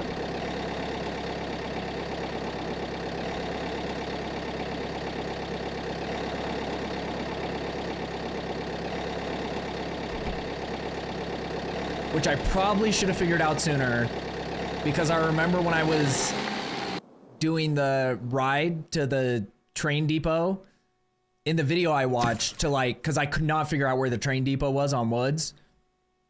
I was trying to figure out how to get there. And in the video, he says, make sure your cash is either in your pocket or your rig. Otherwise, it'll say you don't have enough money. But for some reason, I didn't connect. Because when you're transiting, you don't know that the BTR guy is the guy that's doing all that. Really? Maybe if I read like the paragraphs they put when I like do missions and stuff, I would know that. But yeah. So I didn't really put those things together initially. Well, that was a success. As much of a success as a dumb task like that can be.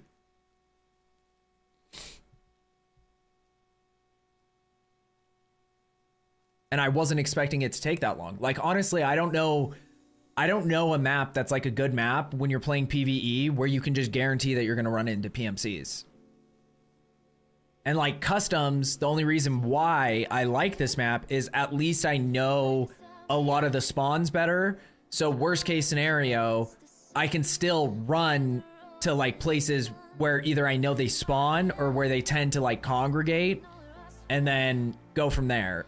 But like on, what was it? Lighthouse. So that first chalet is actually called the USEC something. It's like, that's another place that has a bunch of different call outs. Some people call it the Stone Chalet. Some people call it like a blue chalet. One of them's a blue chalet. But apparently it's actually a USEC chalet. Or like camp or something.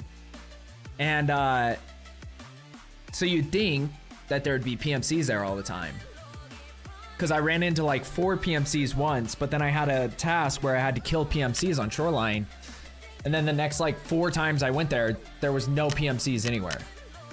And that's like probably the hardest map to find PMCs, because if they run into the goons, they probably die. Or a lot of times they just go towards the water treatment center and then they clearly just die instantly. Like, I don't know what their goal is there. Because you can't get even within like 150 meters of those guys on the turrets without dying. So interesting strat, I will say, but not the most effective for them.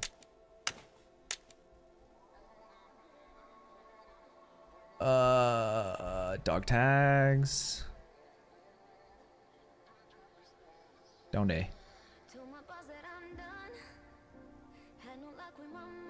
Dog tags is probably something I should lock in place too, because I get kind of like used to it being somewhere and then I start like moving gear around and then all of a sudden I'm like, where the fuck did it go?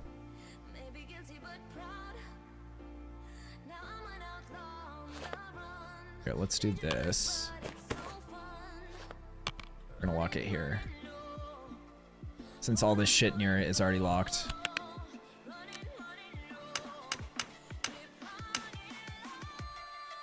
Oh, I have enough for another items case. But I don't know if I should get that or another junk box. Honestly, I need to go through my junk boxes. Like, once I get my hideout, I feel like I have the majority of the shit. I think I need to get intelligence to level 3. Then all the other stuff is kind of optional. Like solar power just helps it so you don't have to use as much gas. But that's not like, I don't think it really offers any other benefit. And I have the Bitcoin farm going. So I could honestly probably just throw away a lot of stuff. Like the weapon rack, can this go to level 3? What am I missing? Oh, I need some LED lights. Okay. Might as well get that up. Mannequin gear rack isn't super important to level up, I don't feel like. Okay, so I just need, honestly, the only thing I need to be picking up in raid is energy saving lamps. Because all the shit for the other upgrades anyway is like weird military shit that I'm not just gonna be like finding so many of them they're filling up boxes. Because like I already have the basic shit, but I need this stuff. And the only time I've only ever found 2 of these and 1 of these. One of the times that I found 1 of each of these was the time that I did a lab trade. And I actually made it into Yellow Room. I figured out where it was, and then I died. Since then, now that I'm like getting more comfortable with labs, I have not seen them again. So that was cool. Okay, we need to sell all this shit. I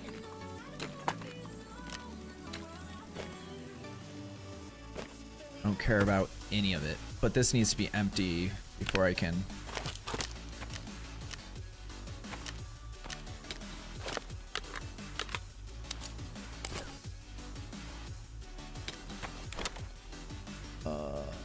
We'll keep those just because why not?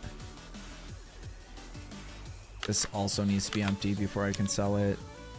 I guess we'll save the stem and this handguard because this one can be expensive sometimes, the pistol grip. And sometimes I have run into not even being able to find one on the flea market, so. Which it's like best in slot as far as AK pistol grips. Honestly, we didn't even use that much flechette either. Like, the amount of shotgun shots we took, we were like, I think it goes to show how much better flechette is than everything else.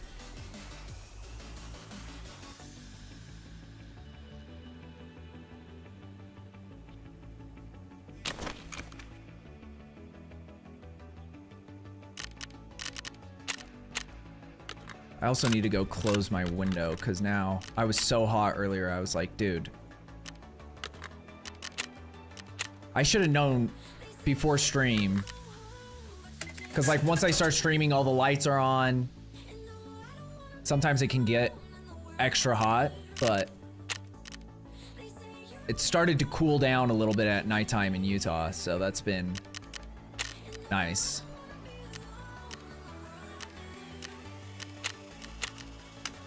It's weird. I've always hated wintertime, but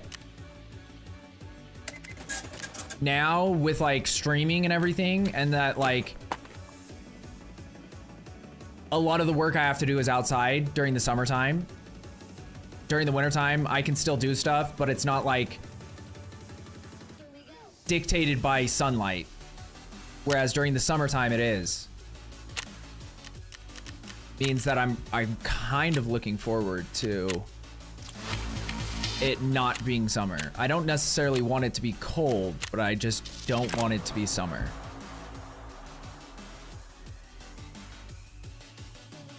Because also my parents' yard is a nightmare to deal with during the summer.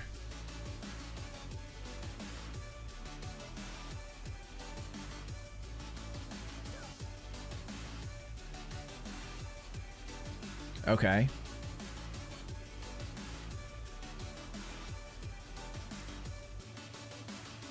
Wi-Fi camera to watch the sawmill dock on woods, the port on customs, Kiba arms store entrance on interchange. I need to figure out what the key is to access this place. What keys do I need to get into Kiba arms?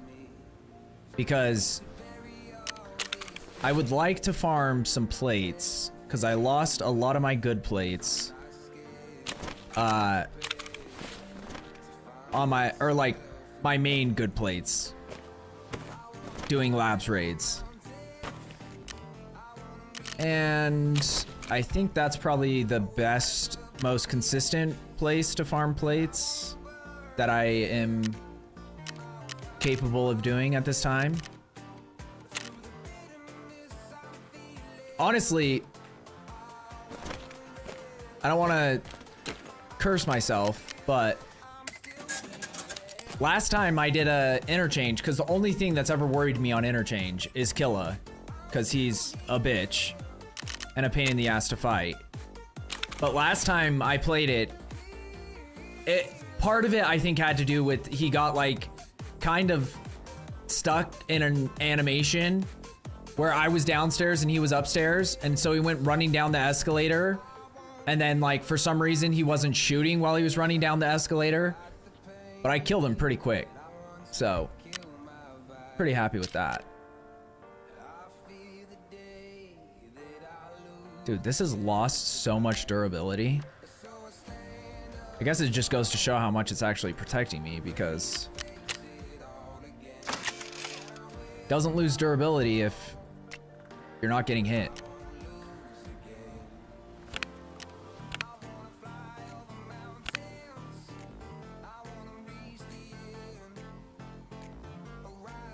Oh, I forgot that this just has a bunch of shit that I didn't take out.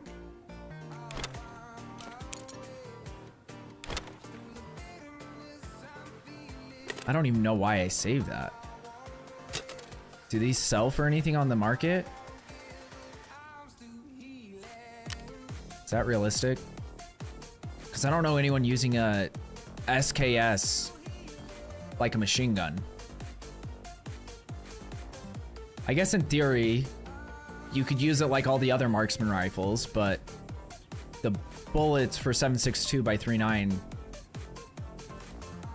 unless you have the my AP, aren't close to good enough, I feel like.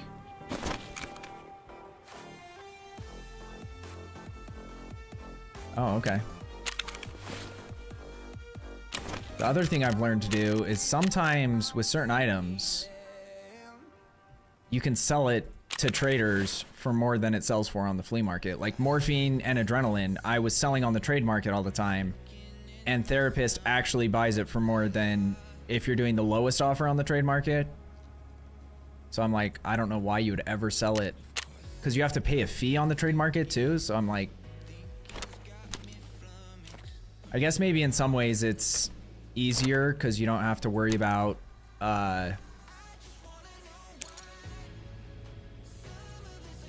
like you can just hit select all and you don't have to go through and actually find them.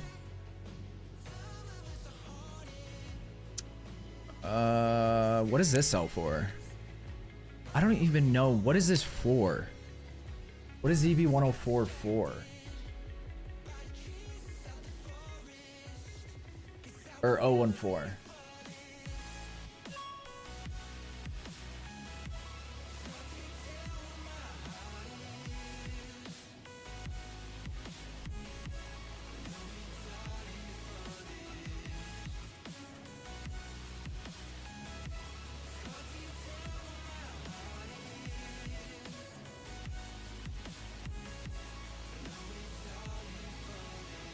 It's a bunker on woods. Oh, it's an extraction. Okay.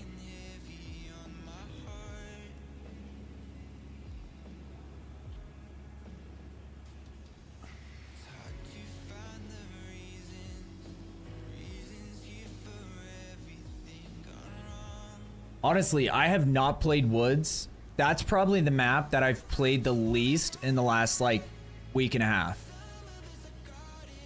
Cause it's just not a very fun map on PvE. Cause like you hardly ever see PMCs at all. So like the entire map, as far as like action goes, comes down to running into Sturman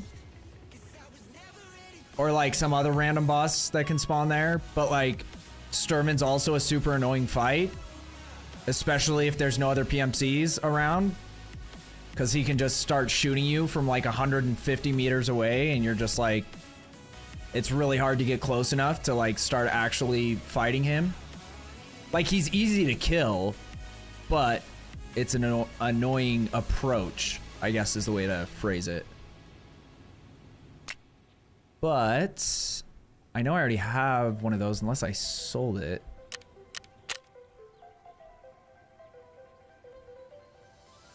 Okay, I only have one. So I should keep it, I guess, just for... Apparently you need it for a quest. I don't know if I already did that quest. I think I did.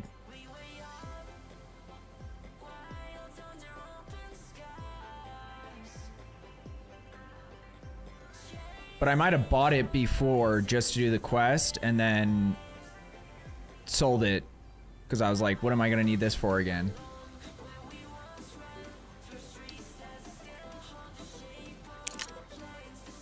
But like, I have so many, like Dorm 103, I could probably sell all these dorm keys. Because like, honestly, dorms, unless you have the marked key, I feel like is...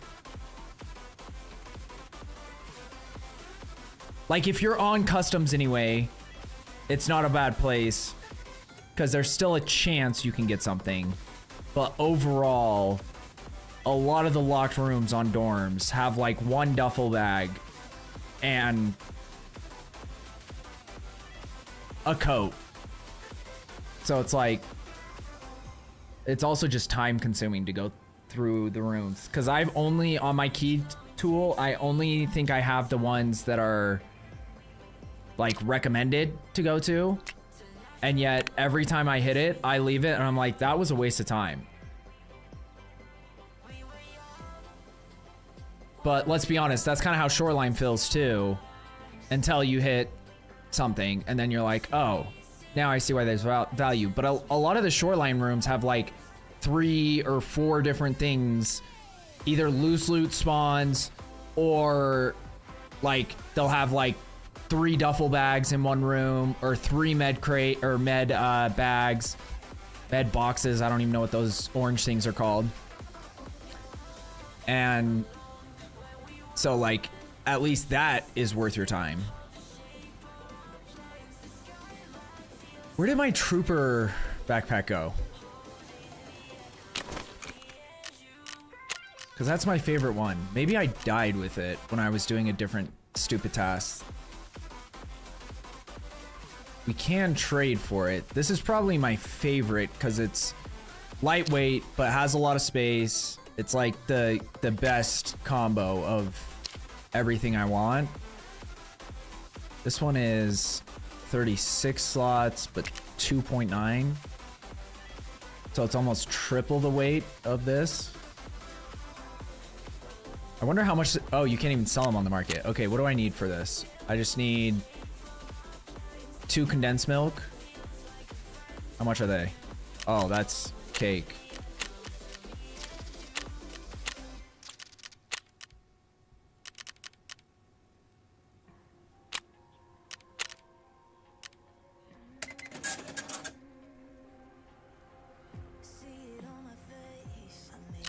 Okay.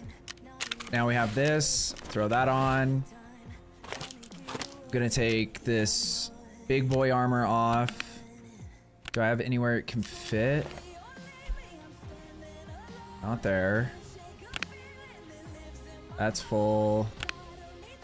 Oh, we can get rid of all these. I knew there was a bunch of gas tanks somewhere. Because I only, like, sold 4 of them earlier. It's like, I know I have a shit ton of them.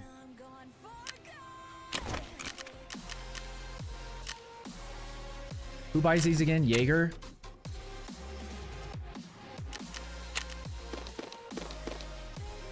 Wait, let me do a quick required search. Yeah, you can't even use them for anything anyway. So yeah, because I didn't do that before, but for some reason I had it in my head that I was saving these for something.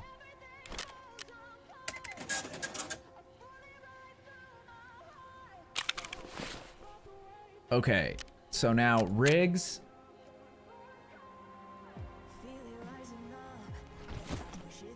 This isn't, I didn't mean to click on it. Because I don't know where it came from.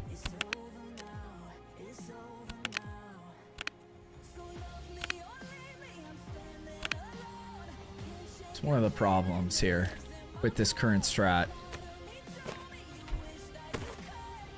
It's going there now. I want to find, does someone sell, I feel like I remember seeing that in a task, that it unlocks the ability to get the protection version of that, which is the better option in my opinion. That's the assault. Or even this one isn't bad. Yeah, that one's solid. What do I need for this? 2 shoes? I think I used to craft some kind of cases with the fuel canisters. Yeah, Blake. So at least, or like maybe not, this has nothing to do with crafting, but you can trade the blue ones, the smaller ones, with pistol cases to Jaeger for a weapons case. I don't know if you can craft what you can craft with the gray ones. I probably should have looked at that before selling them all, but it's, you know, it's not that big a deal. I always go through gas until I get my solar thing up anyway. But how much are these? That's fine.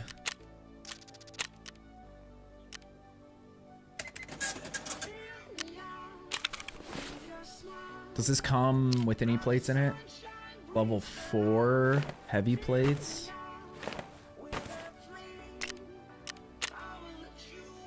I think I had... Yeah. That's so annoying.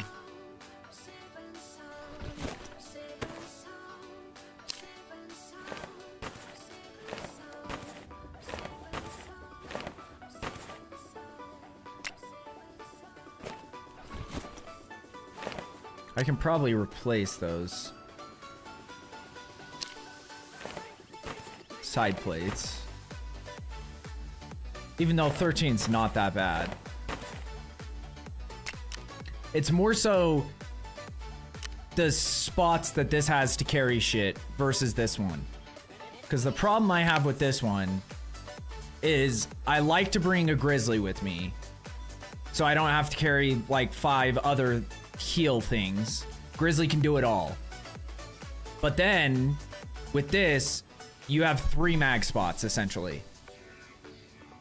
And it's like, so what I was running into a lot of the time is just like dropping mags, because then when you like pick up grenades or move them to your inventory or something, it'll go in your pockets first and then start filling this area in, and then yeah, it was just annoying. Whereas at least with this could be a mag spot, that could be a mag spot, and then you have these ones as well. And I don't use a lot of triple, like the 3-slot mags, because they're annoying and you have to buy a rig just for them. But this is still better. Like honestly, I don't even think I'm gonna use this one. I'd rather just get rid of it so I stop grabbing it to use and thinking that I should use it.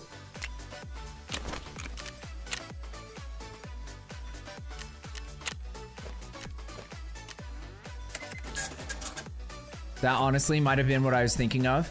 Well, yeah, like that's why I've been saving the blue ones, but for some reason, I don't know if it was something I saw. Like we could check the hideout real quick and see, and like it will be funny if there is something like really goated you can use the gray canisters for.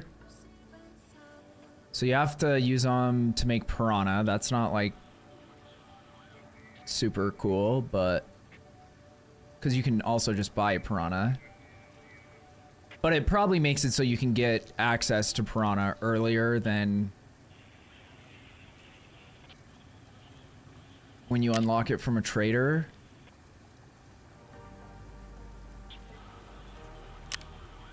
But yeah, that was probably the thing. But like for some reason in my head, I had tricked myself into thinking someone said, you don't sell those because you can use them in your scav case.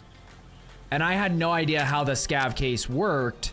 So I was like, I'm gonna hold on to these till I get my scav case built. And it turns out scav case is just like, either give them money or something valuable, and then they bring you random shit in return.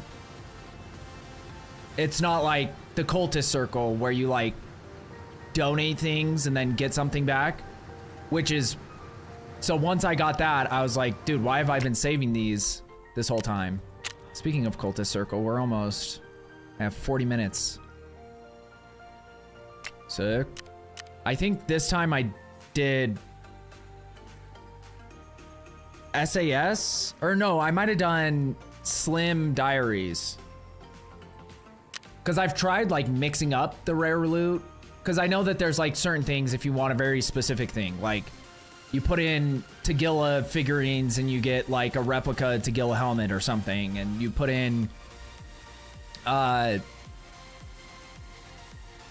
figurines and you get something related to figurines out of it. Like you put in 5 cultist figurines, or maybe it's only 1, I don't know, and you get like a cultist knife or something. Or maybe it's vice versa, I don't know. But for the most part, it's like, it's really just about hitting that money threshold. And since the Slim Diaries are like 80,000 or something, or 70,000, I don't know, I did the math, but it should be over 400,000 if you put 5 of them in. And I find those things all the time. Honestly, I wish regular diaries were worth as much too, because I find those all the time too. And it's always kind of more so like a nuisance to find them. But we'll see if it's worth it in the cultist circle, because if I can like, at the very least, the things that I want are just like those weird, rare military like things for like the solar, like the military filter and whatever else I need to do my air filter system and my solar. I don't even know what the air filter system does for you, but I'm assuming it will give you some kind of upgrade or something. Like increase your health regen or something, I don't know. Okay, let's get this going.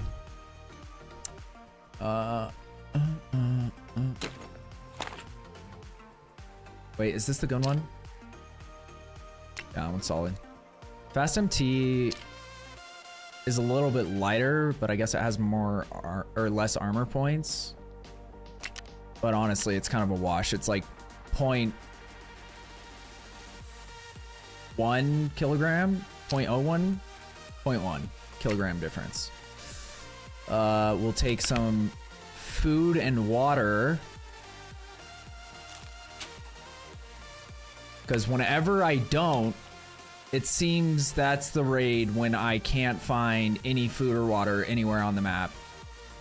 And then I start dying and panicking.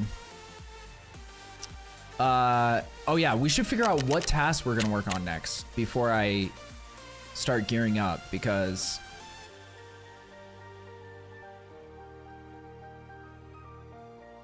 that one shouldn't be too hard. We don't really, there's nothing. And like, here's the other hard thing is I don't know if this task leads to another task that leads to unlocking something that I actually want to unlock, or which tasks are just like the rewards you're getting are what to look forward to. But I know there is a way to look it up to like follow tasks based on like the best way to get progression. What's up, roast pork belly? How are you doing, sir? Good to see you, my friend. Oh yeah, this is a perfect time for this.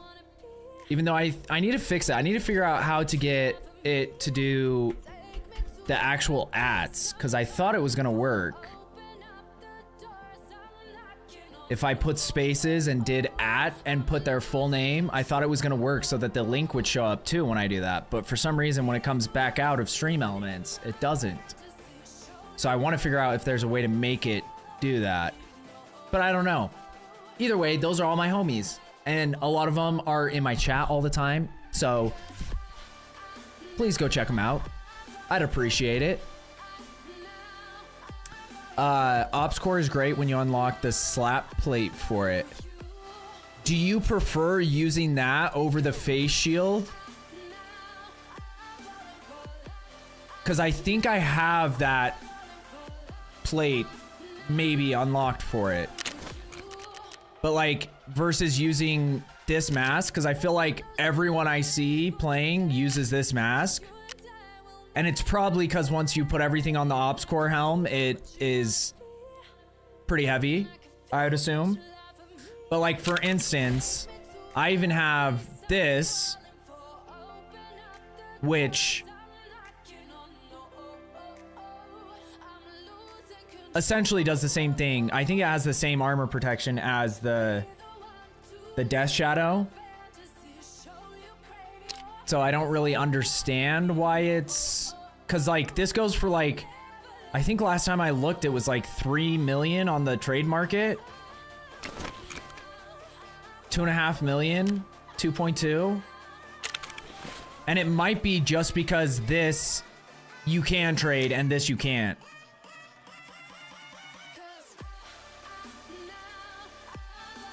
Oh, you can use both at the same time. I didn't even know that was possible.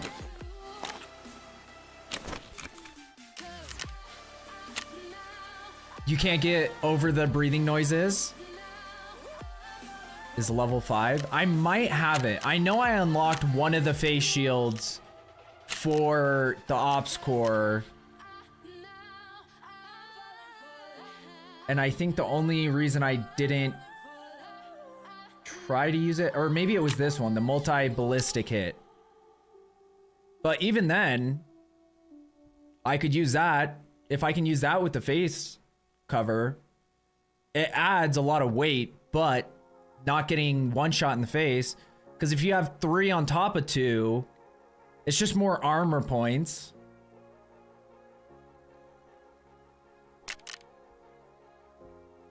Essentially. And level 3 is better than 2. So, technically. But then, like, this doesn't protect your jaws, so having some protection other places could be a good idea.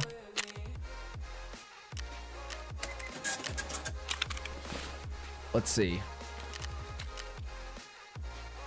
Then can we still... Oh, yeah, there we go. As long as this isn't... Because there was one of the face shields I used, and it's like when you're looking through it, it's all scratched and fuzzy. And I was like, it kind of gave me the impression that all the face shields suck. In terms of, like, if I can't see clearly through it, then it's not worth it to me.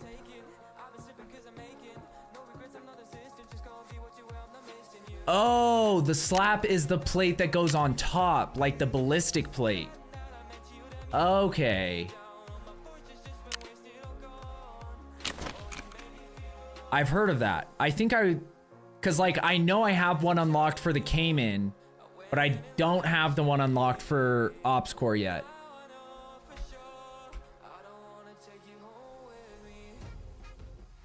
Yeah. Okay. So that just takes it to level 5 to have more protection on your head. For some reason, I thought it was a face shield. But either way, I'll test this out and see how it... Like, if it's all fuzzy, if it, like, impedes your view, then it's not worth it. But, and I can just flip it up, no big deal. But... if it doesn't, if it's clear, hey, it's better than nothing. 3 is better than 2. Okay, yeah, we also got lost. What were we doing? Location, transition, blood of war. I have a lot on streets. I don't know if any of these... This one's just like a passive one to do. I usually shoot all the snipers up there anyway, so that shouldn't be too tough. I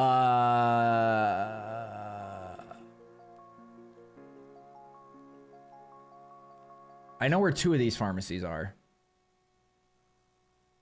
I don't think I know where the one at Cardinal is.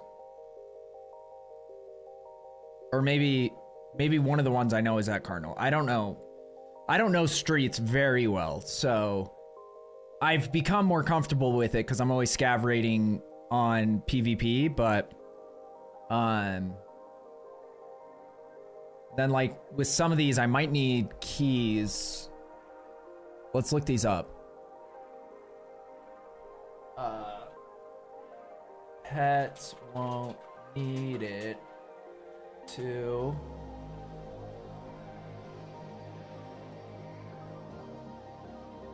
What quest it's behind, but that's the move when you get it unlocked. Can get over the smudge look, but the constant... Oh, so with the face shields, it has both, is what you're saying. I didn't know if you were talking about the Stormtrooper mask or if you were talking about face shields specifically. But yeah, the breathing can get annoying. Like, when I'm doing... For instance, when I'm doing a labs raid, because I'm not super confident there, I try to take like either... Honestly, I usually just take Killa's helmet because it's better than Tagilla's. It's lighter and it has more protection, like full head protection. But like, hearing the breathing nonstop and trying to look through that tiny little slit the whole time is annoying as fuck.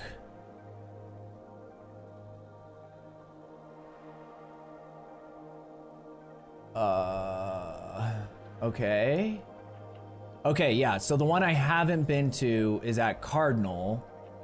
That's because it's, like, literally at the end of the map. I've never even gone that far into the parking lot. But the other 2 are pretty easy to hit, like, real quick.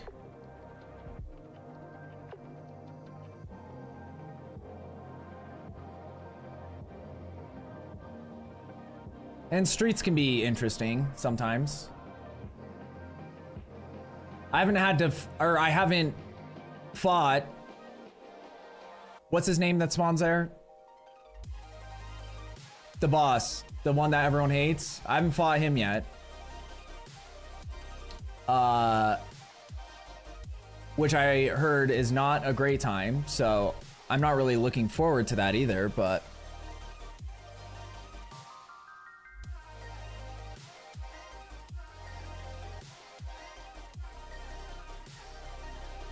Oh, well, I feel that. Yeah. But like, yeah, with labs, like my first labs raid that I actually did by myself started off great. I made it into yellow because I bought a yellow key card just to see what the hype is all about, you know? And I know yellow isn't the best one, but it was one that I could like afford. And also I kind of know where it is on the map because I've watched a lot of people who have yellow. So I went to that and then got like a bunch of stuff that I really needed, like that military shit for my hideout upgrades. And I was like, fuck yes, but they're too big to put in my butt pocket. So without like risking losing a bunch of other shit that I had, because I took too much shit in my butt pocket as it was to labs. And then I got out and then got like, I'm pretty sure it was, I don't know if it was a Raider or a PMC, but then yeah, they just like annihilated me. And like I went around a corner, there was no cover anywhere, and I was too far. Like I went around it not cautiously enough. So I wasn't close enough to just run back around the corner, and there was no cover there, and I just got annihilated. And I was like, okay, fuck that. It was going good loot. I'm gonna do it again. So I put on this mask, like basically a similar setup to what I'm wearing right now without this face shield. And then I see a guy, because it's like in one of the bottom levels where it's kind of dimly lit, and I have my flashlight and I see a guy around the corner with his flashlight. And so I'm like, okay, I'm gonna play this smart. I'm not gonna peek too hard. I'm just gonna peek, take some shots, get back behind the corner. Literally, as soon as I peek, he just turns and one-shots me in the face. I was like, what the fuck is this place? And I'm pretty sure it was a Raider, which, like, the Raiders are kind of just, like, souped up scavs, but, like, I was like, what is happening, dude? Kaba, Kalante can spawn there as, or Kaban, okay. I think Kalante is the one that people say is like just a really stupid fight, because he's the one that can like jam your gun, right? He has like a magic baton, which I heard someone goofing around about, saying like, yeah, let's make a hyper realistic military game with a guy with a magic wand.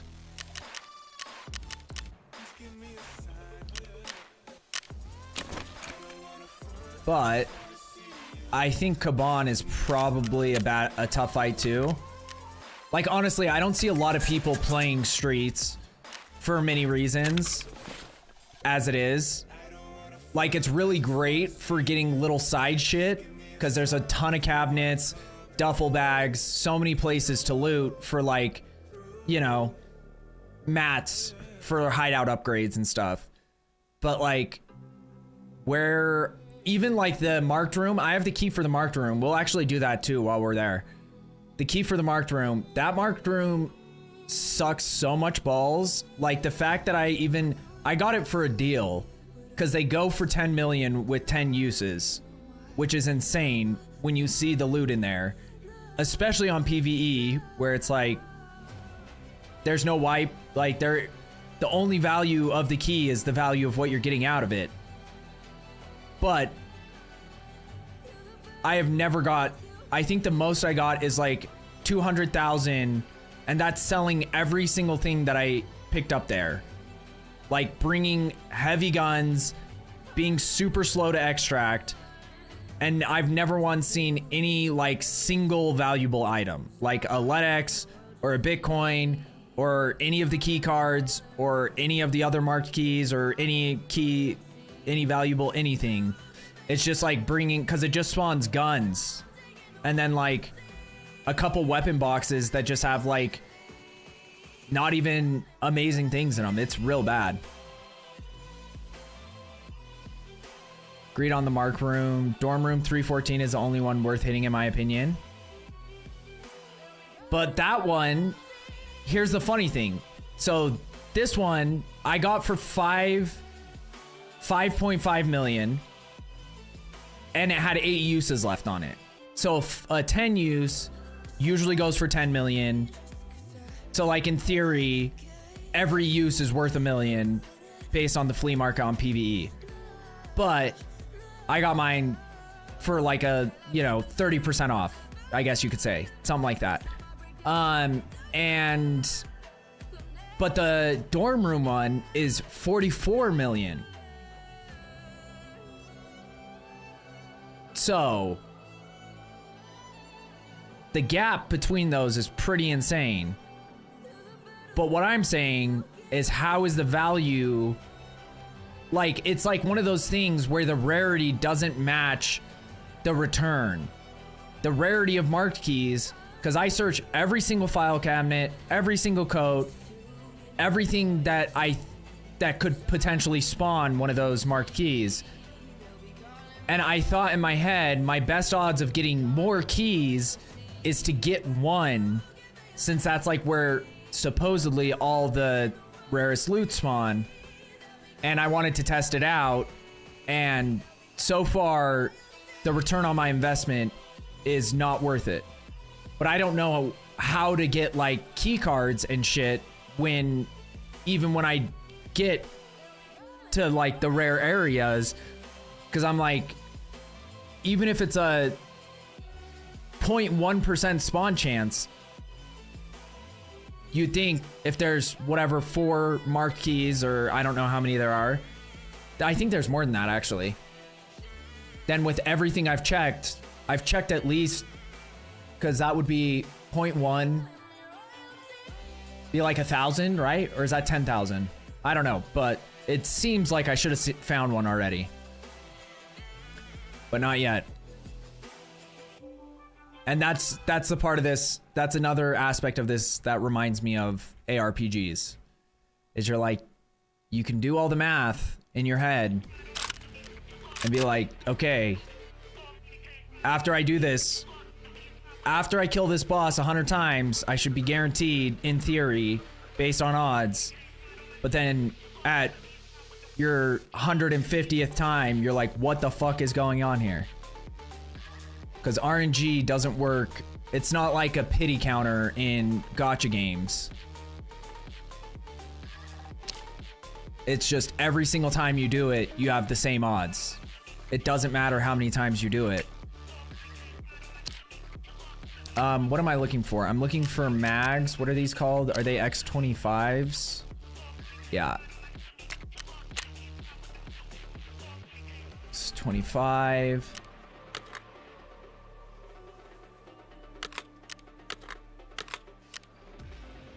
Okay, those should be good to go. I've learned my lesson. I should bring at least a couple grenades.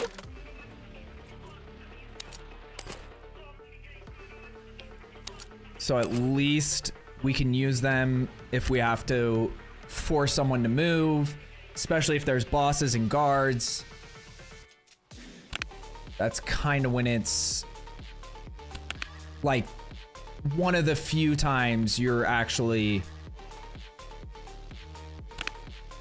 in a real tough spot in terms of the PvE.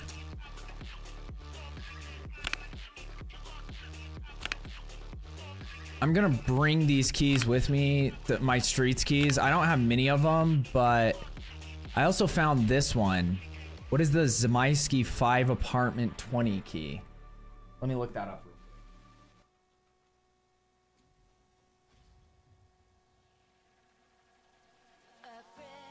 How's it spelled?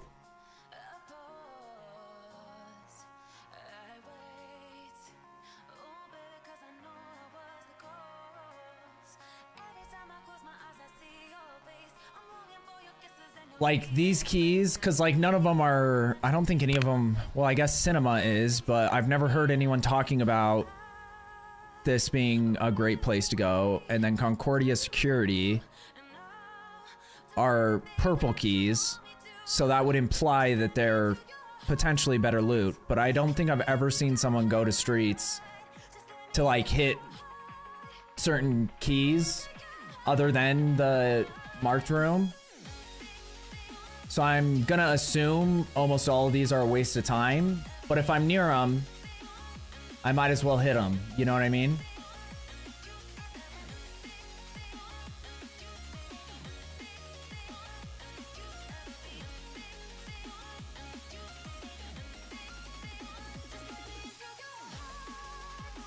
Also, RHP, if you get on, let me know, cause I'm chilling. But if you're not in the mood, I get it too.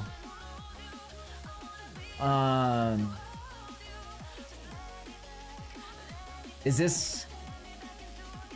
I don't see a single thing in this apartment.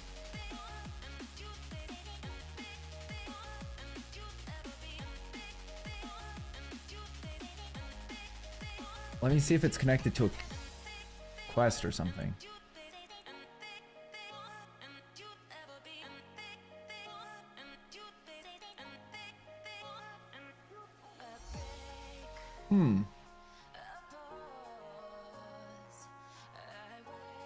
There once was a cat with a No, that's another one I need to get, Blake.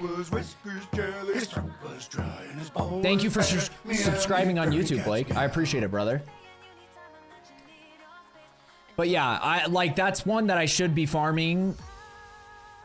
But like that one, because it only spawns at that one place, right?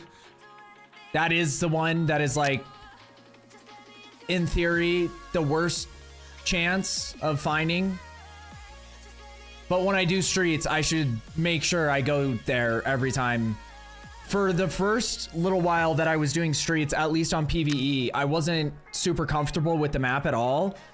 And knowing that like a boss can spawn in that area kind of turned me off of going near it at all. Now I feel more confident with the map and just with fighting bosses and stuff that I need to, if I go there, that should be like one of my #1 priorities. Cause I think that room is like, I need to get into it for a quest anyway. But on top of that, I think it has potential to spawn good stuff, right? Or to get other keys at least, which...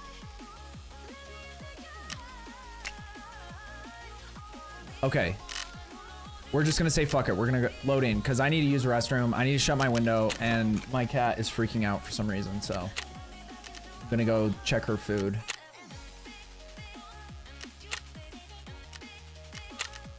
Okay, perfect.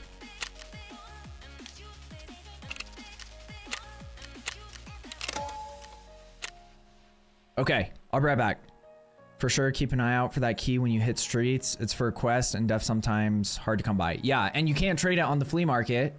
And there is a cultist recipe to get that key, but you also can't trade that figurine on the flea market. So it's like one of the things that you just have to find.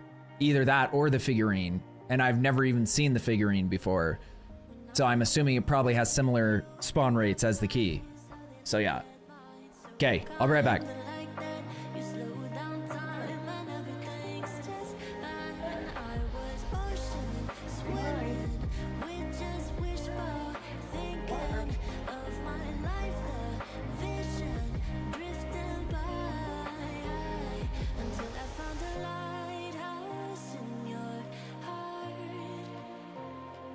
Shining like a beacon of bright stars.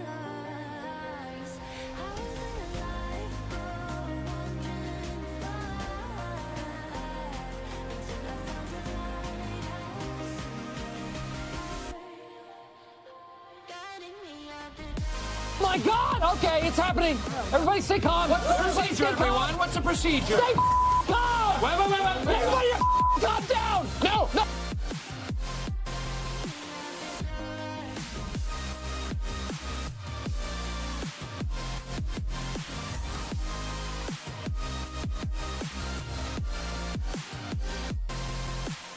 When I'm scared, I send a flare and you're here in a flash. When I ask, oh dear love, where did we come from? You say the light is on. I had the will and mission, but the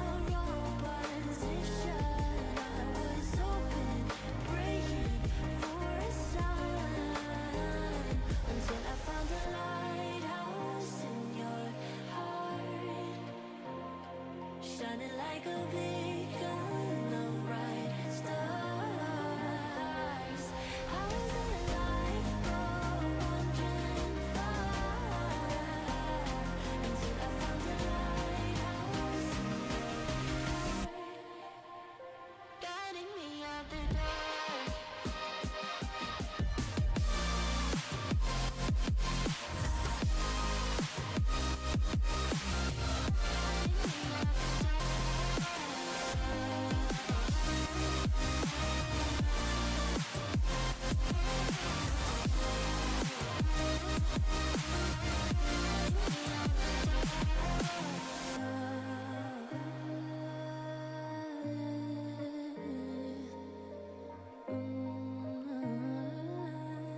You guided me out the dark.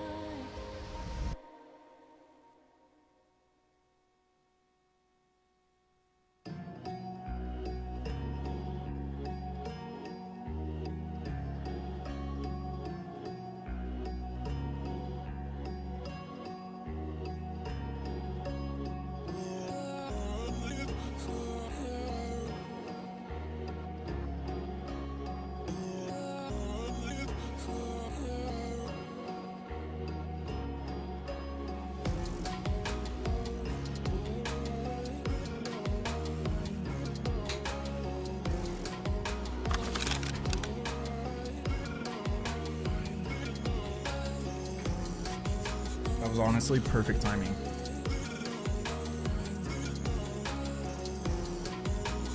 Panty raid, what's up?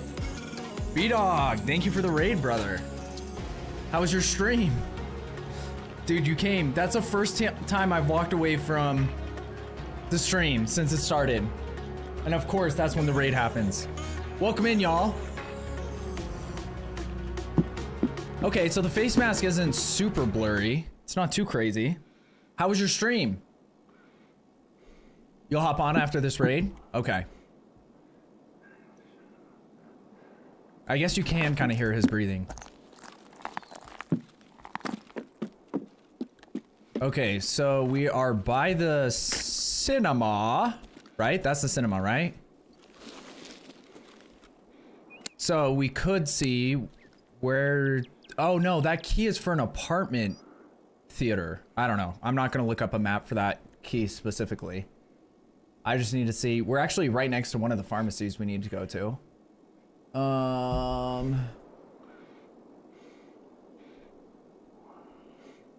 Okay.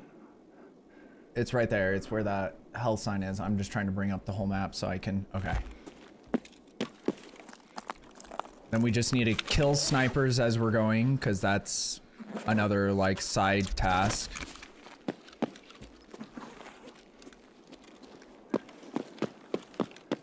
Like, Streets is the map that goes from being, like, super calm.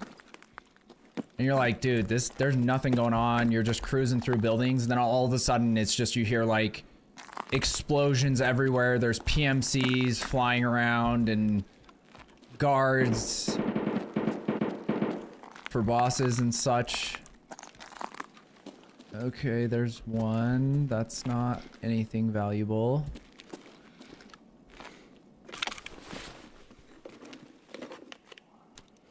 He saw you and had to shit. No, I had to...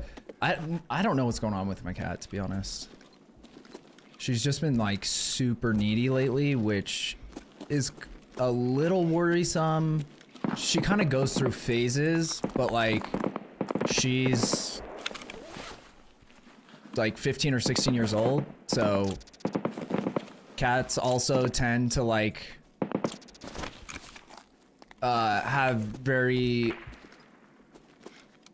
specific behaviors if they know that they're, like, getting close to the end. But it's usually just things like, for instance, a lot of cats go somewhere and hide if they know that they're not doing so great,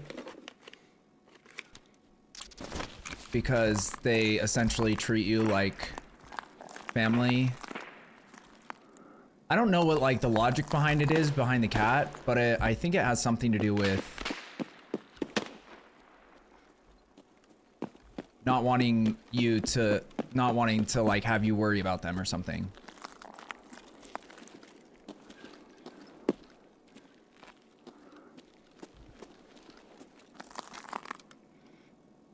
Is there a way out the back from here? Because it sounds like that fighting is right on the other side of this building, but... Oh, there is.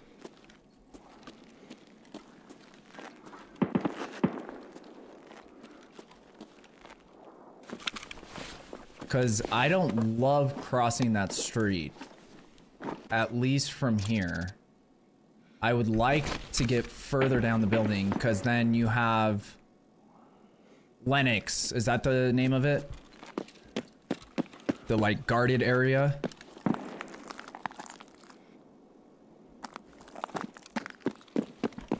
Yeah, the blurriness on the face shield, not a huge fan of. Oh, I guess the... Oh shit, worst timing ever, of course. It's not really cover, but this little building is. I'd assume it's just a regular, it sounded like a regular scav. But like I said, I don't know. Cause the marked room is back here.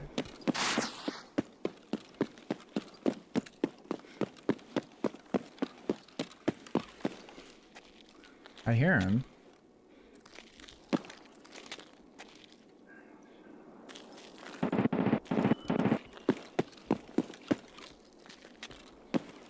So I'll see if I have more luck with the marked room while I'm on stream, because every time I've hit it off stream, it has been doo-doo. Where is this guy? Jazz! Boom. Dude, what is up, bro? Thank you so much. That's crazy. Holy shit. 5 gifted subs from Jazz.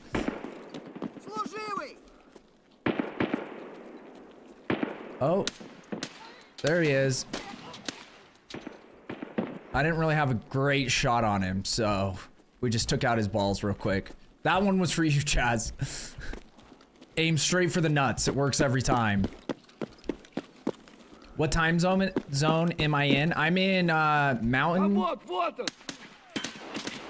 Mountain Time, which is like a time zone that people aren't very familiar with for some reason. It is kind of weird because it's like, honestly, they should just add us to Central, because like, it's like there's like 3 states that are in the Mountain Time Zone.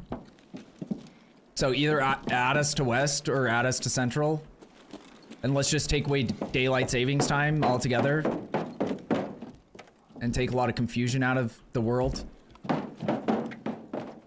Heyo. The money shot. 60% of the time it works every time. Exactly. It's just like Sex Panther, dude.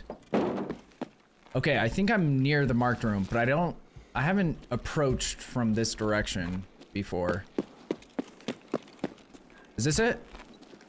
I think this is it. Okay. Cross your fingers. Also, that was your 180th gifted sub in the channel, Jazz. Dude, I should have been doing it on stream this whole time. I've been talking about how AIDS and bullshit it is, and I find a green card and a yellow card in one run. Which, like, value-wise, I don't think is super high, but those are both places that have potentially valuable items. And I found a spear, which is technically one of the best guns in the game. So, of course, the one time I do it on the stream. And I found a car battery, which is nothing. But that is hilarious that it actually worked. Then I saw someone say that, like, there can be things on these bookshelves. I don't know what spawns there, but the first 2 or 3 times I hit this room, I never even looked there, so who knows what I missed out on. Now you won't get deported. Exactly. Put these in my booty hole real quick. We actually have this. That's like, honestly, that might be the best loot. Like, just those 2 cards. Because, like, I don't think I've ever seen someone... Oh, even that. Like, there's a CPU, but... But, like, I don't think I've ever seen anyone get anything amazing out of here. And, like, those key cards themselves aren't great loot, but they're 10 chances to get really good loot on labs. So, at the very least... You know, you're kind of, like, multiplying your odds. Sheesh.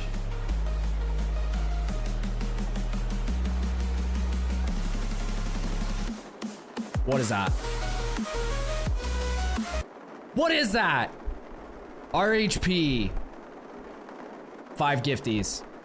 And that brings you to 121. Which is also insane. You and Jazz might be the top 2. Like, if I had to guess, that's who I would guess. I don't know what Belasso's at, but he has like this this thing he does, which is hilarious, where he comes into the stream like once every couple of weeks, every 2 weeks, or like a month, and he just drops 5 gifted subs, and he just says, stopping by to say what's up.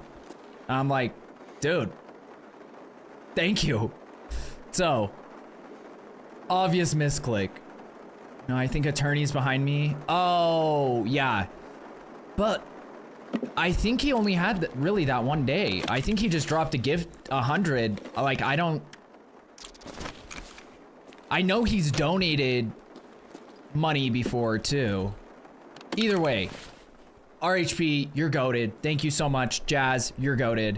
And the best thing is when people we actually know in the community getting the gifted subs. So Hexerism, hell yeah, he's been in here a lot. He's big into Tarkov, so that's been awesome. And then we got Edgar and Merca, who also got gifted subs, so that's pretty sick. Dang, dude, I'm 9 months ahead of your subs. Oh, of my other subs? Yeah. I just want my free emote. Uppercase with 100 biddies. Hey, I don't care the reasoning behind it. Either way, I appreciate it. Oh, het. Okay, well, I would say that was a huge success. I don't know what the SRM3 even is. I know what the SRM2 is. Oh. It's like slash assault version of the Val, kind of. Is this any good, Blake? And then also Brent, thank you so much for thank you for saying thank you, because that's always awesome when people actually are around and say thank you. That's goated. So I need to do an emote today. Never thought anyone could blast past 10k bits. You got someone in your stream? Also, we can do it again, because I don't know if RHP, I think you were making coffee or preoccupied, but I made a command because a lot of times I would say like 50%, if not more, of the people who are in chat are people that are my homies that stream. So I made a command for all the homies. So all of those names on there are awesome people that I recommend you go follow. That way I'm not cluttering the entire chat with 10 shout outs, because whenever I start this shout out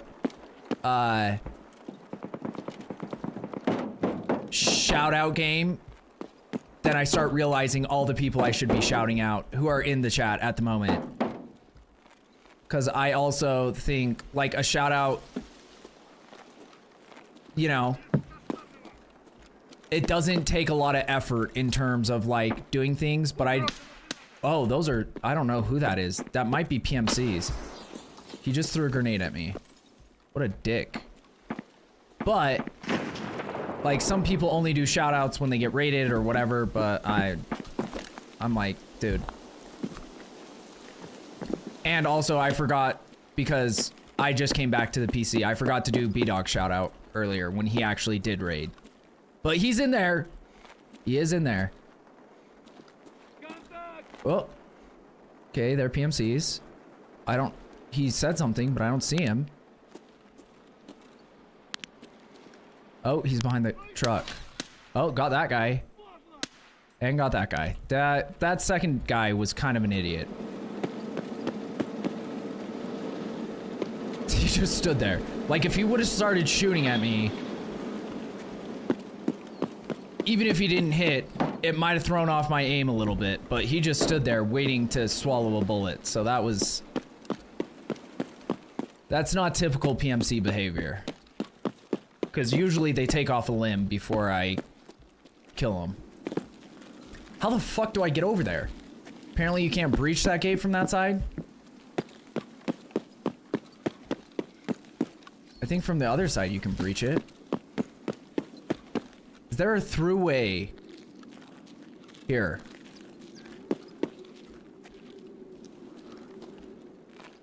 Choo choo. Wait, what is that? I can't even tell what that is. What's up, Red? Or Lauren? Oh snap. Roast on there. Yeah, dude. Cause Roast, like, he's someone else that, even though I haven't been playing games that, you know, like, he almost every stream comes in and then at least says what's up. He's, you know, I really appreciate it. And he makes awesome content too. It just might not be like, you know, if people are here to watch Tarkov specifically, or like extraction games, because that's what I've kind of been focusing on. But like, I believe that a good streamer, for instance, the Burnt Peanut, I never really even cared about Tarkov at all, or never even thought about playing it, even when I was playing Hunt. But the Burnt Peanut, watching him have a blast playing this game, even though he was getting his teeth kicked in the majority of the time, made me give it a shot. So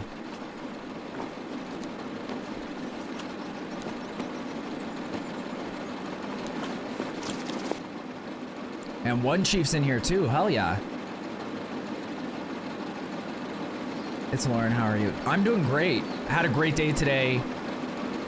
I finally, like, today was the first day where I kind of felt like I was out of, like, I've been in a weird, like, lack of motivation and all that kind of shit the last month, maybe even a little bit more, where it's like I've kind of just been like, you know, when you feel like you're kind of just like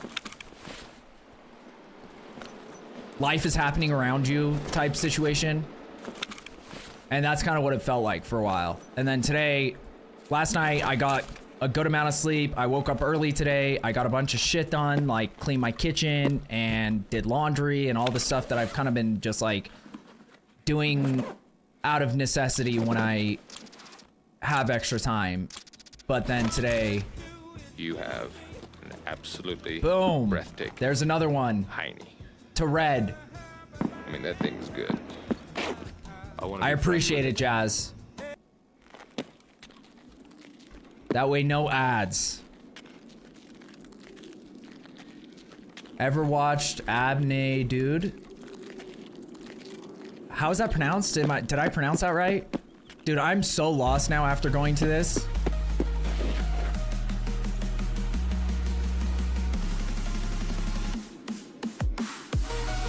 I think I know what you did there, Jazz. Because he doesn't want to be at an odd number. So, since he gifted one specifically, he was like, I gotta stay at an even number, and just gives 9 more. Holy shit. Jazz, uppercase, RHP. I appreciate you guys. Truly, that's insane. Dude, that's like... I don't know. 3x what the amount of support. You know what I'm trying to say. I won't lie. Wait. I thought for a second the hospital Wi-Fi went down. That's what we do. We bring the boom. We bring the boom to you. We bring the boom. We bring the boom to everyone. We bring the boom. Oh my god, Jazz. RHP coaxed him into it. That could be considered peer pressure, a form of peer pressure. I happen to approve of this peer pressure, but at the same time, it doesn't change what it is. That's insane. Holy shit. Dude, if this was in PvP, well, even now, I have no idea what's going on in this map. I could just go around a corner and get instantly killed by a boss, but I can't wait when I'm only playing PvP and I have no idea what's going on around me. Blake, y'all be good. I'm off to bed. Dude, thank you so much for coming through. Thank you for subscribing over on YouTube. I really appreciate it. Thanks for all your tips. Hopefully I will see you around more. Because, yeah, I'm trying to... Like, I'm new to this game, as you can tell. And I am trying to, snake my way into the Tarkov community. Which is, from what I've heard, very dedicated, passionate. Not always the friendliest. But I have met some really amazing people so far, so thank you, Blake. Have a great night, brother. I ain't done nothing. Oh, 10. Oh, really? That's all? It wasn't pressure. I was being factual. Well, hey, I don't know what it was. All I know is it means a lot. So thank you guys. But, oh yeah, Golden. Golden was in here and he played with me a couple times when I first started playing. And Egypt. I don't think Egypt's been around as much since I stopped playing Hunt. I don't remember. But we know them for sure.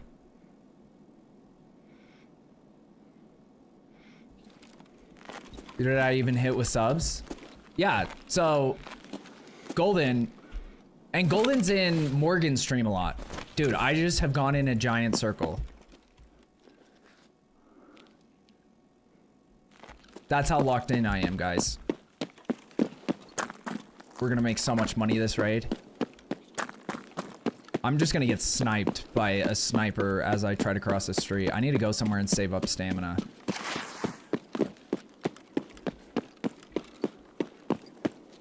I guess we already did get 2 labs key cards, and that kind of started, because that's pretty insane luck for 1 marked room.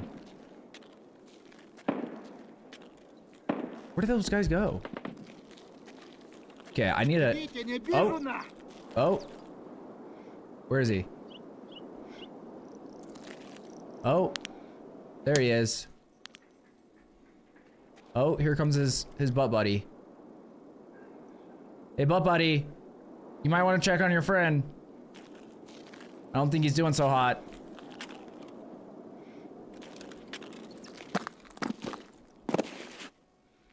Not in here. He's running on metal stairs, it sounded like.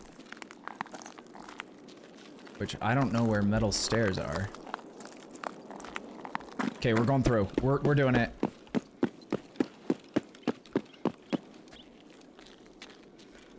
And Heaven is someone who shows up in Morgan's stream when she's playing with Arrow. Oh, nice. Yeah, I don't recognize the name in here, at least. But dude, I don't get these guys. Also, what strat is that to just yell out, like the scav AI, to just yell out and then not do anything? Like, if you're gonna yell out, shoot me, because that means you see me. Shoot at me. Start, you know, getting in position to kill me.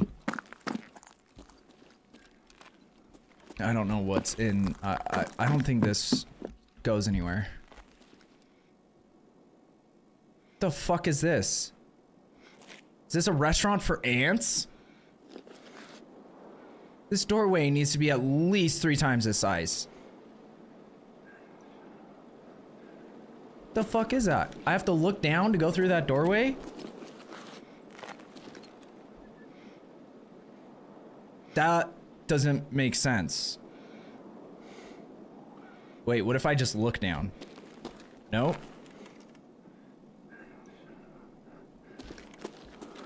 Wow.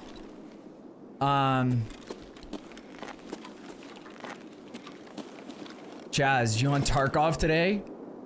I don't even have it. I was forewarned to never, but I can always get it whenever. But to be fair, next paycheck is a Switch 2. Ooh, Switch 2, dude. I really haven't heard anything like... Oh, I'm zoomed in. Oh, who are you? Oh my god, look at this. Isn't that just sad?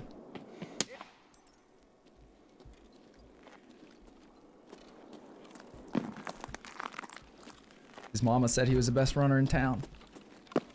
Till he lost his head. Okay, we're through. Oh shit! Those guys are guys that can actually kill me. You fucking cocksucker! Oh, he's probably gonna throw a grenade. That's our first instinct.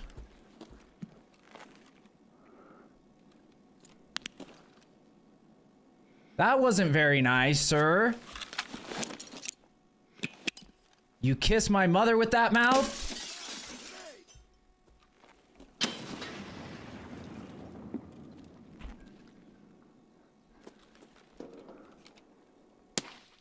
Idiot. Is there another guy just sitting right behind that door? Yeah.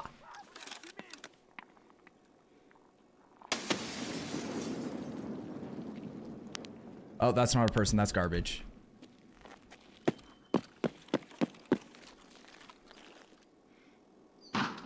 Oh.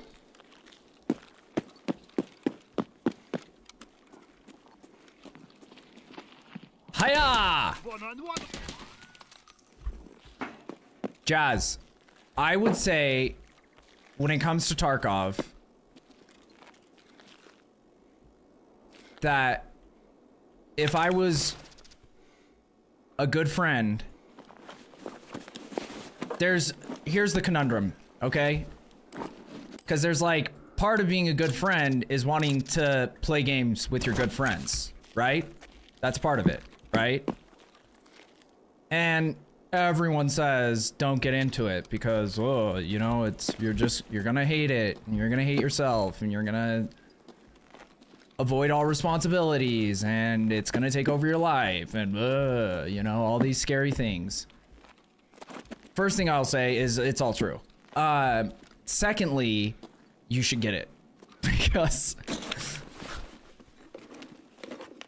I need to play. I need people to play with because playing it solo is terrifying and not much fun. Like, because at the very least we die together. Or maybe the most, I don't know. But when me and RHP play, we don't have a lot of successful raids, but we do have a good time.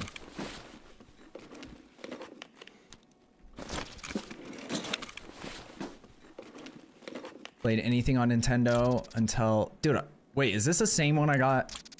That might be a different apartment, but it's the same building. What the fuck is that? How did they fit that in that filing cabinet? That's a new design. I need to get me one of those.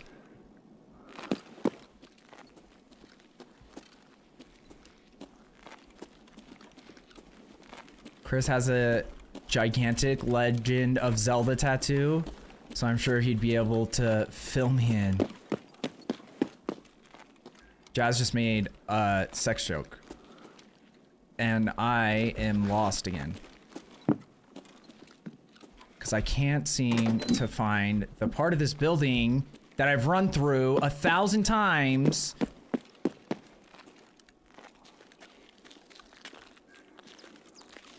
Where the fucking pharmacy is.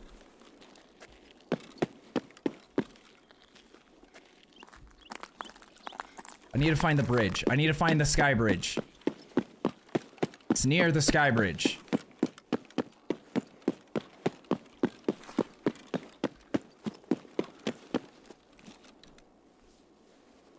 It's awesome with mates. Dying isn't as daunting then, exactly. We won't get into his nickname for me. I think I clipped it at uppercase, but I closed it before getting the link. Good coding that. Yes. That's what I was talking about earlier, RHP, before you got in here. Is that, like, there are times when you see some of the items in the game. Dude, where the fuck is that sky bridge? Where you see items and you're like, because we were looking at their Playboy magazine. Because the funny thing is they changed it so it says Playboy instead of Playboy, but it still says Playmate of the Year if you zoom in.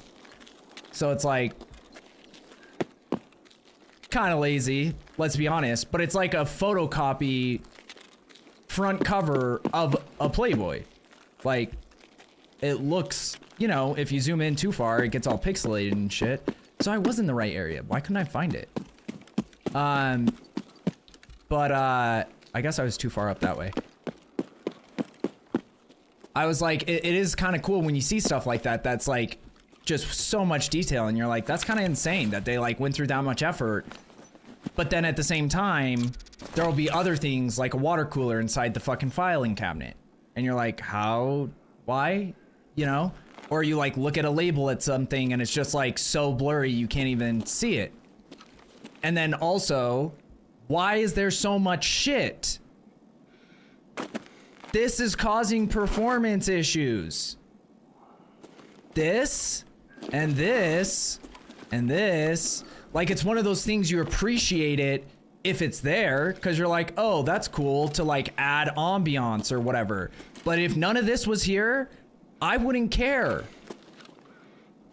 But having all of this shit have to load in every game, these individual objects that aren't even part of, like, I can't interact with them. They're just here, taking up computing and frames. And so I'm like, and some of the buildings where you can see into the window and it's a fully furnished building, but you can't even go in that room. And I'm like, just make that place boarded up. Have it be an empty black hole. Who cares what it is? But like, the fact you have to put low performance mode as an option for this map because performance is notoriously so bad means that maybe you should adjust the map instead of adding an option in your settings and take out all of this shit. Like, you can leave some of it, but I guarantee that's part of the problem. It's just so many like random items everywhere that aren't even interactable.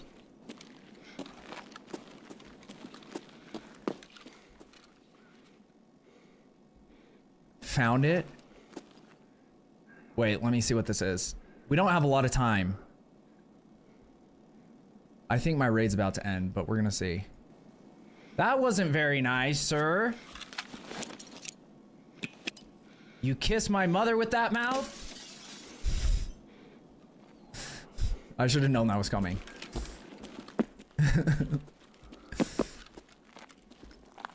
Don't show that to my mom. Just kidding. She would laugh. She wouldn't even get it. She'd be like, who are you talking to? Is that one of your friends? Like, no, Mom, it's AI. They can't even hear me. God.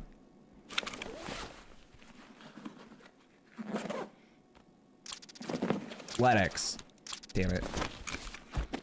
Pretty sure I used up all my luck, but we need to find the next pharmacy, and the next one is all the way across the map. So, and we haven't killed any snipers yet, but I don't even care. Great raid so far. Been a great raid, even without finding the lab's keycards.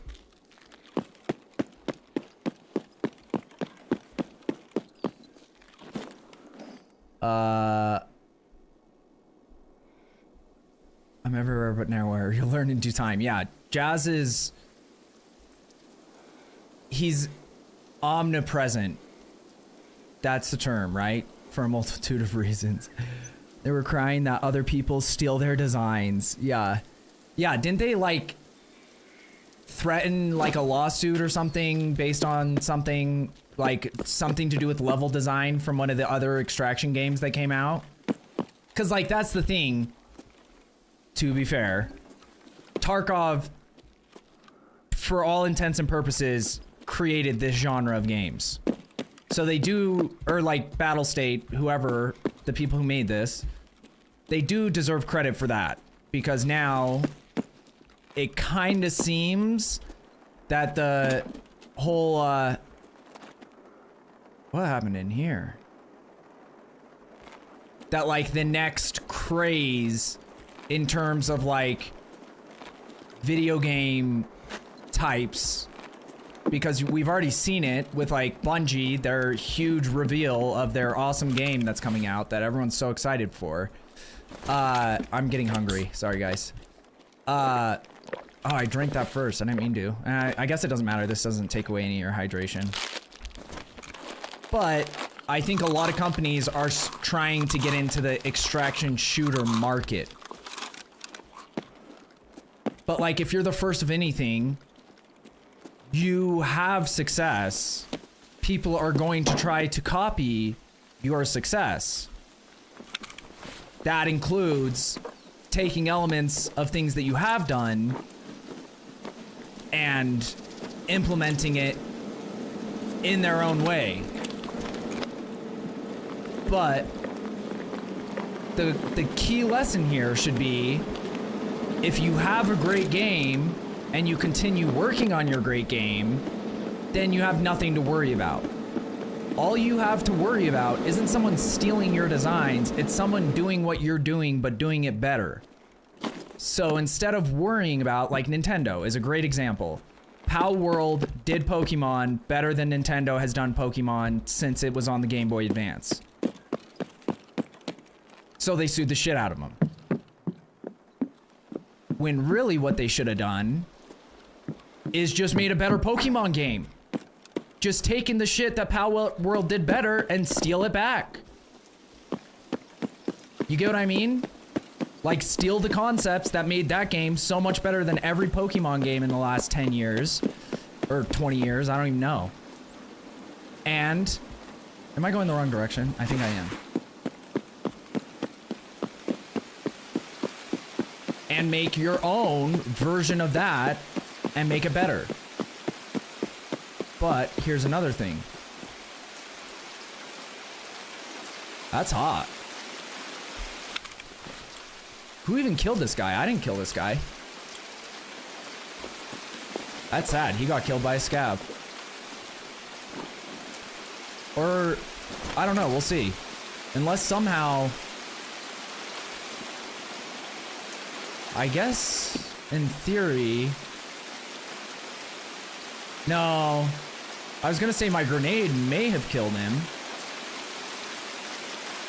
But I don't think my grenade went that far.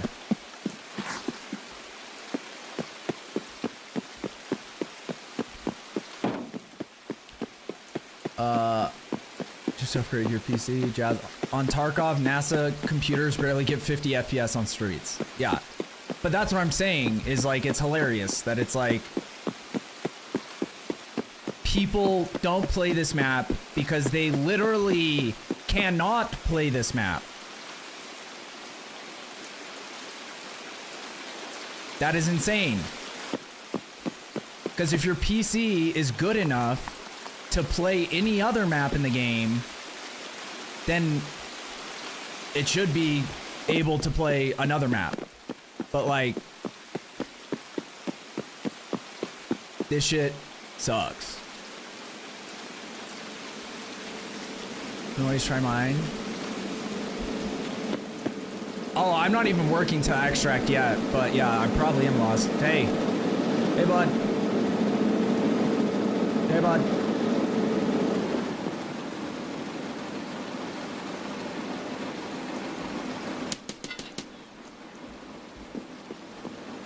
Will he shoot at you? I don't know what. He seems to be twitching.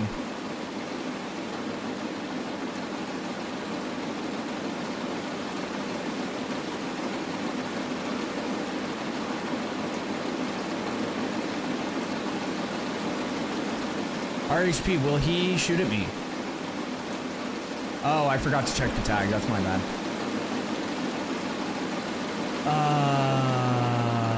Jazz, let me put it in this way. My old was getting similar performance with a 4070.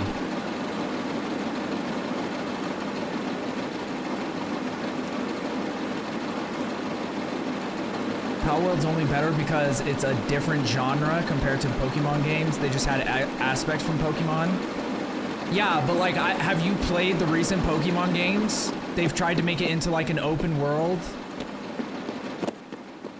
Like, they don't have survival aspects to it like Power World has, but like, they're trying to make it not just like walk around like 2-bit RPG, like the formula they were using for years. And here's the thing, that formula worked, but like, they haven't really adapted to technology changing and games changing. So they're just like, it's because that Arceus game or whatever it was called, that wasn't like an actual, it wasn't part of the Pokemon franchise, but it was the first one to use the like open world mechanics, was successful. But I think people were just happy because it didn't feel like the same old Pokemon. And so then they just tried to copy paste that same formula and then add a new generation of Pokemon into it.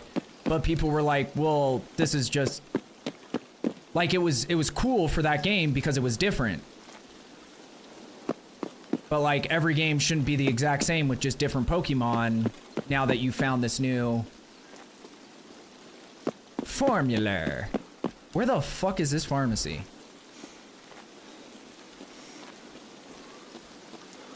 I feel like if I go out there, I die.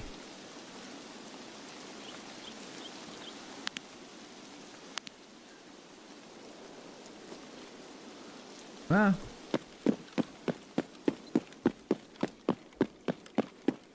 Not dead yet. I think I see it. Green. Green and white is their pharmacy colors. Hiya! Okay, I have 7 minutes, and I hope I'm near an extract. But... What's up, Astro? Saying that, to be fair, Pokemon Z to A looks trash. Wait, what is Z to A? Is that their new series that's coming out? Because, like, Scarlet and Violet is over? I apologize to anybody. I know some people hate that people like Pokemon, but like, I grew up with it and whatever. Sorry, not sorry. Type vibes, whatever.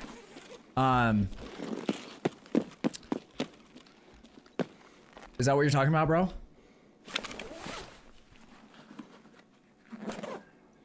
How are you my age and only know 4? Oh, cause Pikachu, Charizard, and Mewtwo. Squirtle. Those are your favorite Pokemon? That was my favorite thing growing up, is like my dad or my grandpa or someone talking about, oh, You got some Pokemon cards or Pokemans? They would always say something weird, and I'm like, it's not that difficult. Okay, where are we going?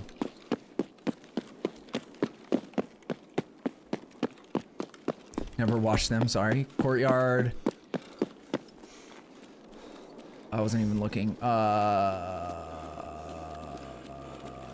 Courtyard is...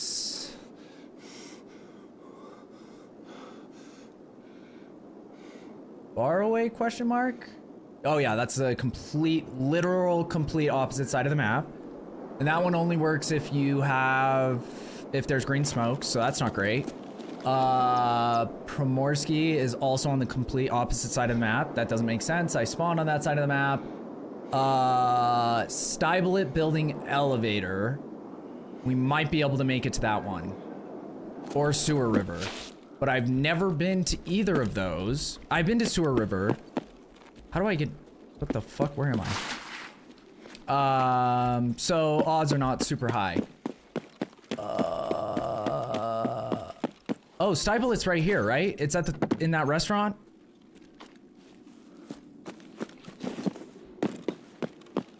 Or am I tripping? Makes one clip, dude. Jazz. You also could have you also could have gifted all your subs on the last day of the last 3 months and got top gifter badge. So.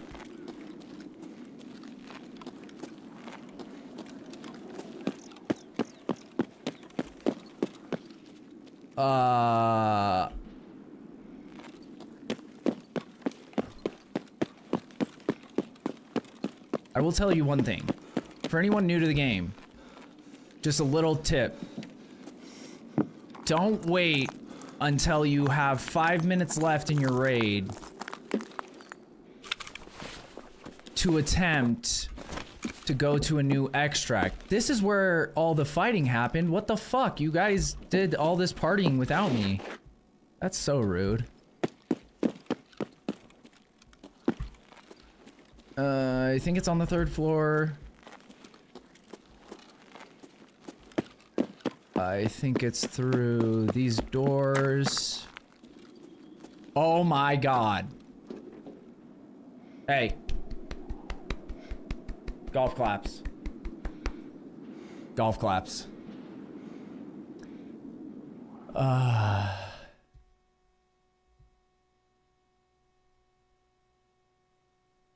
There we go. Now let me move my mouse. Only if you pay, if someone pays him. I never played video games growing up. Never watched them, and yeah, but also the only reason their new ones are bad is because the Switch was terrible. Switch 2 has rehyped all the Pokemon stuff. But Jazz, what I was asking you is Z through A the new generation? I will say what they've been doing, I will give Nintendo credit because they did their evolution cards. And that was smart because they're like some of the most most popular Pokemon. And then they've taken that hype, which maybe some of it was over the top, but they've turned it into like every set that they've released since then has been really solid, and they're doing like new stuff that they haven't done before and having like multiple sets for English, which used to only be a thing in Japanese cards. They're doing like some cool stuff. So I will say that as far as the cards go, but yeah. Ugh.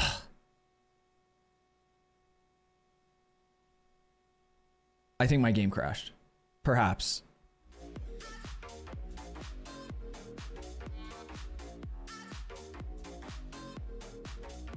I should have learned by now that you cannot do anything while the game is loading.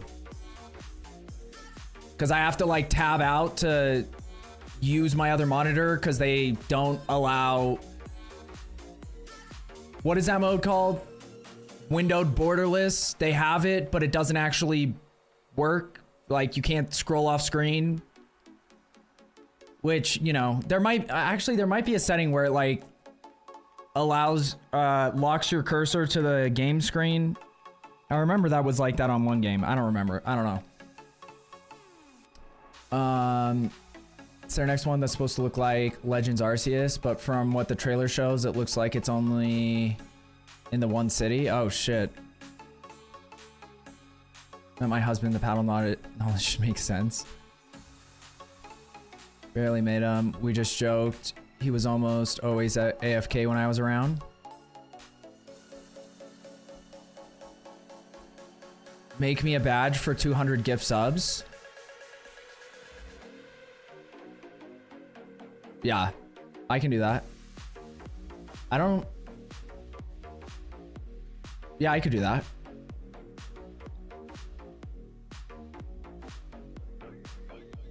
Yeah, that's the other thing. Sometimes his AFK-ness wasn't by choice. So, that is a thing. Sorry, I'm trying to catch up on these chats. I was kind of frazzled for a second trying to figure out where I was going. It's nice being able to legally roofie him. It's Gen 6 in the Arceus style, but instead of being open, it seems...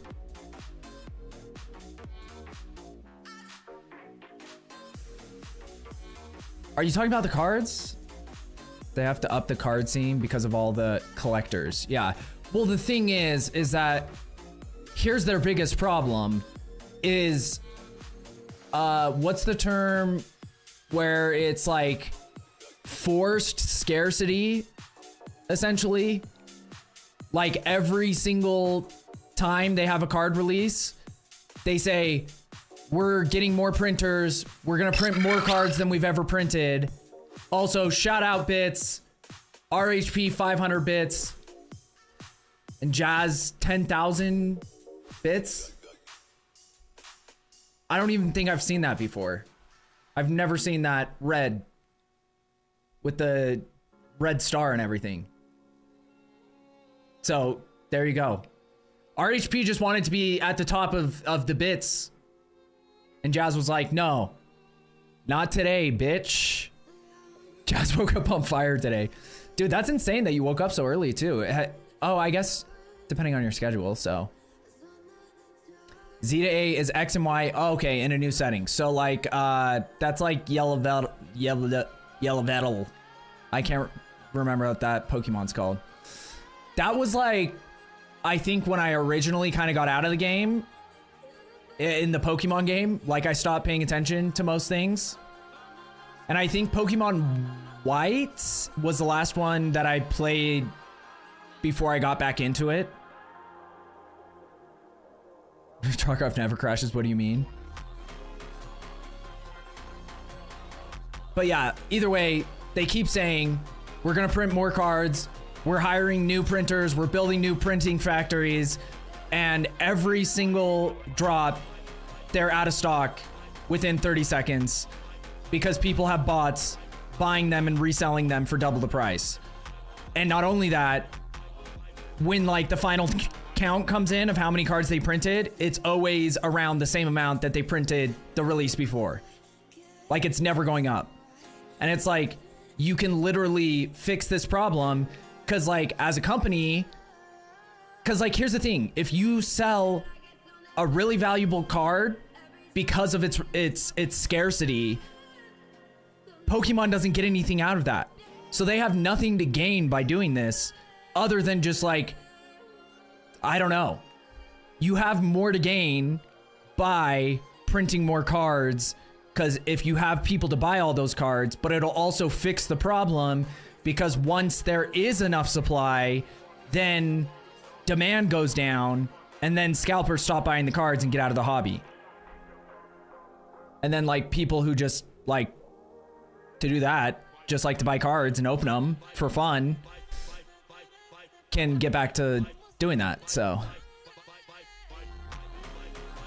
I feel like having another thing. Oof. Woke up on fire, prepping for day shift. Oh shit. Yellow Vettel and Xerneas, yeah. I won't say I wasn't a good student though. Wait, I missed that one. Believe it or not, Jazz, I was innocent angel before I met Chris. Men tend to have that effect on women. RHP, another 1,000 biddies. Holy shit, guys. That's actually insane.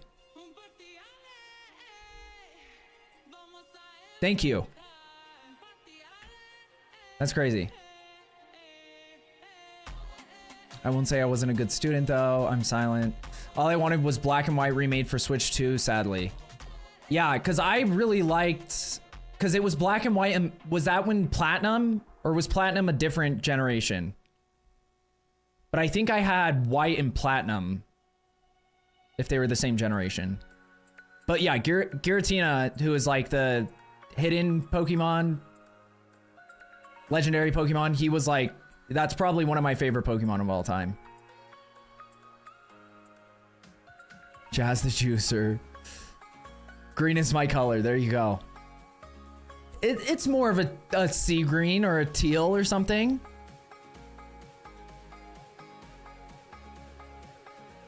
Platinum is Diamond and Pearl. Okay. I'm new to this. Okay, let me invite you. What do you want to play, RHP? Do you want to try PvP or do you want to play PvE? Because I probably have like 2 or 3 raids in me. I'm a man, it's fucking green. The only color that I feel that way about is like magenta. Or like when they start getting other things involved in describing a color. Like aubergine.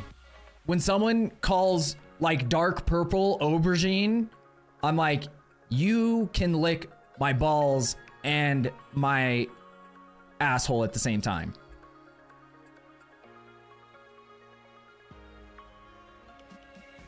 Magenta, I don't even know. I think it's, if I had to assume what magenta is, it's more pink than purple, but yes, they're all fucking crazy. Time the other colors matter is lingerie. There you go. Just made up words, exactly. I'm just here for the vibes. Okay, well, if you're here for vibes, then we're gonna get our dick stomped because I did say we're gonna play PvP tonight, so. If I only have a couple raids left in me, maybe we can accomplish my task that I still haven't accomplished on Ground Zero. Dude, RHP, I don't think you were here the other night. Or maybe you were. Did you see all the shit I got from doing scav raids? Better than steroids.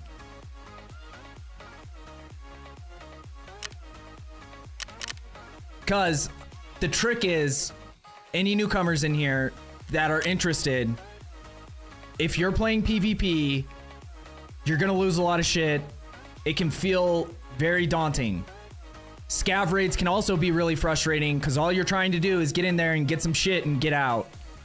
But if you do it on streets, because a lot of people can't run streets, and if they can, it's just not a super popular map in PvP, you can scav through streets and get an insane amount of gear and stuff to upgrade your hideout, and you most likely aren't going to run into PMCs.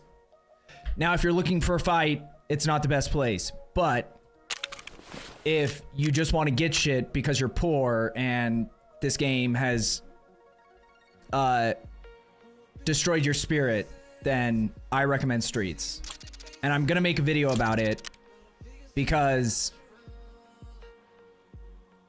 there are some drawbacks, but the majority of them have to do with just the wait time. Because since it's an unpopular map, it'll take you usually 8 to 20 minutes to find a match. So that's the part that kind of sucks. But I think it's worth it if you know you're guaranteed or almost guaranteed to survive your raid and get a lot of good shit. Because my entire inventory was empty. And all I've been running is scav raids on streets. I haven't really been doing much PMC raids because I was so worried about my inventory, and now I'm literally like, that's the bottom of my inventory. Like we got shit. And even a lot of these guns are not like my guns I got as a scav. They're just guns I found in weapon boxes on streets, or I looted off a body of a dead PMC, or just like guns can spawn in a lot of places. So I have some like 100% durability guns that are solid guns. I got like this Vector just in a random weapon crate. I got an AK something, maybe this, the 74M, and then just even like a lot of gun parts, which now there's no flea market, so that's cool. I didn't realize earlier that there's no flea market. I thought it was just restricted to level, but there isn't a flea market. So anything that you're holding on to because you're like, oh, I want to get to level 15 or whatever when it used to unlock, that's not how it works. You might as well just sell it, because traders are the best deal you're gonna get.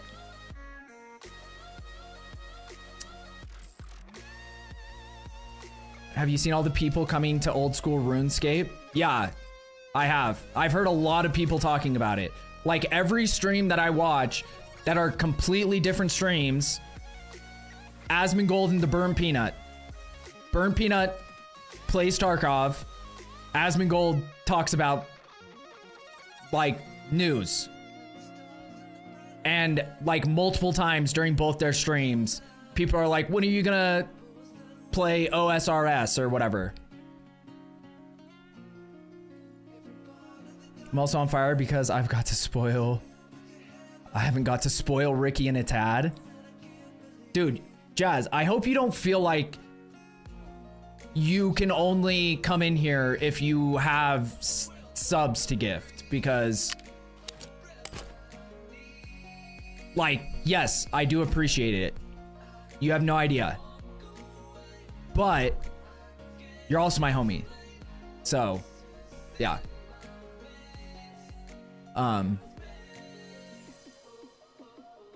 No good influences for it.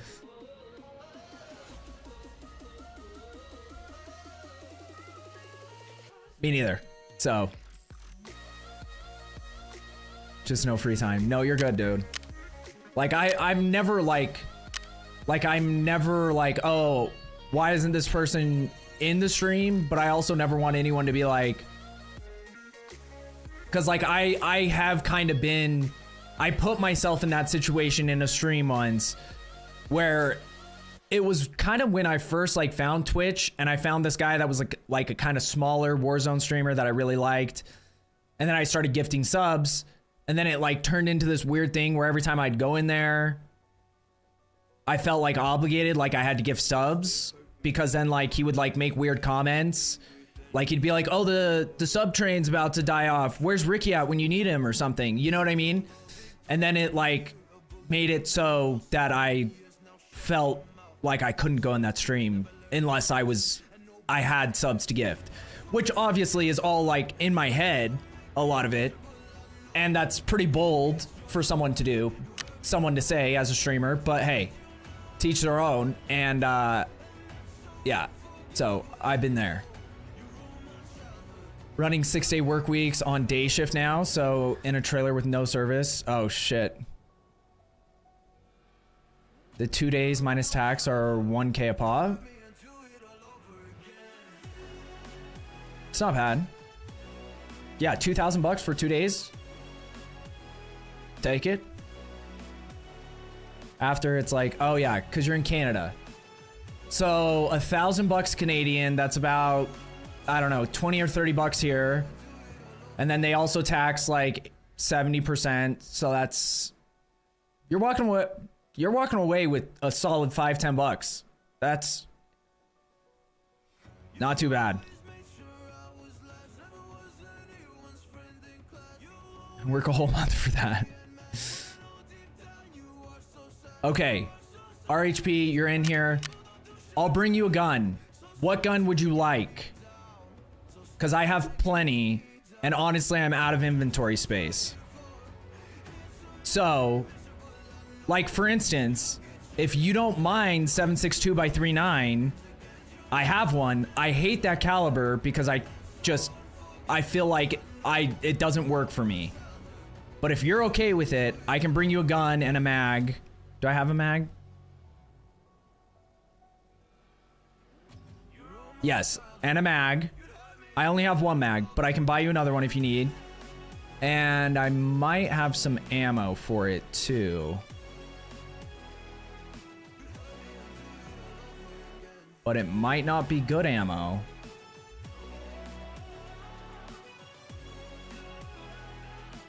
I don't even have any ammo for 7.62 by 3.9.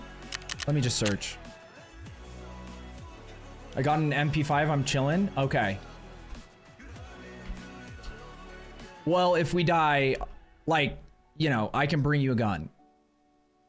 Cause, like I said, once again, I'm running out of inventory space. And we can do some, like, bagception, you know? We can, like, put bags inside of other bags and then put rigs inside of those bags and have those rigs filled with magazines inside the bags that are inside of other bags. But I think I already am doing some of that in some places.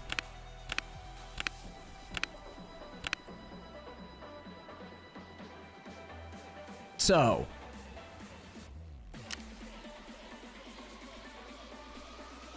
try with my gun. If I die, I might need one for next raid. Okay.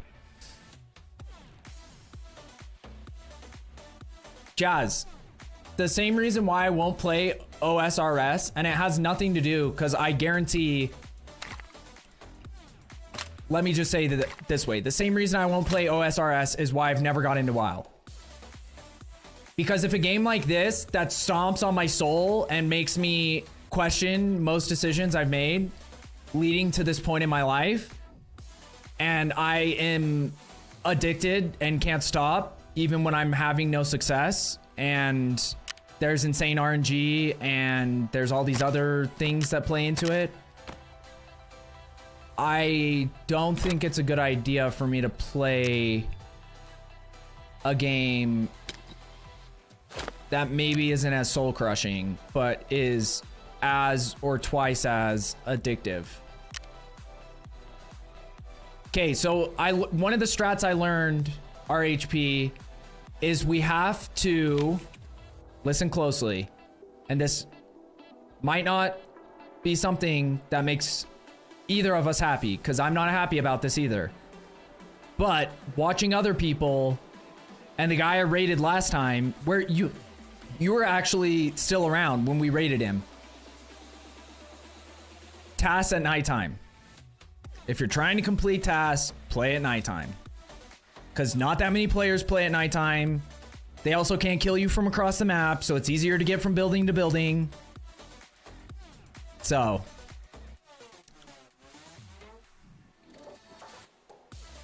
hell yes, inventory Tetris. Oh, 90% of graphics. But I know it's because you fear getting addicted. But I've seen you play Raid Shadow Legends. The crazy thing is that the fact that I actually streamed that too. Like, it's one thing to play it behind closed doors, but I actually streamed it. And I played the system and got paid. Because they were one of those companies that would give anyone a sponsorship. Not a paid sponsorship, but as long as you like stream the game, I think it was for like 3 hours, and then you got 10 people to sign up to it, which I don't think a single person from my actual stream signed up to it. I just made 10 accounts because they had to get level to level 20, and I figured out a strategy to quickly level your account to 20. It still took me hours. Like, the amount of time I put into it to get like $150, if I would have put that time into anything else, I probably would have made more money. But I did do it. And successful sponsorship. I hit the goal. LMFAO, I'm not here. It's what I call a hustle. Like I said, it's kind of the same vibes of like criminals that like put in all this time and effort to make like 40 bucks from robbing a convenience store, you know, and then it's like, dude, if you put all that time and effort into working a job part-time and you wouldn't be a criminal and you wouldn't have a record, but hey, Jazz got a red badge for gifting biddies. He dropped a 10K bomb, which is the most biddies I've ever seen in my stream. So I don't really remember what that means. Is that 100 biddies is $1? That's all I know. So 1,000 biddies is $10.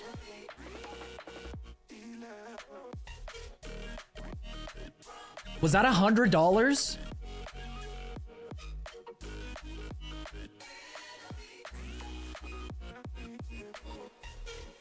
I got some bits for you. 100. Dude, that's insane. I didn't really process it in the moment because like it's the same thing with in-game currencies, that a lot of this stuff is meant to confuse people, but that's insane, Jazz. Holy shit. I don't have a helmet. Good idea, bad idea. I don't want to buy a helmet, so we're gonna say good idea. Or I can just put on this shit tank helmet. Doing quick maths. Yeah, that's never a good idea.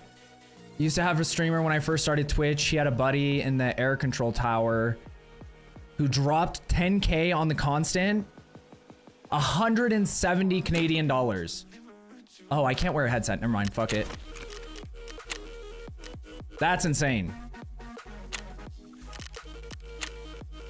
Like, I don't really understand how Canada functions because their dollar is worth less, but like $1 is still $1 to them, right?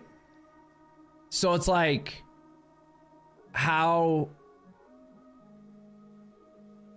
So like, just like literally everything is just more expensive? Because like $1 is still $1 to you. It's not like the difference between like rubles and an American dollar, because it's like 5,000 or 10,000 rubles, I don't even know, for $1. But you know what I'm saying?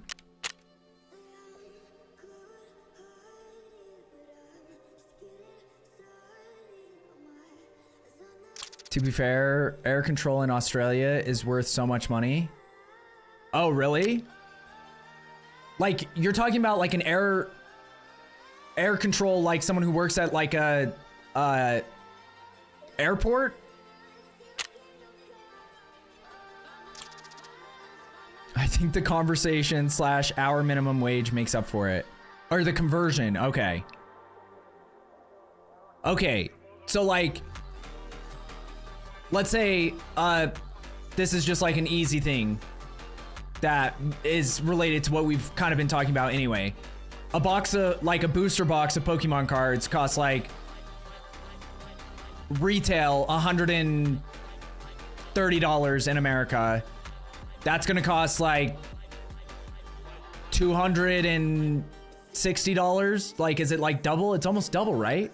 Because if it's 160 or 170,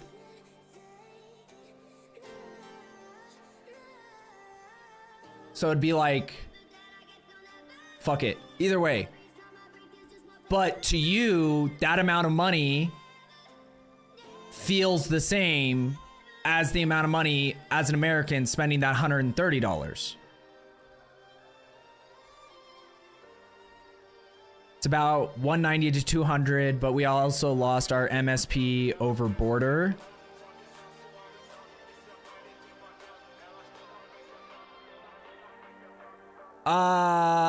It depends on the state, Jazz. It's not like a federal thing. Like, there's a federal minimum wage for that every state has to be at least at.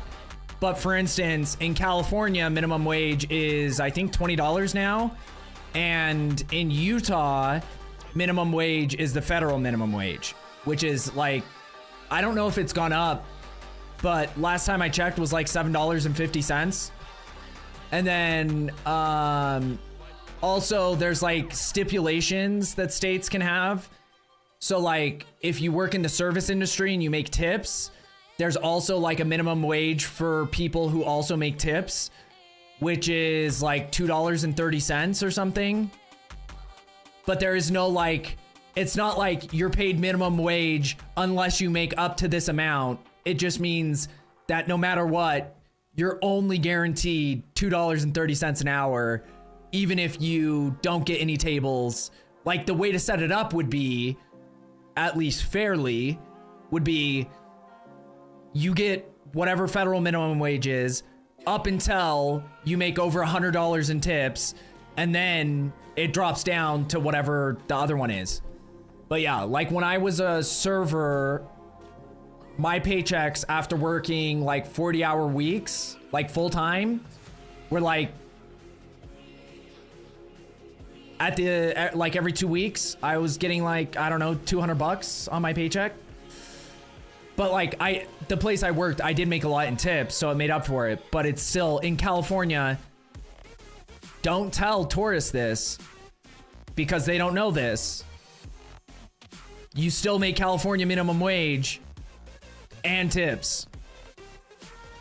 So my paychecks in California, even if I didn't want to be nice to people and interact with people, or if I got stuck not being able to work bartending shifts and had to do like a bunch of managerial stuff, I was still making like $2,000 a paycheck or more.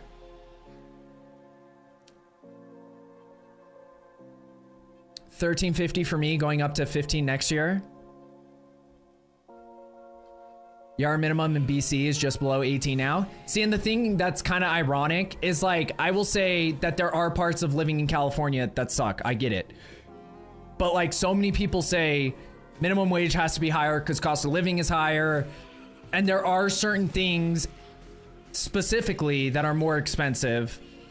For instance, property tax and owning a car. There's like a bunch of taxes you have to pay just by owning a car. But like overall, I will say when I was living in California, making the money I was making, I felt way more comfortable than I have the entire time I've lived in Utah, no matter where I've worked. And like, but the gap between $8 an hour, whatever it's at, and $20 an hour is insane. So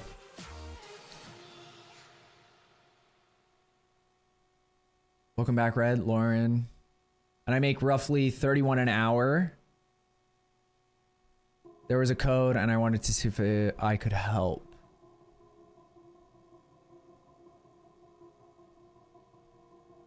You got time for 3 raids. I'm at almost 37 an hour. See, and that's super solid. Like, and like, but that's the thing that was kind of crazy in California is like the rent I was paying in California is not much more than what I pay in Utah. So like, that's the thing is California has adapted as time has gone on. Because when I first moved there, it was at 15, minimum wage was at 15. And then like over time with inflation and just like, no matter what, California has stayed as a place where people want to be. So it's like the population keeps going up, everything keeps going up. So they moved it up to $20 an hour. In Utah, population keeps going up. More people are here. A lot of people left California to come here during COVID. Like, all this shit is happening, but they're not changing any of the things to support that growth. Like, they're not making... So, like, and there's no renters protection here.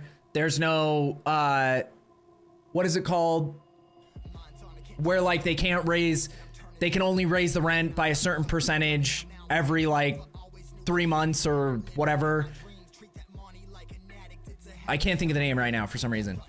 But that doesn't exist in Utah. So, like, literally, what happened to my little sister is the place she was living at they tried to, because like all of a sudden values in the valley went up during COVID, and they essentially did nothing. They didn't do any renovations or anything. My sister and her husband were still living there, and they just said, hey, we're gonna double your rent. Because they knew they could get that, but there was nothing my sister could do about it. It was like, okay, so now I just have to move out. And they were already paying a shit ton. So it's crazy. To let you know something about property tax, there is a movement to ban called Axe the Tax. Check if it's in your area. I will see. Honestly, property tax is the biggest joke I've ever seen in my life. What map did I pick? Because this doesn't look like where I thought we were going.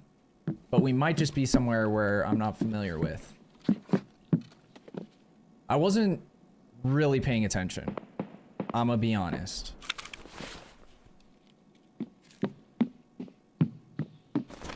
We in streets. Okay, so this is not where I was trying to go. No? Is this streets? I have no idea where we are. Okay, well, I say, fuck it.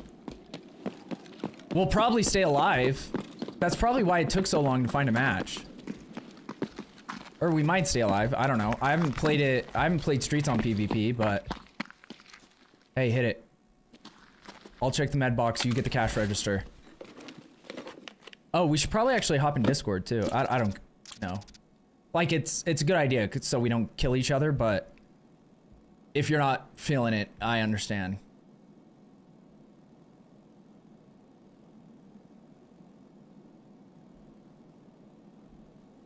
Yeah, and just a heads up, everyone.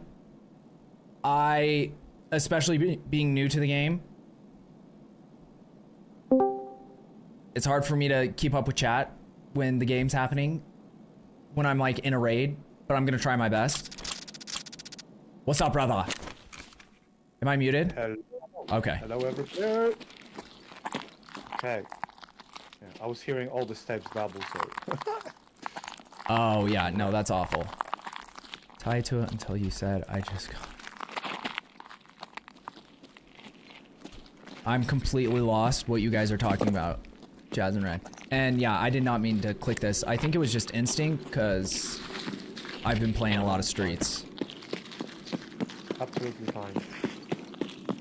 The problem is, I do not have anything that needs to be done here. The good thing is there's lots of loot here, so, especially for you. And honestly, me, like, I have learned there's no such thing as too much loot in this game. I don't think we can get out of here. I don't like these buildings that don't connect to other buildings. I mean, you can go straight across. Oh, this is cinema, right? Okay, now I know where we are. That's cinema. So across the street is where all the good loot is, right? Yeah, all the apartment buildings as well. What happens with snipers during nighttime? Do they miss shots because it's nighttime? They can't see you. They won't aggro. Okay, cool. Because I was gonna say, it would make sense to me if they had superpowers and were still able to just... Nah, literally, if you stay in the shade, they will not shoot because they can't see you. Yeah.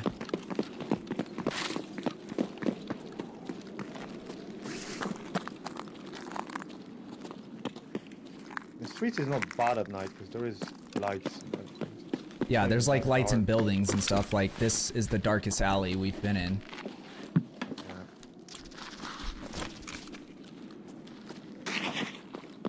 This isn't necessarily the area where I want to be, the place that I think is the best.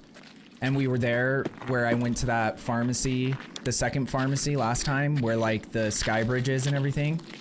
Yeah. I think is the best building if we can get over to there. Because there's a ton of filing cabinets, there's a bunch of dead bodies that can spawn like armor and shit. If we do run into PMCs, I am. Fuck 'em up. Well, Don't no, worry. yeah, no, I'm sure we will. But I am probably gonna like audibly scream when I start getting shot, because that already happens enough in this game when I can see around You'll me, be fine. and this is essentially a horror game that we're playing right now. Okay, that door doesn't open. Yeah, I mean, Halloween in a month, so... Yeah. Or 2. So it makes sense. Close enough. And anyone that has the balls to play this at nighttime on purpose is probably a demon that we don't want to be messing around with. True, true. Dang, these guys in the lobby. Oh, look who it is. What up, Jazz? What'd you say? Yaz? Y'all sitting in the lobby? Is my stream paused? No. No. Oh, no, okay, No, okay. we're in the game. We're in the raid. Yeah, we're... Oh, you just mean the lobby in Discord? Yeah. Yeah, I think RHP just joined the first one. Like we haven't had issues like we were having before where we're just getting like random people that I didn't know what they were gonna say on stream, and so I'm not about me super worried about playing in the you special. hidden channels. You special, Jazz. And you can already join any lobby anyway, so Yeah. I just figured you'd be in stream. yeah. If I like get prepared and think about it, then I go to stream. But this is the dumbest box to loot. But since it's nighttime, I don't even care, dude. I also don't have a backpack because I have a backpack. I come prepared. Come on. yeah, no, mine was more so because I'm like, if I'm going to customs, like I've had such bad luck there. Oh, here's the building. Dude, here it is again. What the fuck is this? You have to look down to walk through. What the? It's made for midgets. That's yeah, didn't want to say that out loud, but yeah, it is. Hey, Oh, that's close. yep. Get someone mad at me if I don't listen. Stream not paused. That is very close. It's around the corner, actually. Next block.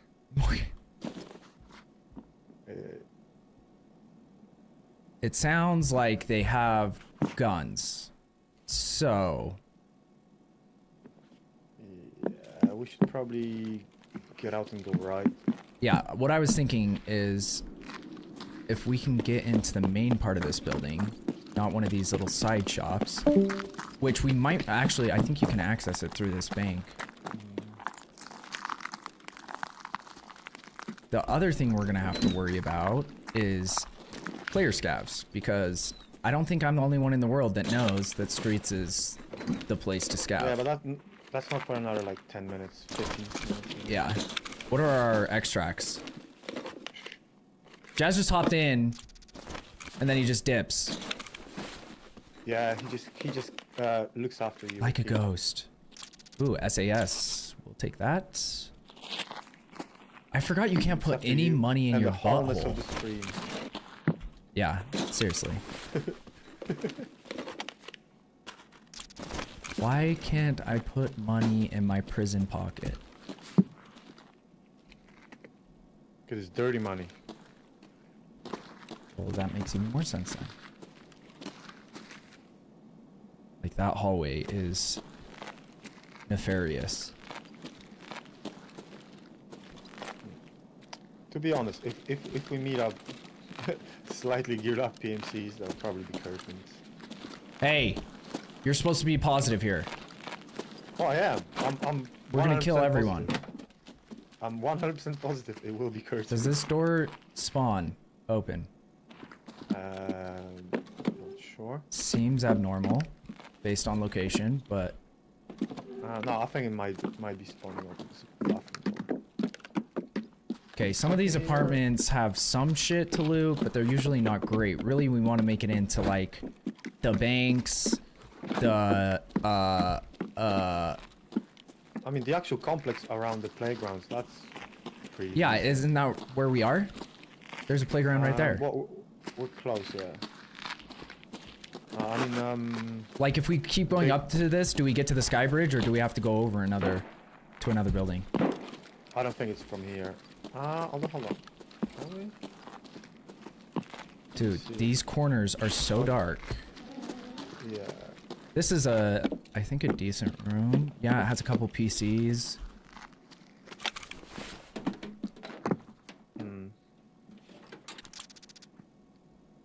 Oh.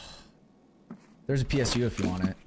It's great for hideout upgrades, and they suck to bring back, so. But I don't have... You know the way I play PvP. Yeah, you're not gonna fuck the hideout, dude. RHP doesn't need a hideout. No, I'm not hiding. Racola. Oh, that's always good. Good to have some juice. Oh, and then here's a body. I think he can have some decent shit. Give me a bag. Nope. He has one thing. That's the other thing that's hard to get used to, is because they changed loot in PvP. So, like, I've built up, like, looting routes in PvE, and then you go to PvP, and it's not nearly the same.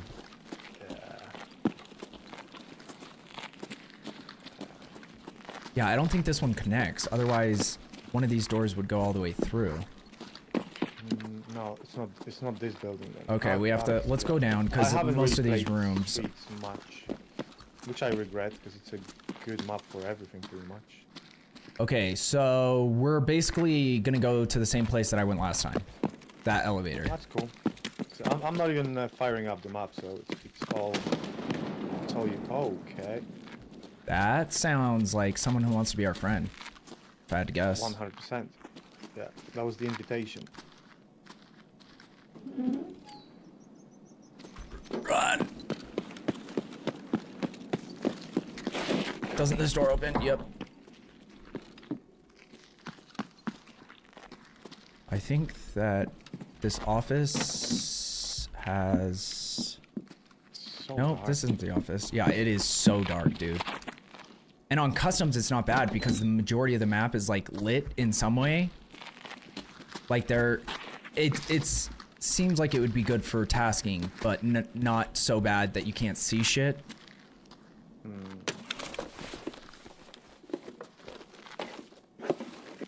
Because people can't see in the buildings, but when you're in the buildings, it's not pitch black. I'm just But yeah, standing... amazed I haven't heard anyone. Dude, I'm telling you, it took us 10 minutes to get in this match. I wouldn't be surprised if there's maybe 1 or 2 other PMCs and they either died or extracted or are... Like, this map is huge, so they could be all the way on the other side, like... But we did hear those gunshots at one point. Yeah. That door doesn't open. Great. But the fact also be some we haven't around here. Yeah, seen any seen a single scabs one. is kind of strange. Not even a body. I didn't mean to do that. Yeah, no, just let them know we're here, so they fucking know. Now they know. Yeah. It's confidence. They're gonna be like, "Ooh, these guys, they don't even Yeah. care if we know where they are." Yeah, exactly. I just found the operating room key for Lighthouse, which I'm probably never nice. gonna play That's this for the- entire wipe. That's for the water treatment plant, I think. Yeah. It's a great key, but like I said, odds of me having the confidence to play Lighthouse unless I get like some hardcore grinders in here that can carry me nonstop. Oh, go in the butt pocket. What'd you get? Dude, I swear, PvP, something happens. Yeah, because how have I already found a GPU, a LEDX, and a defib, and I've played maybe like less than 100 hours of PvP? That's pure skill, that. The problem is that I can't do anything. Like with like a LEDX, I save it. Oh, that wasn't too far away. Or I sell it. What do they even buy it for on like the traders? Like Not much because it's all nerfed. 200,000 or something. So it's like, I think this way Oh. everything got nerfed. So, you heard that person running, right? Nope. Are you in this building with me still? Yeah. Yeah, there's someone that ran by outside. I was just looting, but I didn't run. Yep, they're Okay. right next door. Oh yeah. We were making so much noise, I couldn't even tell if it was us or if it really was someone else. That door doesn't open. So they shouldn't have a way in other than where we came in. I'm inside But- the pharmacy. Like, I'm around the front. Okay, yeah. I would just Oh. try to be quiet. Because they are like right outside. There's two of them. They're fighting each other, which is good, but... Scavs the other side. Well, I'm gonna come to you because I don't want to stay here. Okay.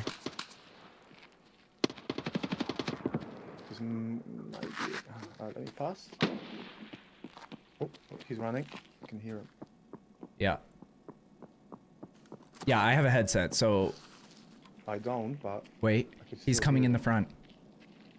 Get ready for him.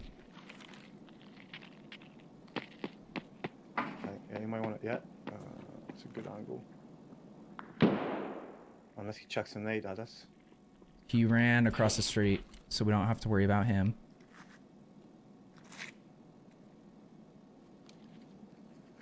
Yeah, we're in a rough spot for an aid, but... Just try not to twist so much.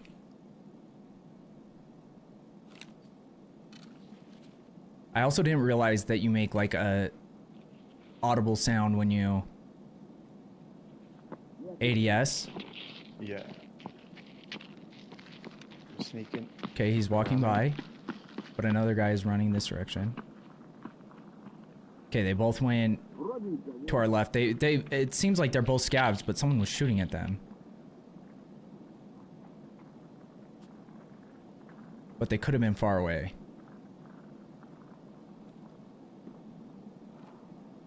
So, if you sneak crouch walk, it is completely... That's outside. Yeah. That's outside the front. It's completely inaudible to enemies, if you didn't know. No, they can still. If you're close, they will hear you. No. Like, I watched a whole It's video of a distance. guy testing it. He said even with contact 4s, as long as, like, if you turn and you're crouched in sneak mode, like all the way where your movement is all the way off, like, I might be able to hear myself, but enemies can't hear you. It's actually kind of broken. So, but he said if you're crouch walking, or if you're sneak walking, it doesn't work the same way and people can still hear the footsteps. But as long as you stay crouched, it's completely inaudible. Unless they changed it, because this video was from like 3 months ago.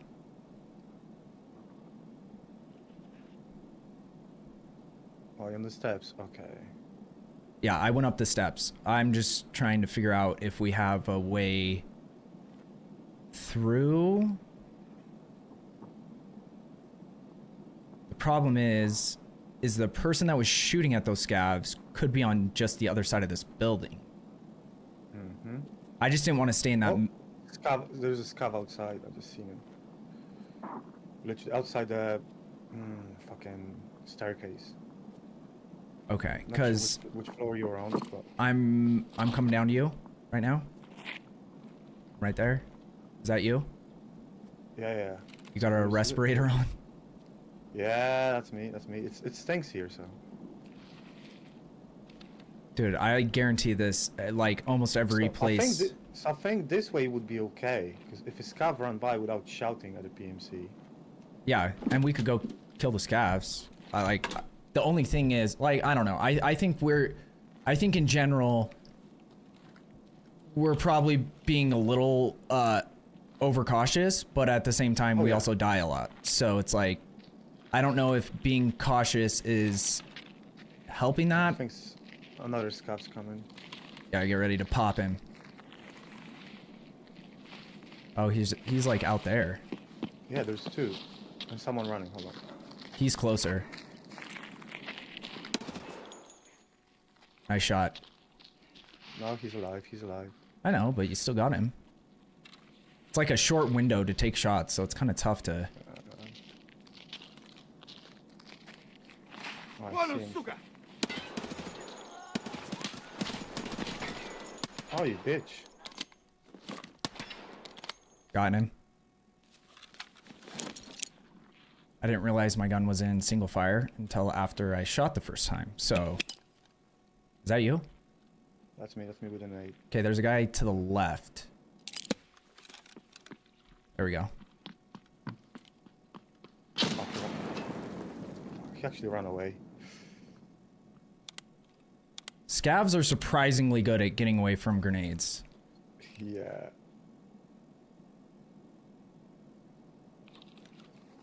I mean, there was 3 scouts here. I don't know. Yeah, there's another one on our right that's coming up. BTR now. You hear him? Yeah. How is he not dead? The fuck? Well, now he is. Good old MP5. Dude, we got this hallway on lock. Oh, easy, easy. Okay. Well, I'm only running 20 round mags, so give me a minute. There might still be one Yeah, to there our was 3 left. There was 3 scavs, yeah. Yeah, I don't know if I've heard... Because he ran when you threw the grenade, and then... He Oh, ran here around comes to the another left, one. I think.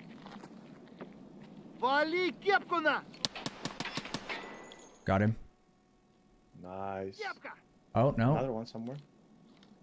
Oh, he went on the ground. That's why. He went prone. Now he's dead. Alright. Hold on, it's me.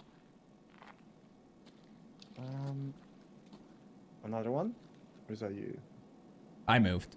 So it's probably Hard me. to say without the headset. Yeah. And that's the thing is like, once you really think about it, like the one you're using. Okay, there's still PMCs. Yeah, and that could be the bosses, because I don't think anyone's gonna try to fight the boss at nighttime. At least I wouldn't try. But we are gonna get player scavs if they spawn in soon. Alright, okay. So we have 2 options here. We can try to go loot those bodies, kind of out in the open. Yeah, and there's perfect. scavs, but there's someone else behind us who's coming up. Yep, right there. Okay.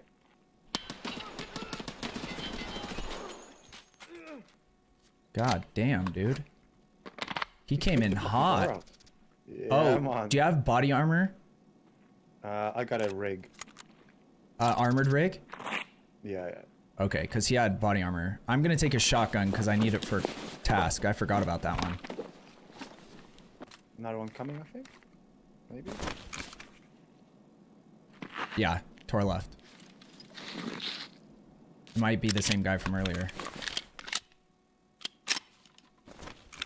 I need to drink this because I'm running low on energy and I don't have space to pick up my Oh shit, sorry, I'll sort that out. 30 round mag. But mugs first. Mugs are more important than food, I'd say. Yeah.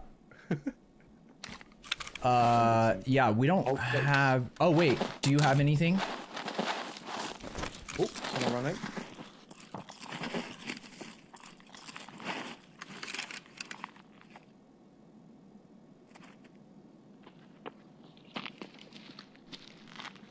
It's coming through here again.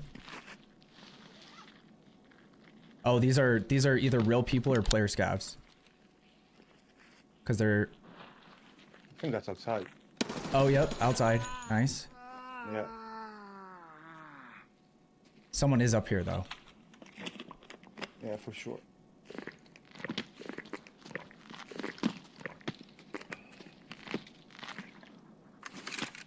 You watch outside, I'm watching up here. Hello. Okay. Oh. Oh. Oh. Player scav. Yo, Dude. What's that? I didn't even hit him, so he should be good.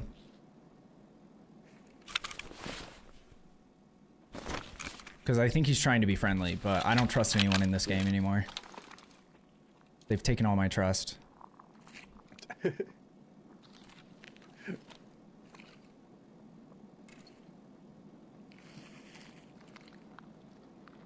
mean, you can try and close the door, but I don't know if he's not above us. He wouldn't be able to get up there without me hearing him, at least. Yeah, at least now we'll see if he wants to come through. I think we should probably leave here. Scavs are already spawning. Like Yeah. our scavs. Yeah. Okay, so based on where we are, let me look at this map real quick. I think we have to... More scavs outside. We have to go towards Pinewood to get to that extract that I was talking about, the elevator one. Yeah, that's fine. Okay. Or the Expo. Expo actually might be better for us. We're gonna go to Expo. I think But- there's some more outside. Yeah, there are. They're outside.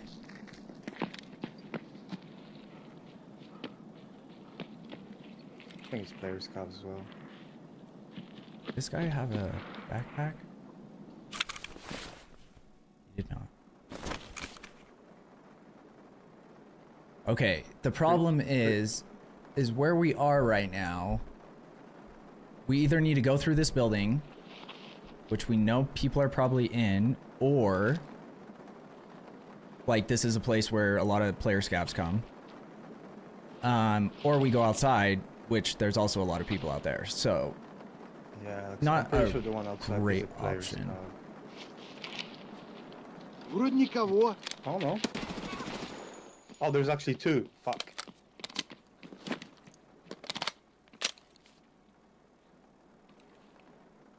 And they run away.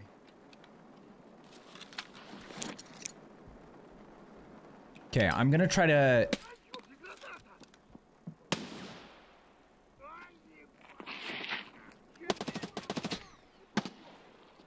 Okay, there is two.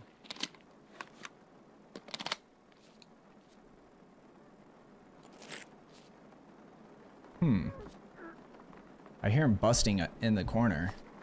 They're far though. I hit them both, but there's two really far. One straight down the road. Yeah. Okay, so one's dying. Yeah. I can hear him. I'll see you another time and have a wonderful stream. Astro, thank you so much, brother. Thank you for coming through. Sorry, like I play PvP so terrified, so I apologize that I'm not like more communicative. Okay. Okay, he's gonna come back probably. That's a player. Players. I think. Oh, I didn't kill him, but he's fucked up. Oh, I think Yeah, he they're died. both fucked up. So No, he didn't die. Oh my god.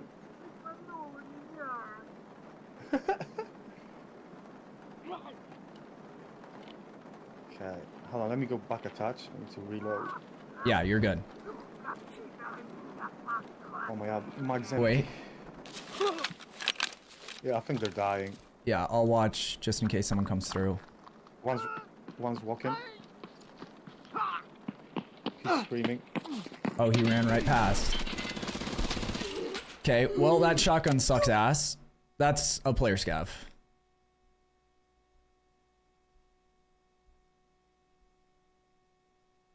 The way that they were moving made me think that it wasn't, but he also had a good gun.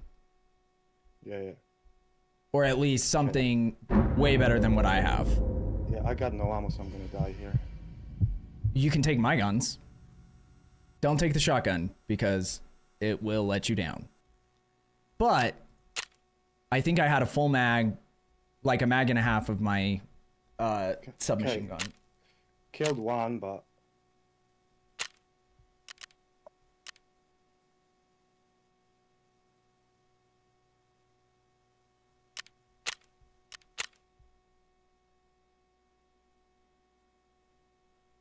That's a part about like playing like that is I feel like when the moment does come, I'm not prepared. because you're just like sitting there the whole time. And like for me, watching from where I was watching, it seemed like at least one of those guys was not an actual player scav. And the way that they were like I'm just not sitting there sure. dying in the corner is not something typically a player scav would do. Like, why wouldn't you just run to try to get some heals somewhere? But he's just sitting there like dying. And I'm like, okay, well, if I was a scav in that situation, I would run and then try to find heals Yeah, I think they're all fucked up. and then come back if I make it that far. Oh my god. Getting it up then? What are you talking He about? hit me in my head. Did it pierce your helmet? No. Then you're good, right? Concussed. Where the fuck is he?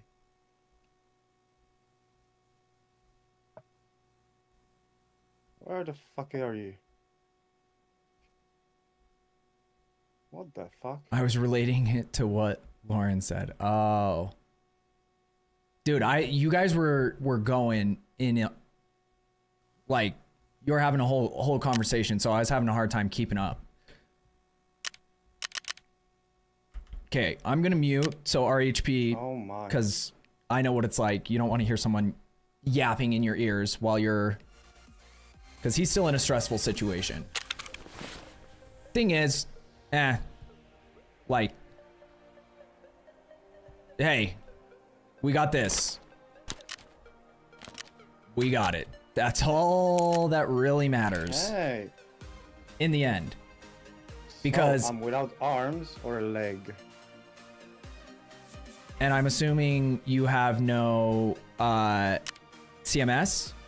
I got CMS, but I would fix your leg. Make sure that you drag it to your leg because it will auto fix your arm.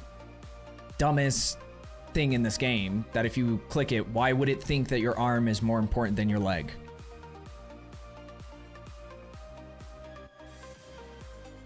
Yup, straight out my ass. And an SAS.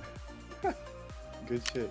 Defib and an SAS. So literally everything I had on is not worth probably a quarter of that. So grand scheme of things, not too bad. But I do want to actually be able to like play fights and know that I'm like, I guess the way you were playing it was smart, where it's like you're just treating it as if every person you see is someone worth killing. And Well, instead, you never know. You never know. yeah, in my head, even though it wasn't something I was like consciously doing, subconsciously I was like, oh, well, if they're just scavs, I don't want to waste a bunch of ammo. Because I had, yeah, and I wasted a bunch. Like, I should have taken in more ammo anyway, but that's the hard part, is you're like, if you die with it, what good is it to take in? So, a lot of issues. Okay, I'm probably not gonna get out, but I'm gonna try and fight that guy, because he was fucked up as well. Yeah. And then if you Problem is, want, I can't really see much either. I can try to explain where you can go for extract if you make it that far. Yeah. I'm Because probably it's gonna not try and- far from you if we were where I think we were. Thing is, I don't want to be just camping here. I'm gonna go, and if I get yoinked, I get yoinked. Yeah, so go right, like you follow that street that's right outside the door we were at, and you go right to the end of that, and then you turn left, and then go to the end of that, and then you have to find a way. It's going to be on your right-hand side across the street at the expo center, and you'll see it if you get to the street, but that's where your extract is. So it's really not that far. It's just that's like a high traffic area. So Yeah, I think that guy is still camped up though.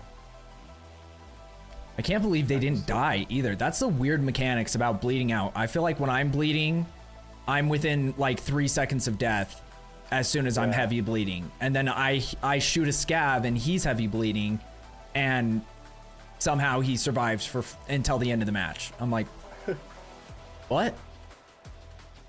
Oh, he was juiced with loot.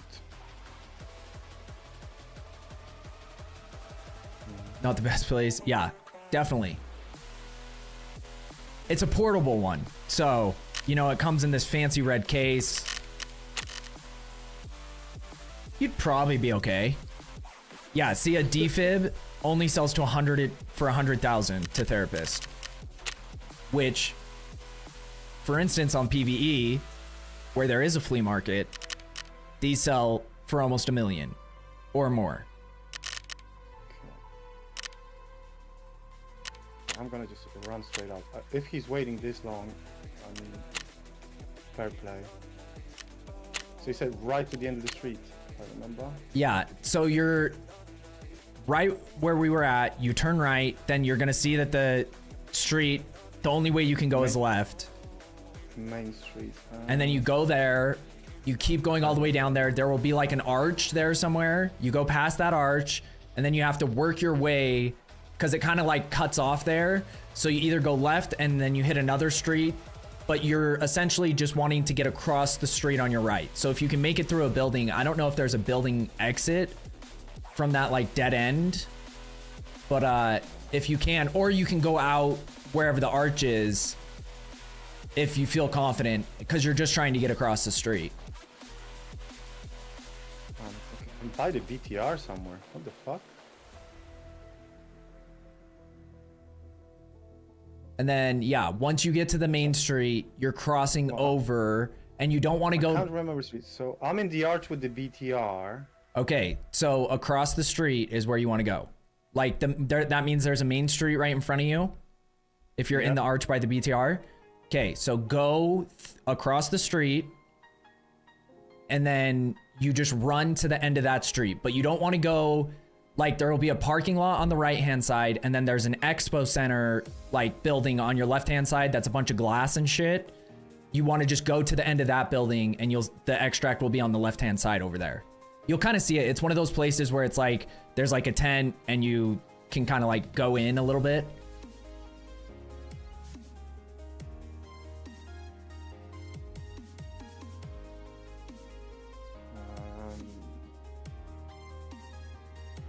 Well, if I don't die... It's the deputy nurse. Time to catch butterflies, lol, in my game. So I'm clear? Yeah, because I was going to say, for a second, when you say that, time to catch butterflies, you sound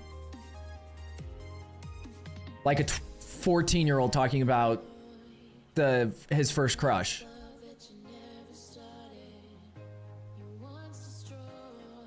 Okay, so you're at the expo center, is that what you said? I believe so. I mean, I'm not even sure if that's the expo center. I'm by the by like the red arches. Okay, so the red arches is too far. You want to go. So there's a parking lot right before you get to the red arches, right where you came from. Yeah. When you're in the parking lot, the expo center is right. Like, I don't know how to explain this. If you can look on my stream, I can. Wait. Yeah, I don't see a map. Okay, let me pull it up. Map of streets. I am. Where am I now? Cleverland. Okay, I'm gonna show you real quick. If you look at my stream. Yeah. You're right here. Where the arches are. Expo is right here. So you're literally... Where's the arches? Hold on. Where's the arches? Right here. Where my mouse is. So you want to go here. This is where you came from, and you just want to go to the end of this street. This is the expo center over here.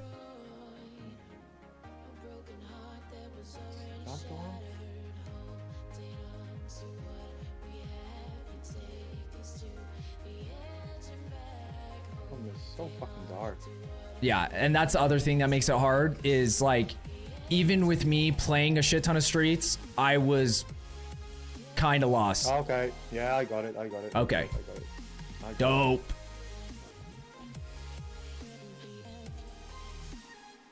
That was a peculiar raid. Yeah. And that's the thing is I think most people who do those raids, like if you're a PMC, they just leave before scavs can even come in because it's just not worth the hassle of player scavs.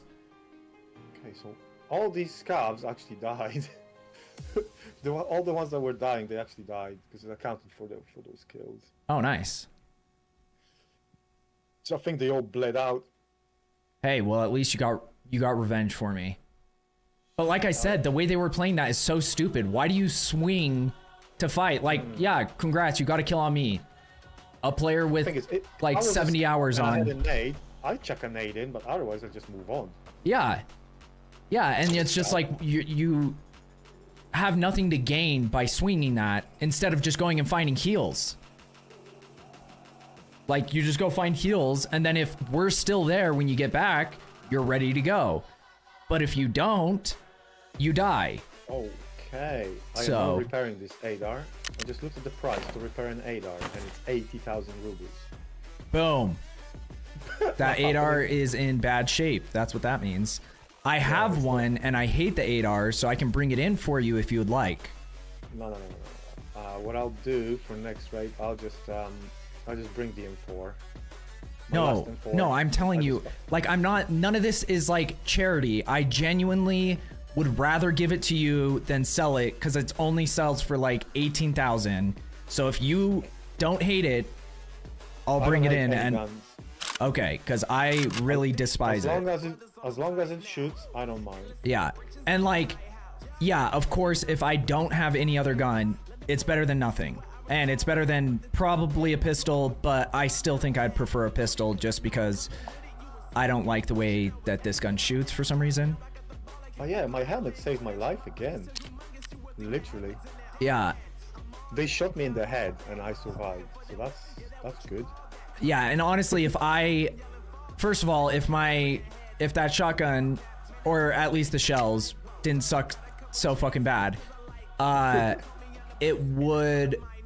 would have either killed him, but then also I should have probably not just sat there. Like, I didn't move when he swung the corner and started spraying. I mean, it's kind of a narrow staircase, that is. But I also, yeah, it was just a weird swing too, because you're right there too, so I'm like, but Yeah, I guess I'm at that gonna get moment, points. I guess right when he swung, you were reloading your mag. So I was the only one watching that area, and I shouldn't have had the shotgun out. I just was worried that I didn't have enough bullets in my... I don't think you can kill anyone with your fist in this game, Jazz. What if I hate it? Don't help him. Let him fistcuff. You can knife fight, but that comes down to someone else also agreeing to a knife fight, which a lot of people Otherwise, agree you get initially. shot and you die. Yeah, a lot of people agree initially, and then as soon as you get close enough, they just shoot you. So wait, which gun you bring in? Which ammo? I'm gonna bring in the 8R. It's got a mag in it, but I don't think I have any backup mags for the 8R. I got some 8R mods. Okay. And then 3 8R mods. it's got, the mag is full, so that's good, but I don't know what the ammo is in it. And then let me see what I'm gonna bring for myself. Let's use this. And then, wait, are these the same? They're both level 3, right?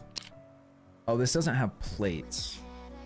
So I should probably use the other one, because, yeah. Oh, this one without plates. Well, without that's only plates, level it's 2 without still plates. level 2, so that's not bad. Like, that's essentially what I was wearing last game, but that protects more of my body, but... Yeah, this armor is a good armor. You put plates in it, and you can actually, like, it's usable. Oh, yeah. It's a good armor. Yeah, that's like a type of armor that even with my account on PvE, if I didn't have another, like, if I had to do something where I had to wear a chest rig like that quest where I needed a scav vest on, I would just put level 5 or 6 armor plates in there and run this, because most of the it's really good basically killer armors. armor. It's just like killer armor. Yeah, exactly. And most of the like high quality armors only give you level 3 protection in the soft armor anyway. So it's like that's the the best, difference that's the best between stuff. level 3 and level 2 isn't that big. Like, it's really the plates in them that's gonna make the difference in the end. And we're gonna bring some grenades because I don't think a lot of people use them. And based on what I saw last match, it worked for you. I'm not gonna lie, I love grenades. I just am still not great at throwing them. I think I'm getting better, but I still don't feel super confident. Grenades are cool. Let me pop this in. So limited heals, but we chill.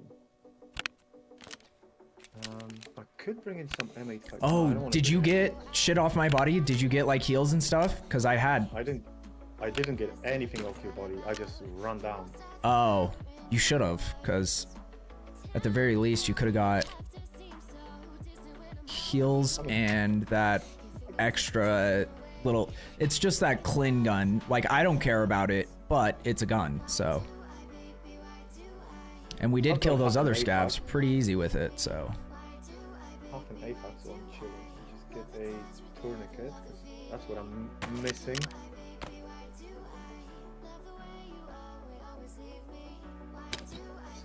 Okay, we're doing that and that. Why is that still open? I mean, we should be good. Okay, all of these are the same. That's fine. I can actually bring in a normal helmet with a headset that I robbed at that guy. Nice. I'll be able to hear now.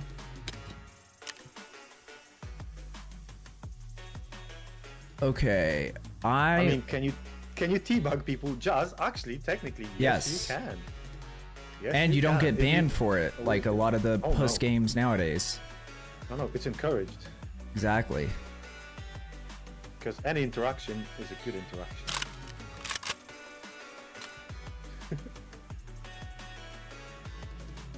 Right, I am ready whenever you are. Okie doke.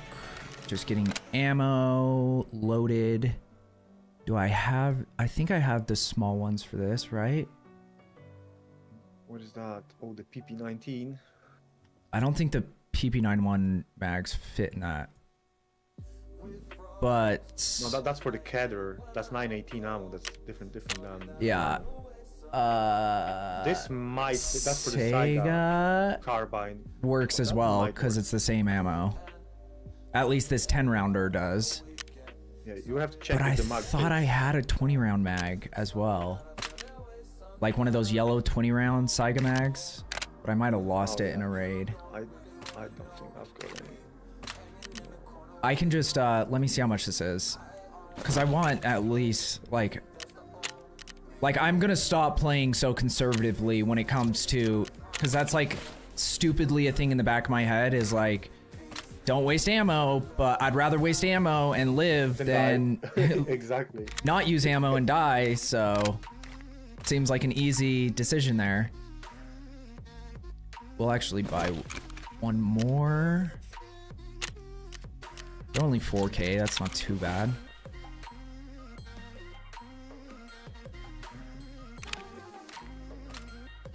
And then I'm gonna bring some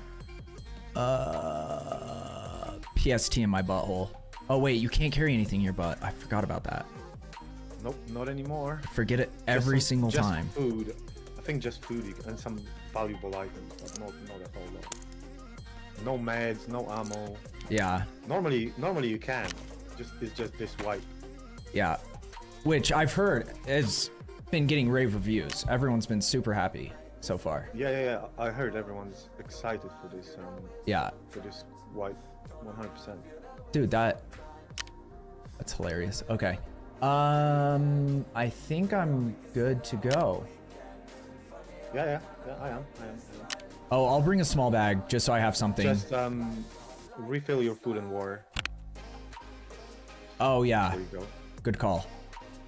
Where you going?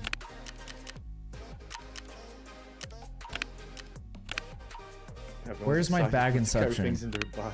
Oh god.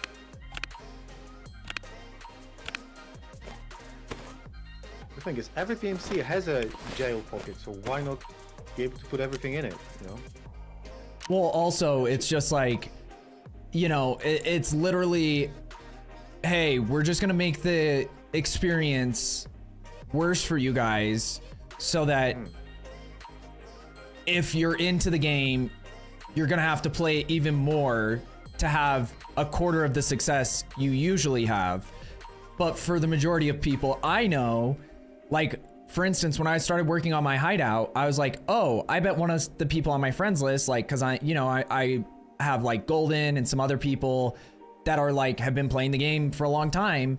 I was like, oh, they probably have like way more progress in their hideouts, and I could maybe use their gym. And literally, like, everyone on my friends list, the highest person is Golden, and he's at level 14. And he hasn't even started working on his hideout. Because most people are just like, why would I waste my time? Like, this is just a shit wipe. It's like a shit season for an ARPG, where some people are just like, I'll just skip this season. Yeah. So, I don't know what their end goal was, but... And PoE too. Yeah. It was just not... Okay, that's what he calls it too. LOL. I like the sound of it. It's a Last clam season slam. before. Oh my god. Exactly That's does. hilarious. Okay, we're gonna actually pick the right map this time. We're Yeah. still gonna play at nighttime. Or there is no nighttime. Sort of is. 6 p.m. Yeah, not many people will be starting at 6 p.m. probably. So Yeah. it might take a minute to find a raid again. Which I am fine with. So whoever is starting, I reckon they'll just be tasking. Yeah. Not be really looking for a fight, hopefully. So you can get your task done. Which task you trying to do? I have to find the hard drive inside Terra Group building. Oh, that's up. That's the one up in the offices? Yeah, it's an easy, in like theory, it's a super easy task, but that's like the hottest place on the map. So Is that the one with the locked room, or is that the other one? yeah, you have to go get the key from the guy in the rubble, Yeah, okay. and then you have to go up the stairs, and then go into the locked Yeah. room, and then we have to Room extract number with it. 4? Room number 4, I think. Yeah, Yeah, okay. the last 3 in D4, exactly, Jazz. Could tell you horror stories from when I worked in ER. I feel like that's one of the first things anyone asks someone who works in the ER. What's the craziest thing you've had to pull out of someone's butt? 'Tis bedtime for you. I hope you all have a very great night. See y'all next time. Uppercase. Much love, brother. Have fun with, wait, what were you playing tonight? Cyberpunk. Oh yeah, you're gonna have to let me know how that went. What you think so far. But yeah, have a wonderful night, brother. Always a pleasure.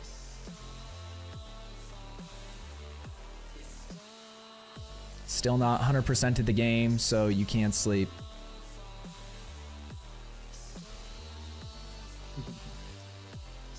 It's great so far. I'm digging it. I love that, dude. Honestly, the sad thing about a game like that is seeing Cyberpunk, especially after, because I didn't even start playing it till years after it came out, after they'd fixed all the like buggy shit and whatever. But it's like, you see a game like that and you're like, that was only a couple years ago.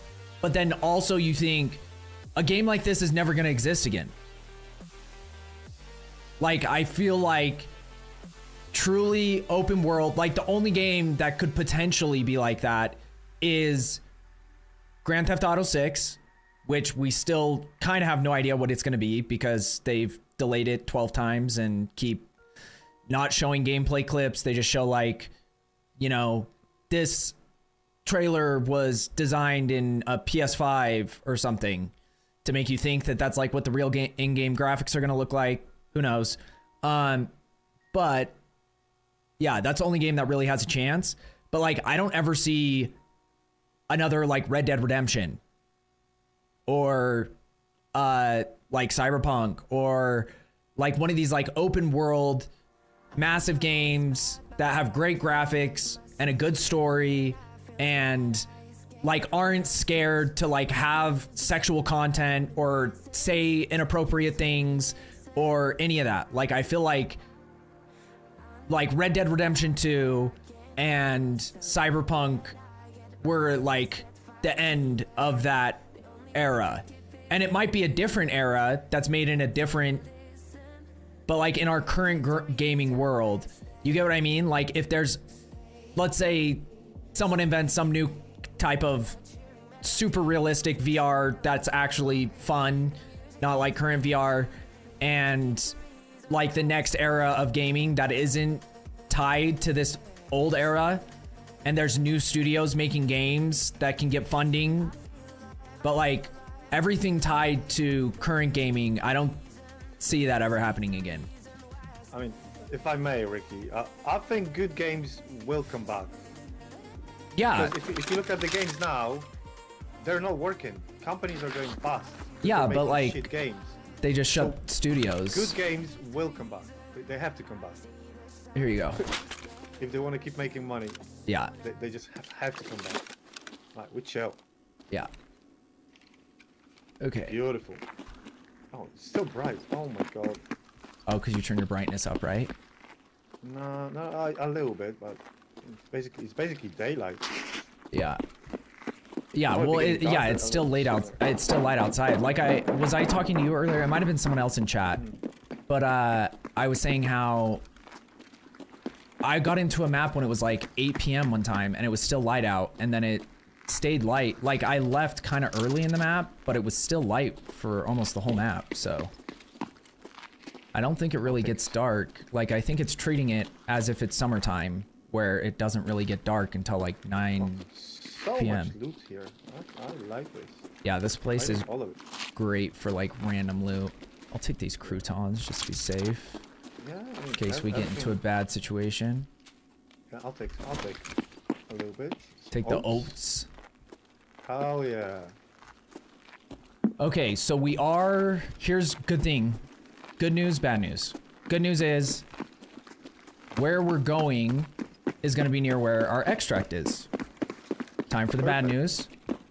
Bad news is we have to go across the entire map to get there. Good news, it's not a massive map. Yeah. Bad news, a lot of people are doing Shooterborn right now. So there could be a bunch of people just camping in buildings. Is there Shooterborn on ground zero, or do they exclude ground zero? No, it's on ground zero too. I love a little bit of SSD. The other thing is make sure to check the counters, because a lot of times like drinks and food spawn on the counters as well. Okay, I see a scav. 2 scavs. And they see us too. Taking shots at you. Yeah, they're behind the tree.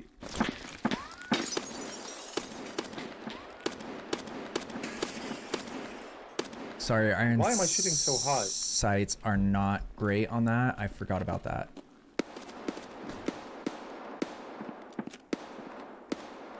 Dude, this guy, holy shit. There's one more running. I just shot that guy like 6 times. Yeah, same.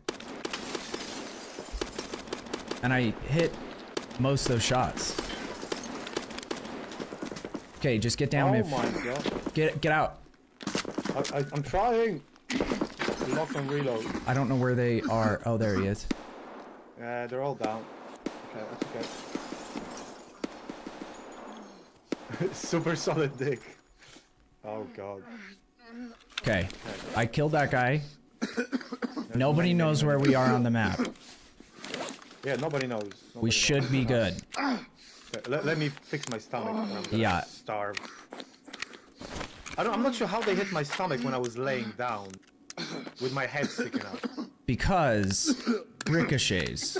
Science. Oh yeah, it ricocheted inside my helmet. It ricocheted in your coat without hitting any other vitals, and it went straight to your stomach. Yeah. Fantastic. I was sure Ricky would ask. Can we please not go into super realistic VR? Why? That sounds great. Jazz, just think about it. Okay. Okay. I think I heard someone else out there, so just a heads. Okay, so I've got 40 rounds left. Okay. Yeah, we should I try see to this find guy. you a site. These scavs are not as What bad are as they these used to be. sites? How is this shot not hitting this guy? Okay, all my shots are going high. All my shots are going through him, or he's absorbing them, like some kind of magician. Okay, let's just not worry about that right now, because I don't know, something's happening with this angle that we're at, or something. Okay. No shot. They might be No real shot. players.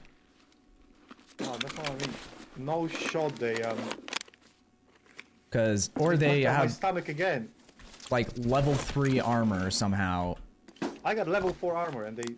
No, but I'm knocked into my saying stomach. our shots, my shots are Yeah. not doing anything to them. So that doesn't I see my bullets really, just either fly through him or always shoot high. yeah. So I think something's happening with this angle, because I even have a sight on my gun and my bullets were not doing anything to them. Oh, there's a VoIP, so someone's somewhat nearby. Yeah.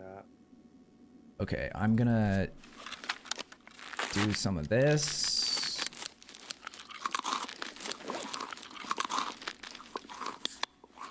Some of that.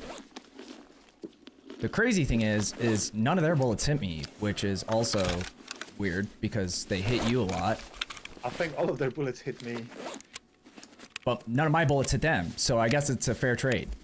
I did kill Yeah. like one guy, but I don't understand what was happening. Like most of my bullets were doing nothing. I'll see after the raid if I actually was hitting my shots. 'Cause Yeah, same. Okay. Good thing is, we didn't waste a bunch of ammo on scavs. definitely not. No. Oh, there is another room, but we should probably start working towards where we actually need to go instead of... Yeah, I only got 20 rounds in the ADAR and then 2 mags for the pistol. I have no idea where I'm actually aiming with these sights. Yeah, No that's clue. the thing, is I forgot that doesn't have any rear sight. Yeah, it's like... Honestly, here, wait, let me see if this can go on your gun, because mine still has the regular No, sights. because I probably won't be able to see because of the really tall front sight. No, probably wouldn't I be- still keep front sights on my M4s sometimes. Really? Yeah.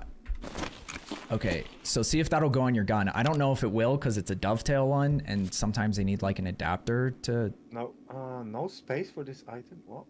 Hold on. Yeah, if it was an AK, it would work, but if it's... Oh, someone's Nope. coming. No, it doesn't work. Get out of this. What the shit? Are they made out of... They're made out of steel, dude. I'm telling you. That might have... See what he's got for a gun. Okay, and What if do you you go can't for? use that sight... Yeah. Oh, he's got a TOS. I mean, I'll take a TOS. Yeah, I you should- can have the sight back. I'll put it in his rig, so it saves you picking it from the floor. Okay. So it's like it's in his rig. You can search it. Also, Eliminate. if we get down to it, Yeah.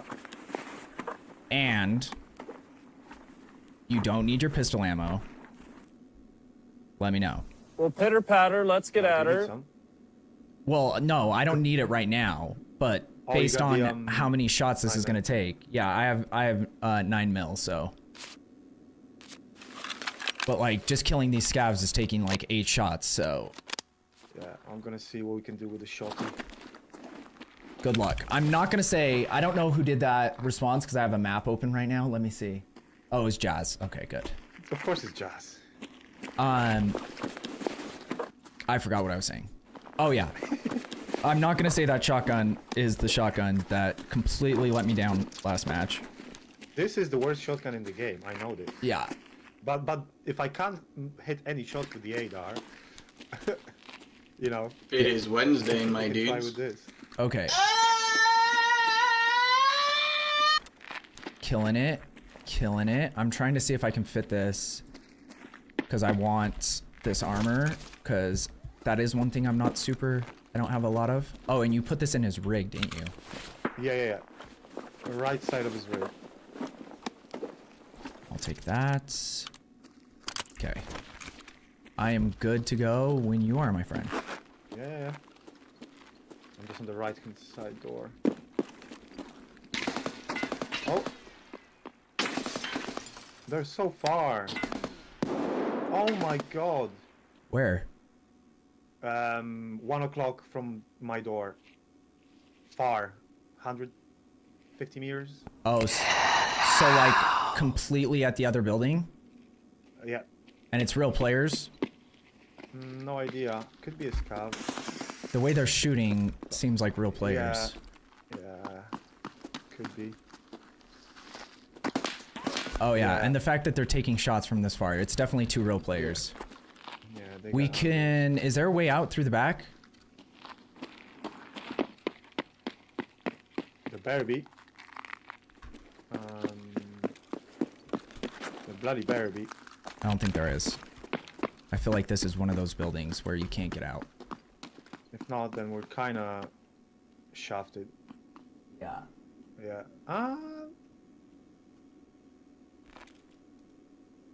I'm gonna hold an angle here and wait to see if they push. There's this little door out there. Escalator side, but that's still here. I think they're far away to push. But they also don't get anything from just shooting at us from across the street. No.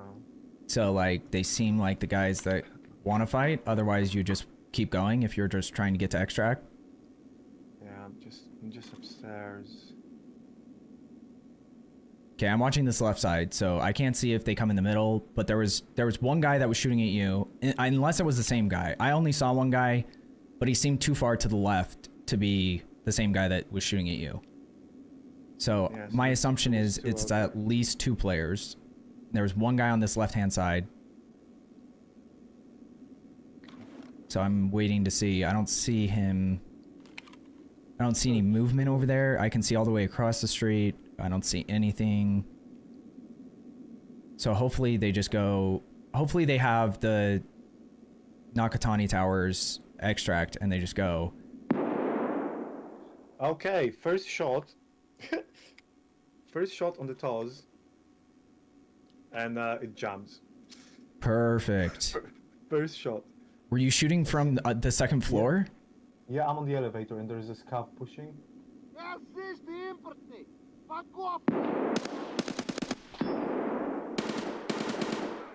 And it jammed again.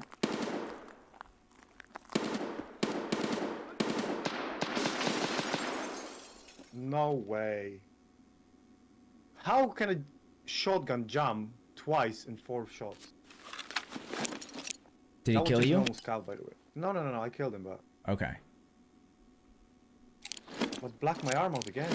I think it's because... Oh, it's guns, 20% durability. yeah, guns you get from scavs sometimes are... Like, it has varying durability, but... I've seen them before where you grab them and they're like 20 or 15%, so... Get them, boys. You just want a virtual girlfriend. That's what I was gonna say, Jazz, is like, just think about it. When super realistic VR happens, we don't need girls anymore.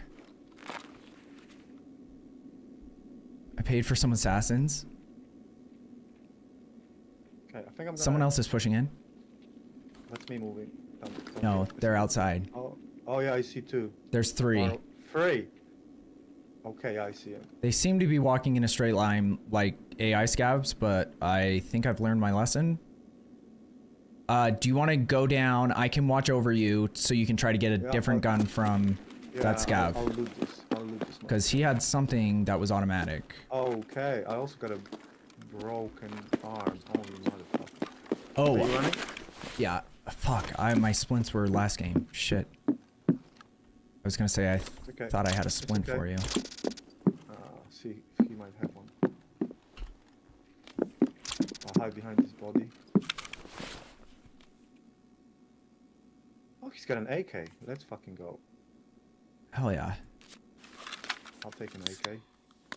I'm just refueling. Make sure to check your...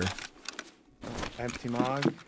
Oh god, empty mag. He was shooting a lot of bullets at you and at us. I know. Because I think... I know he I was. thought they were players, but I'm pretty sure it was just those scavs. Because they did say they increased Scav's difficulty for the hardcore wipe as well, so. Okay, there's not much here. Let me see this. Still doesn't explain why 6 bullets to the head wouldn't kill them, but does explain why their aim is a lot better than we're used to with AI Scavs. Okay.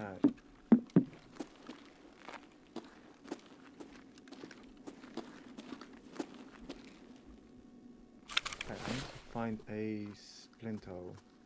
That's me just moving down. Okay. So ideally, I think our best bet would be to try to get across the street here. I can't remember if this motherfucker had a splint, maybe. I can't remember the one we... He had an S-March, and I took it. So if you need heavy bleed, okay. I have 2 of them. No, I'm good, I'm good. I guess we'll find something. If you have connections, you probably could. I cannot think about it for reasons. So you're saying all you need is a VR headset, a self-moving flashlight? You're definitely not stuck inside the wall. Unfortunately, yes. Like, once they make robots that men can have sex with, that's the end of the human race. Maybe, like, it's not going to be for everybody, but, like, it will be good enough for more than half of men that it will probably lead to the extinction of humans. I think we need to get out of here. Yeah. So what I was saying is I think our best bet is to go across the street because that's the side we're going to have to cross to Terra anyway. Yeah. And then we can't go in that building that's kitty corner to I'm us. just eating food because I'm almost out. Okay. I'm just going to keep walking and... Oh, Scav outside. Yep. I'm trying to see where he is. Oh, he's all the way across. Okay. There's another one coming. Yeah. I'm ready now. I'm ready for him. Wherever he is. I'm all for it. We need a reset. Doesn't go in sync. Yeah. Women can repopulate through their own bone marrow. Okay. I can go straight But for the middle, how well although do you it's a bit think... open. Like, here's the thing. Like, in realism, men think that they could survive without having any women, you know. I don't know if it's actually true or not. But how well do you think women will do if they don't have any companionship? Because my guess is not great. Where is this? Oh, never mind. And I don't think men would do great either, but like they're the ones that are picking a robot over real women. So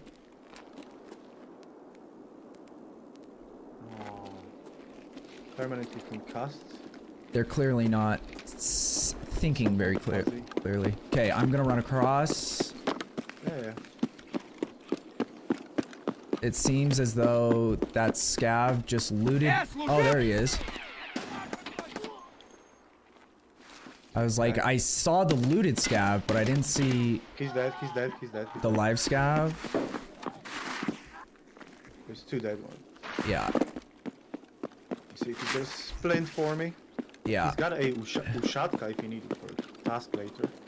I will need it, but I am so far from worrying about anything other than just getting this stupid quest done. Please have a splint. Oh, he does have a splint. Look at that. Nice. They usually spawn with at least 1 medical item, so. Yeah. We're chilling. Okay. I'm gonna check this body real quick. Empty 153 shotty. Are you, if you're gonna use a shotgun, I did just find slug rounds for a shotgun. I'm not running a shotty. I don't want to drop this ADAR. That he gave me. Oh, I don't care if you find something to use. Because I got literally almost no ammo for that. I did find a Vepr, if that works for you. I don't like this gun, so that's another one that... No, I mean, I got an AK with a full mag.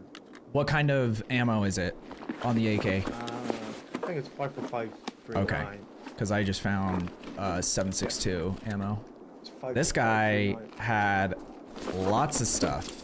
He had sprats, a splint, and anal gin, if you need any of those things. No, we good. I'm actually chilling now. Okay. I need to make sure that I have space. So we're by Nakatami. Oh, we got miles to go. Yeah, we have to go all the way across the map. And we have not moved more than essentially like 20 feet from where we started. Yeah, we're but good. We're good. We can just keep moving because we got what, 15 minutes yeah. and about 30 hydration. Oh, I have plenty of shit if you need hydration, so let me know. I mean, yeah, if you got some water or something, sure. I don't have regular water, but I have max energy or a hot rod. I don't know which one provides more. That's 20. They're both 20. Either one ready. Okay. Either one ready. I'm gonna put on this dead guy's body.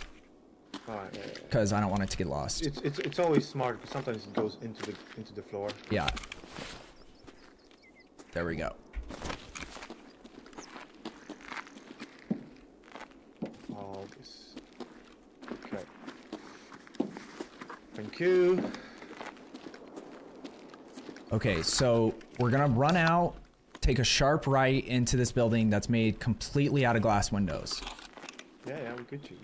So shouldn't be a problem. Hop that. I still hit barbed wire somehow. Hope that nobody is camping in here. Don't jump high enough. Wait, if they are camping, Wait. we'll... Be quiet. I heard someone like shifting from left to right. I think someone's on the stairwell.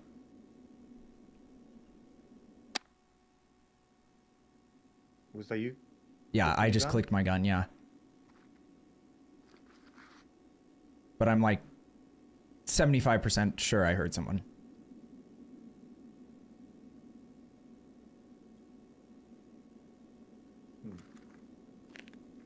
We could.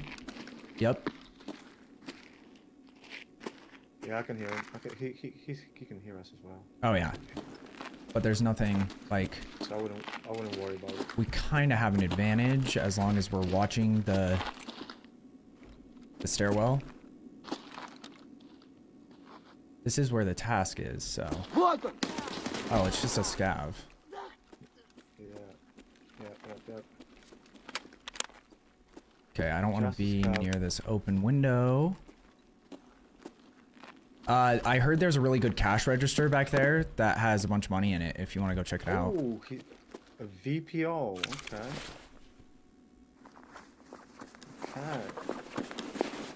Let's see that. Did you hear me? Oh. Where? Which cash register? Where? There's one like back in that back room somewhere. You know what I'm talking about? Don't go back there. I'm joking. Please don't. I'll be alright. There's no mines there. Because I didn't know about that when I first started playing the game, and I didn't hit it once. No. Until later. I hit it twice. Because the first time I thought someone was just like waiting in there with a shotgun. And they just like blasted my face. But turns out it's a claymore. Yeah, there's a few in buildings, which is really stupid. Yeah. The claymores to be anywhere, especially in buildings. Okay. So our getting dark now, next so we should be step is essentially just to run straight to the front doors, or do we run to the side area where it's like the overhang? Because we probably don't have enough stamina to get to the front doors. But if you want to go first, I'm 100% behind that. Yeah, I mean... Well, since the earth can't be flooded again, I'm in for another ice age. I love it. Taxi is still here. Surprised. Okay. Nobody wanted to drop 40k to get a little extra advantage on the old extract situation. Where is that motherfucker? Scav somewhere up here. There's two. Great. Oh my.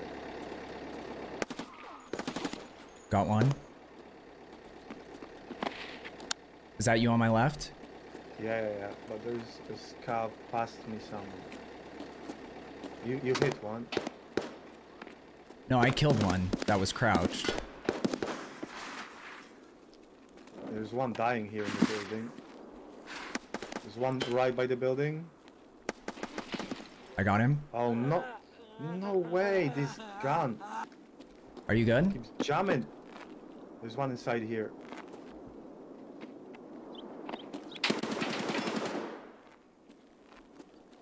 You good? Oh, that was a player scav, I'm pretty sure. Are you good?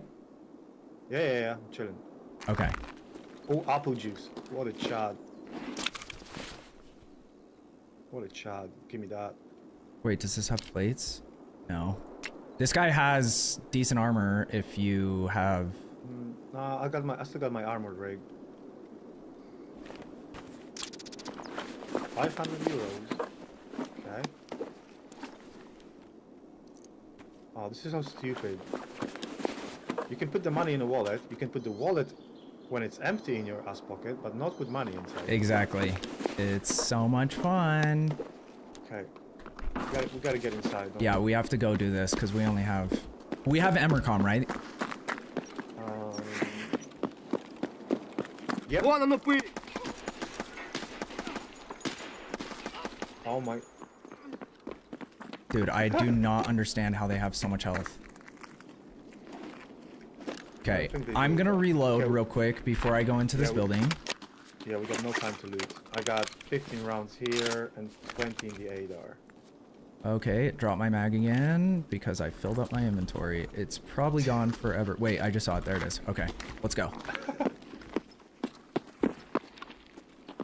Let me go in first. Yeah, you got the helmet. Okay, which rebel was it? It's back here. It's in this back room. I know where it all is, and the other thing is someone could have already looted it and done this mission.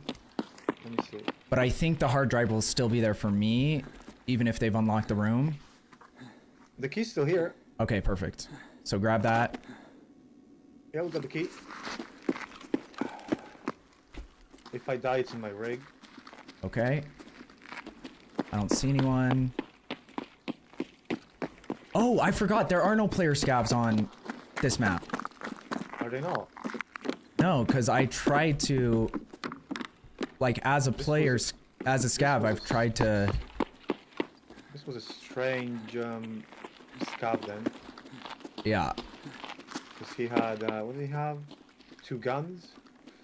Yeah, well, if another scav dies, they will suck up anything that they can. They're very hungry boys. See if I can find this hard drive first time today. It's right here. No, that's an HDD. No, that's it. Yeah. Okay, Gucci. Even I've got it. Perfect. Happy days.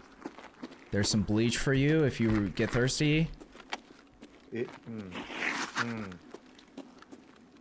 I hear more scavs outside. Just a heads up. Yeah. Ooh, here comes the boom. M855. M882. That's 9x9. That's 9mm good ammo. No. Here. This is 556. I thought it was the really good one, but it's still decent. M855. I mean, if you're using yes. 9mm. Yes. You take that. That's 556. So that goes in your ADAR, and then M855. I'll take this. Yeah. Nice. Okay. Before we go down there, I think I still have a second. I'm gonna reload one of my mags because I think 2 of them are empty. I mean, I can too. I can put some in these mags. Oh, but it's taking like 10 years. My God.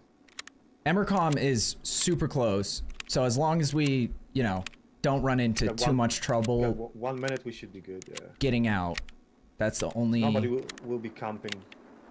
Yeah, and I haven't heard any other gunshots except for us fighting scavs in like 15 minutes. Everybody so done their tasks and boogered off. Yeah, I think that was actually kind of the prime time to go because there might have been 1 or 2 other players and the rest is just scavs wandering. But let's not forget, scavs can still one-shot. So Oh yeah. I can't take them too lightly because it's got me fucked many times before. Many times. pick that bad boy back up. And oh shit, I am also close to running out. So good time to do this. And while we're here, I might as well do this because I don't really want to take these oak plates back with me.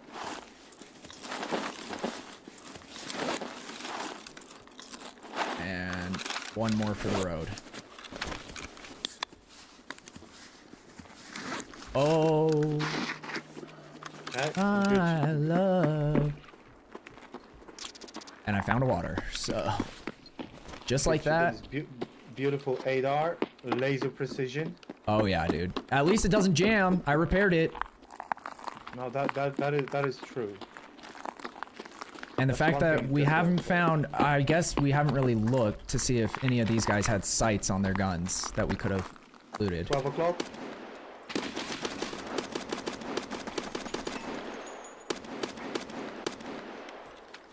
I'm gonna throw a nade. I have no idea where the bullets are going on this 8.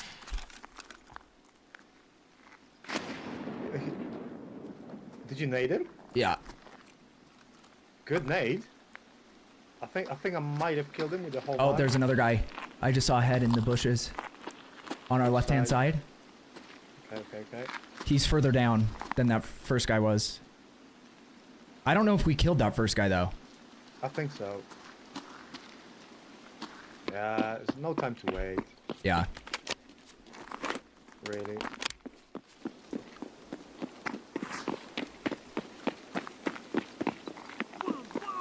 There's one more here somewhere.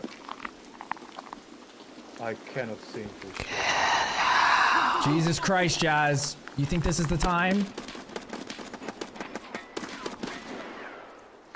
What do we say about Ader not jamming? What a bitch! It hadn't yet. Okay, I got him. Oh, it has. It has. I said it hadn't yet until Surprise, now. motherfucker! It hadn't had. Oh, there's one another more. guy right out here.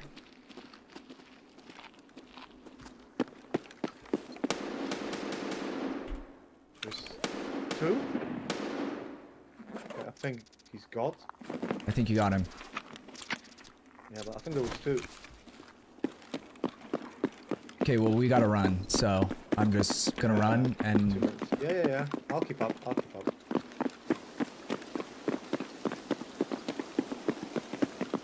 Don't you worry. We're nearly there, so that's a good thing. It's not that far. Yeah. Perfect time to run out of stamina. Yeah.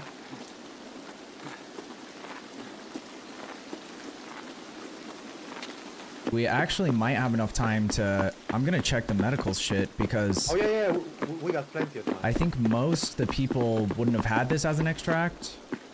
No, if they spawned here, but they would have looted it if they spawned here. Maybe. I just saw something show up to pick up. Aquapeps! That's something once I actually Nice. get a hideout going.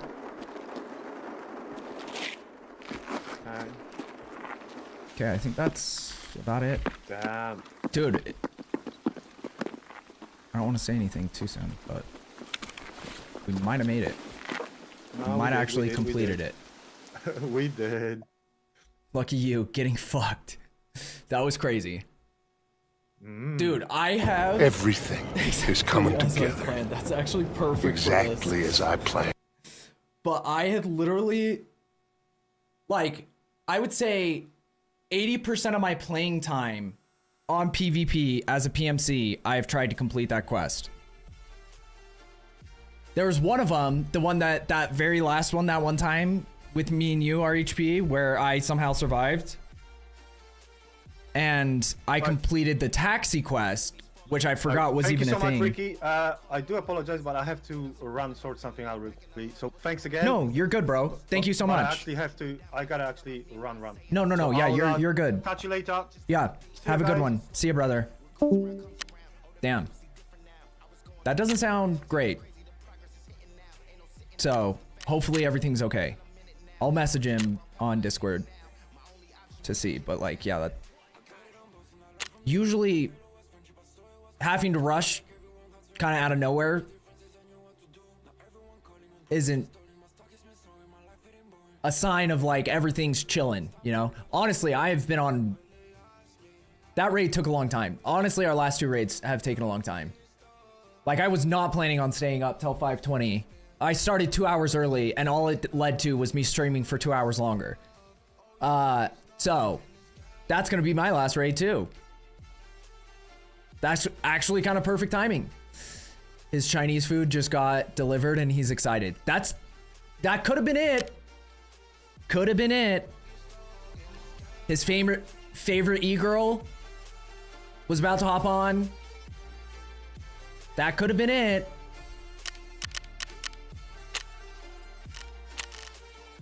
Well, guys, before we go, we've done it. You want to know what? Just wait a second. Give me a minute. Cause I forgot who does it. It's Mechanic. We're pros now. We finished the second task.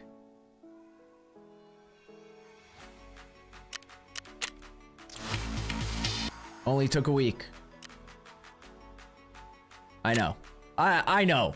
It's impressive, but, you know, I am but a mere mortal. And, you know.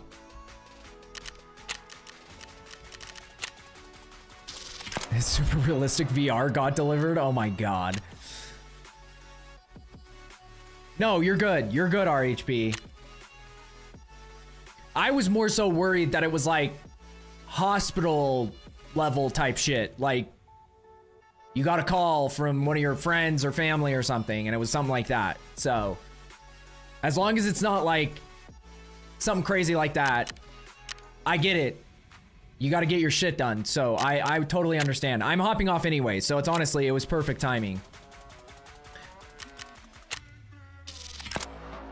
What the fuck is Grand Juice? Is that like the cranberry juice in the game? I wish I would have known, dude.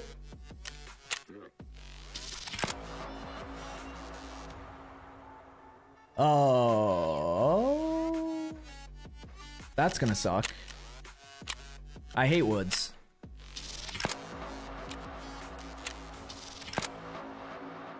At least it's giving me the like operational tasks that actually give me loyalty for people. Cause a lot of them were like this for a long time. But it is boosting my Prapor rep a decent amount, so. But it was only 30 seconds. Red one. Yeah, okay.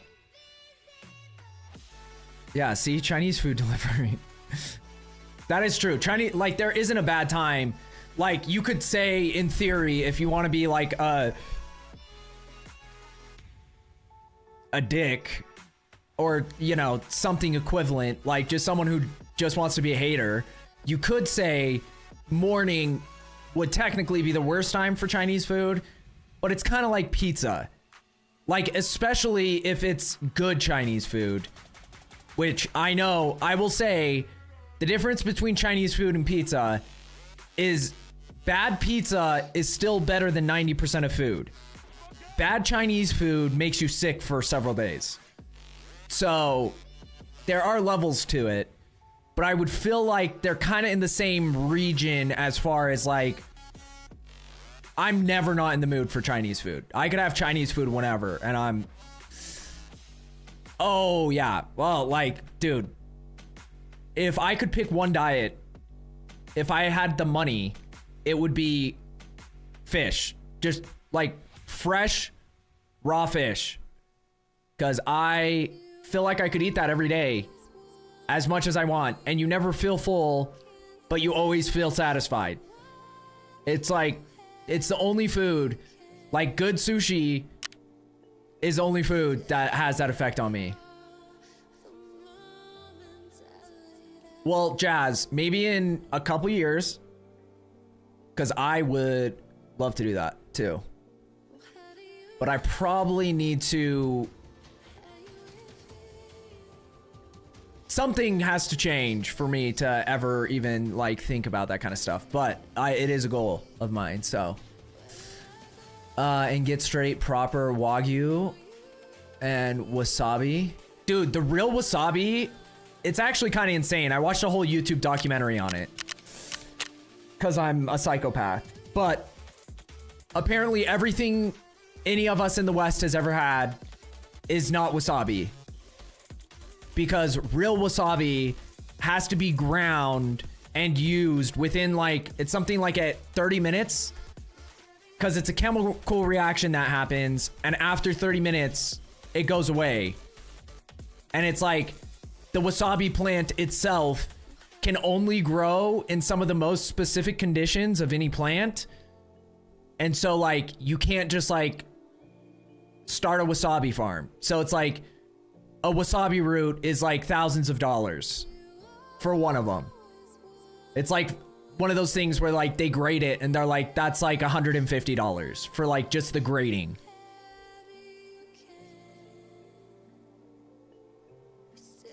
Three horas? Yeah, horseradish, exactly. 3 hours from where it's grown because the 30 minutes is pretty much upon delivery. Yeah, normally we get horseradish with green dye. Exactly. It's like 2 to 2.5 hours to even get it to restaurants. Yeah. So it's like, there is a place, I think, in this documentary, there's a place in like Scotland or somewhere like that. That's the only other place on Earth that has, or at least at the time when I saw this documentary, it was like a couple years ago, so who knows. But where they had successfully recreated the environment that wasabi grows in, and it was like the only place outside of Japan that grows wasabi. Because it is like crazy how hard it is to grow.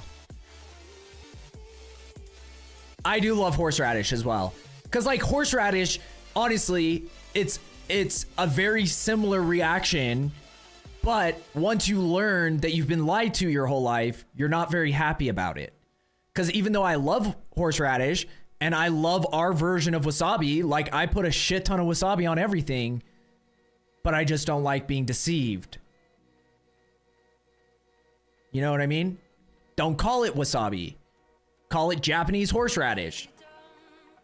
Boom, easy.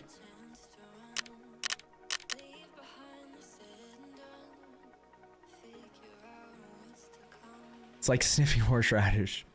Oh wait, so you've had real wasabi? RHP? That's actually insane. What are the odds? What are the odds we have this conversation and you are someone that actually has had it before? Cause like I bet there's like no one else maybe in my life other than my brother who lived in Japan for 2 years and has gone back and visited multiple times. There's probably nobody else I know that has had real wasabi. My parents believe they had real wasabi because they went to this fancy sushi restaurant in Utah, which by the way, fancy sushi restaurants don't exist in Utah. We're too far away from the ocean. They have laws where they have to freeze the fish. It doesn't exist. Good sushi doesn't exist here, but in California, I used to get it all the time.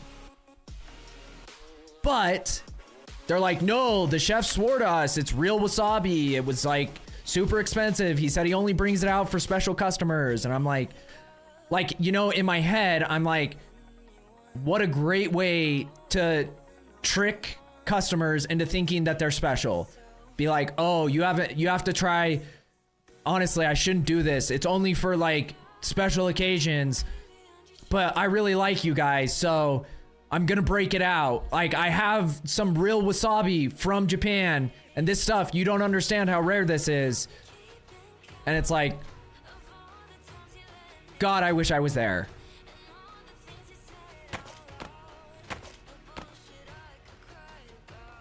My parents were happy I wasn't though. Let's put it that way. Because I definitely would have made a scene and embarrassed that man in front of the entire restaurant. Because there's very few things that I will make a scene about. But someone lying about something I know the truth about, Like, if I see someone trying to sell a ball python as a Burmese python, I'm gonna get in their face. Even though usually Burmese pythons are more expensive, so. But yeah, if you were trying to sell a ball python as a Burmese python, you're trying to sell it for more money than it's worth. Fuck around and find out, bro. Have a great night, RHP. Thank you again, brother. Okay, yeah, we're good. I need to get off. I need to stop ranting about fucking wasabi. I'm gonna figure out, let's see if we can find, the guy we found last raid, he was super chill. I did like him. It's always hard finding new people in a new genre. You know what I mean?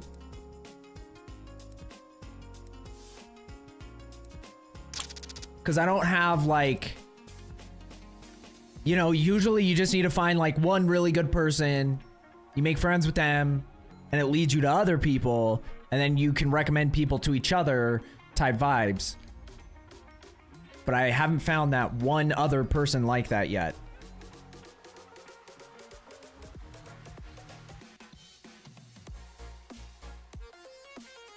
So let's see here.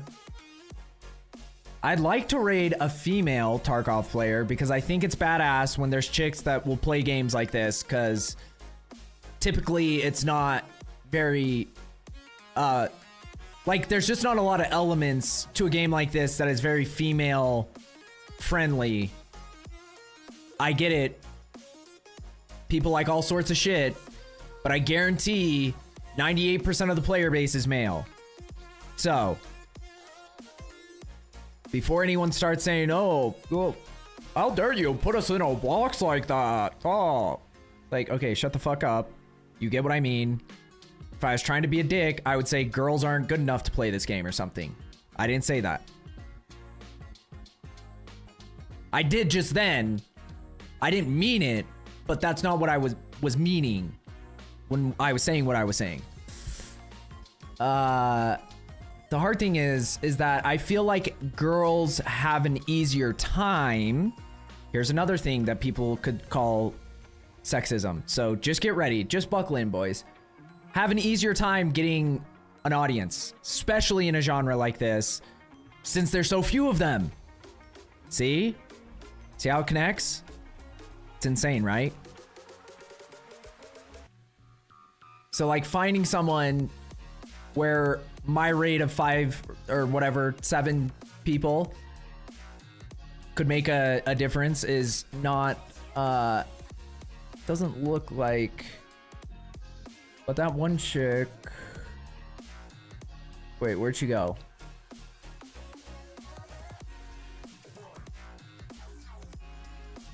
This girl, maybe? What'd she say? She's from Brazil. If she speaks English, oh, she's got to. All of her things are in English.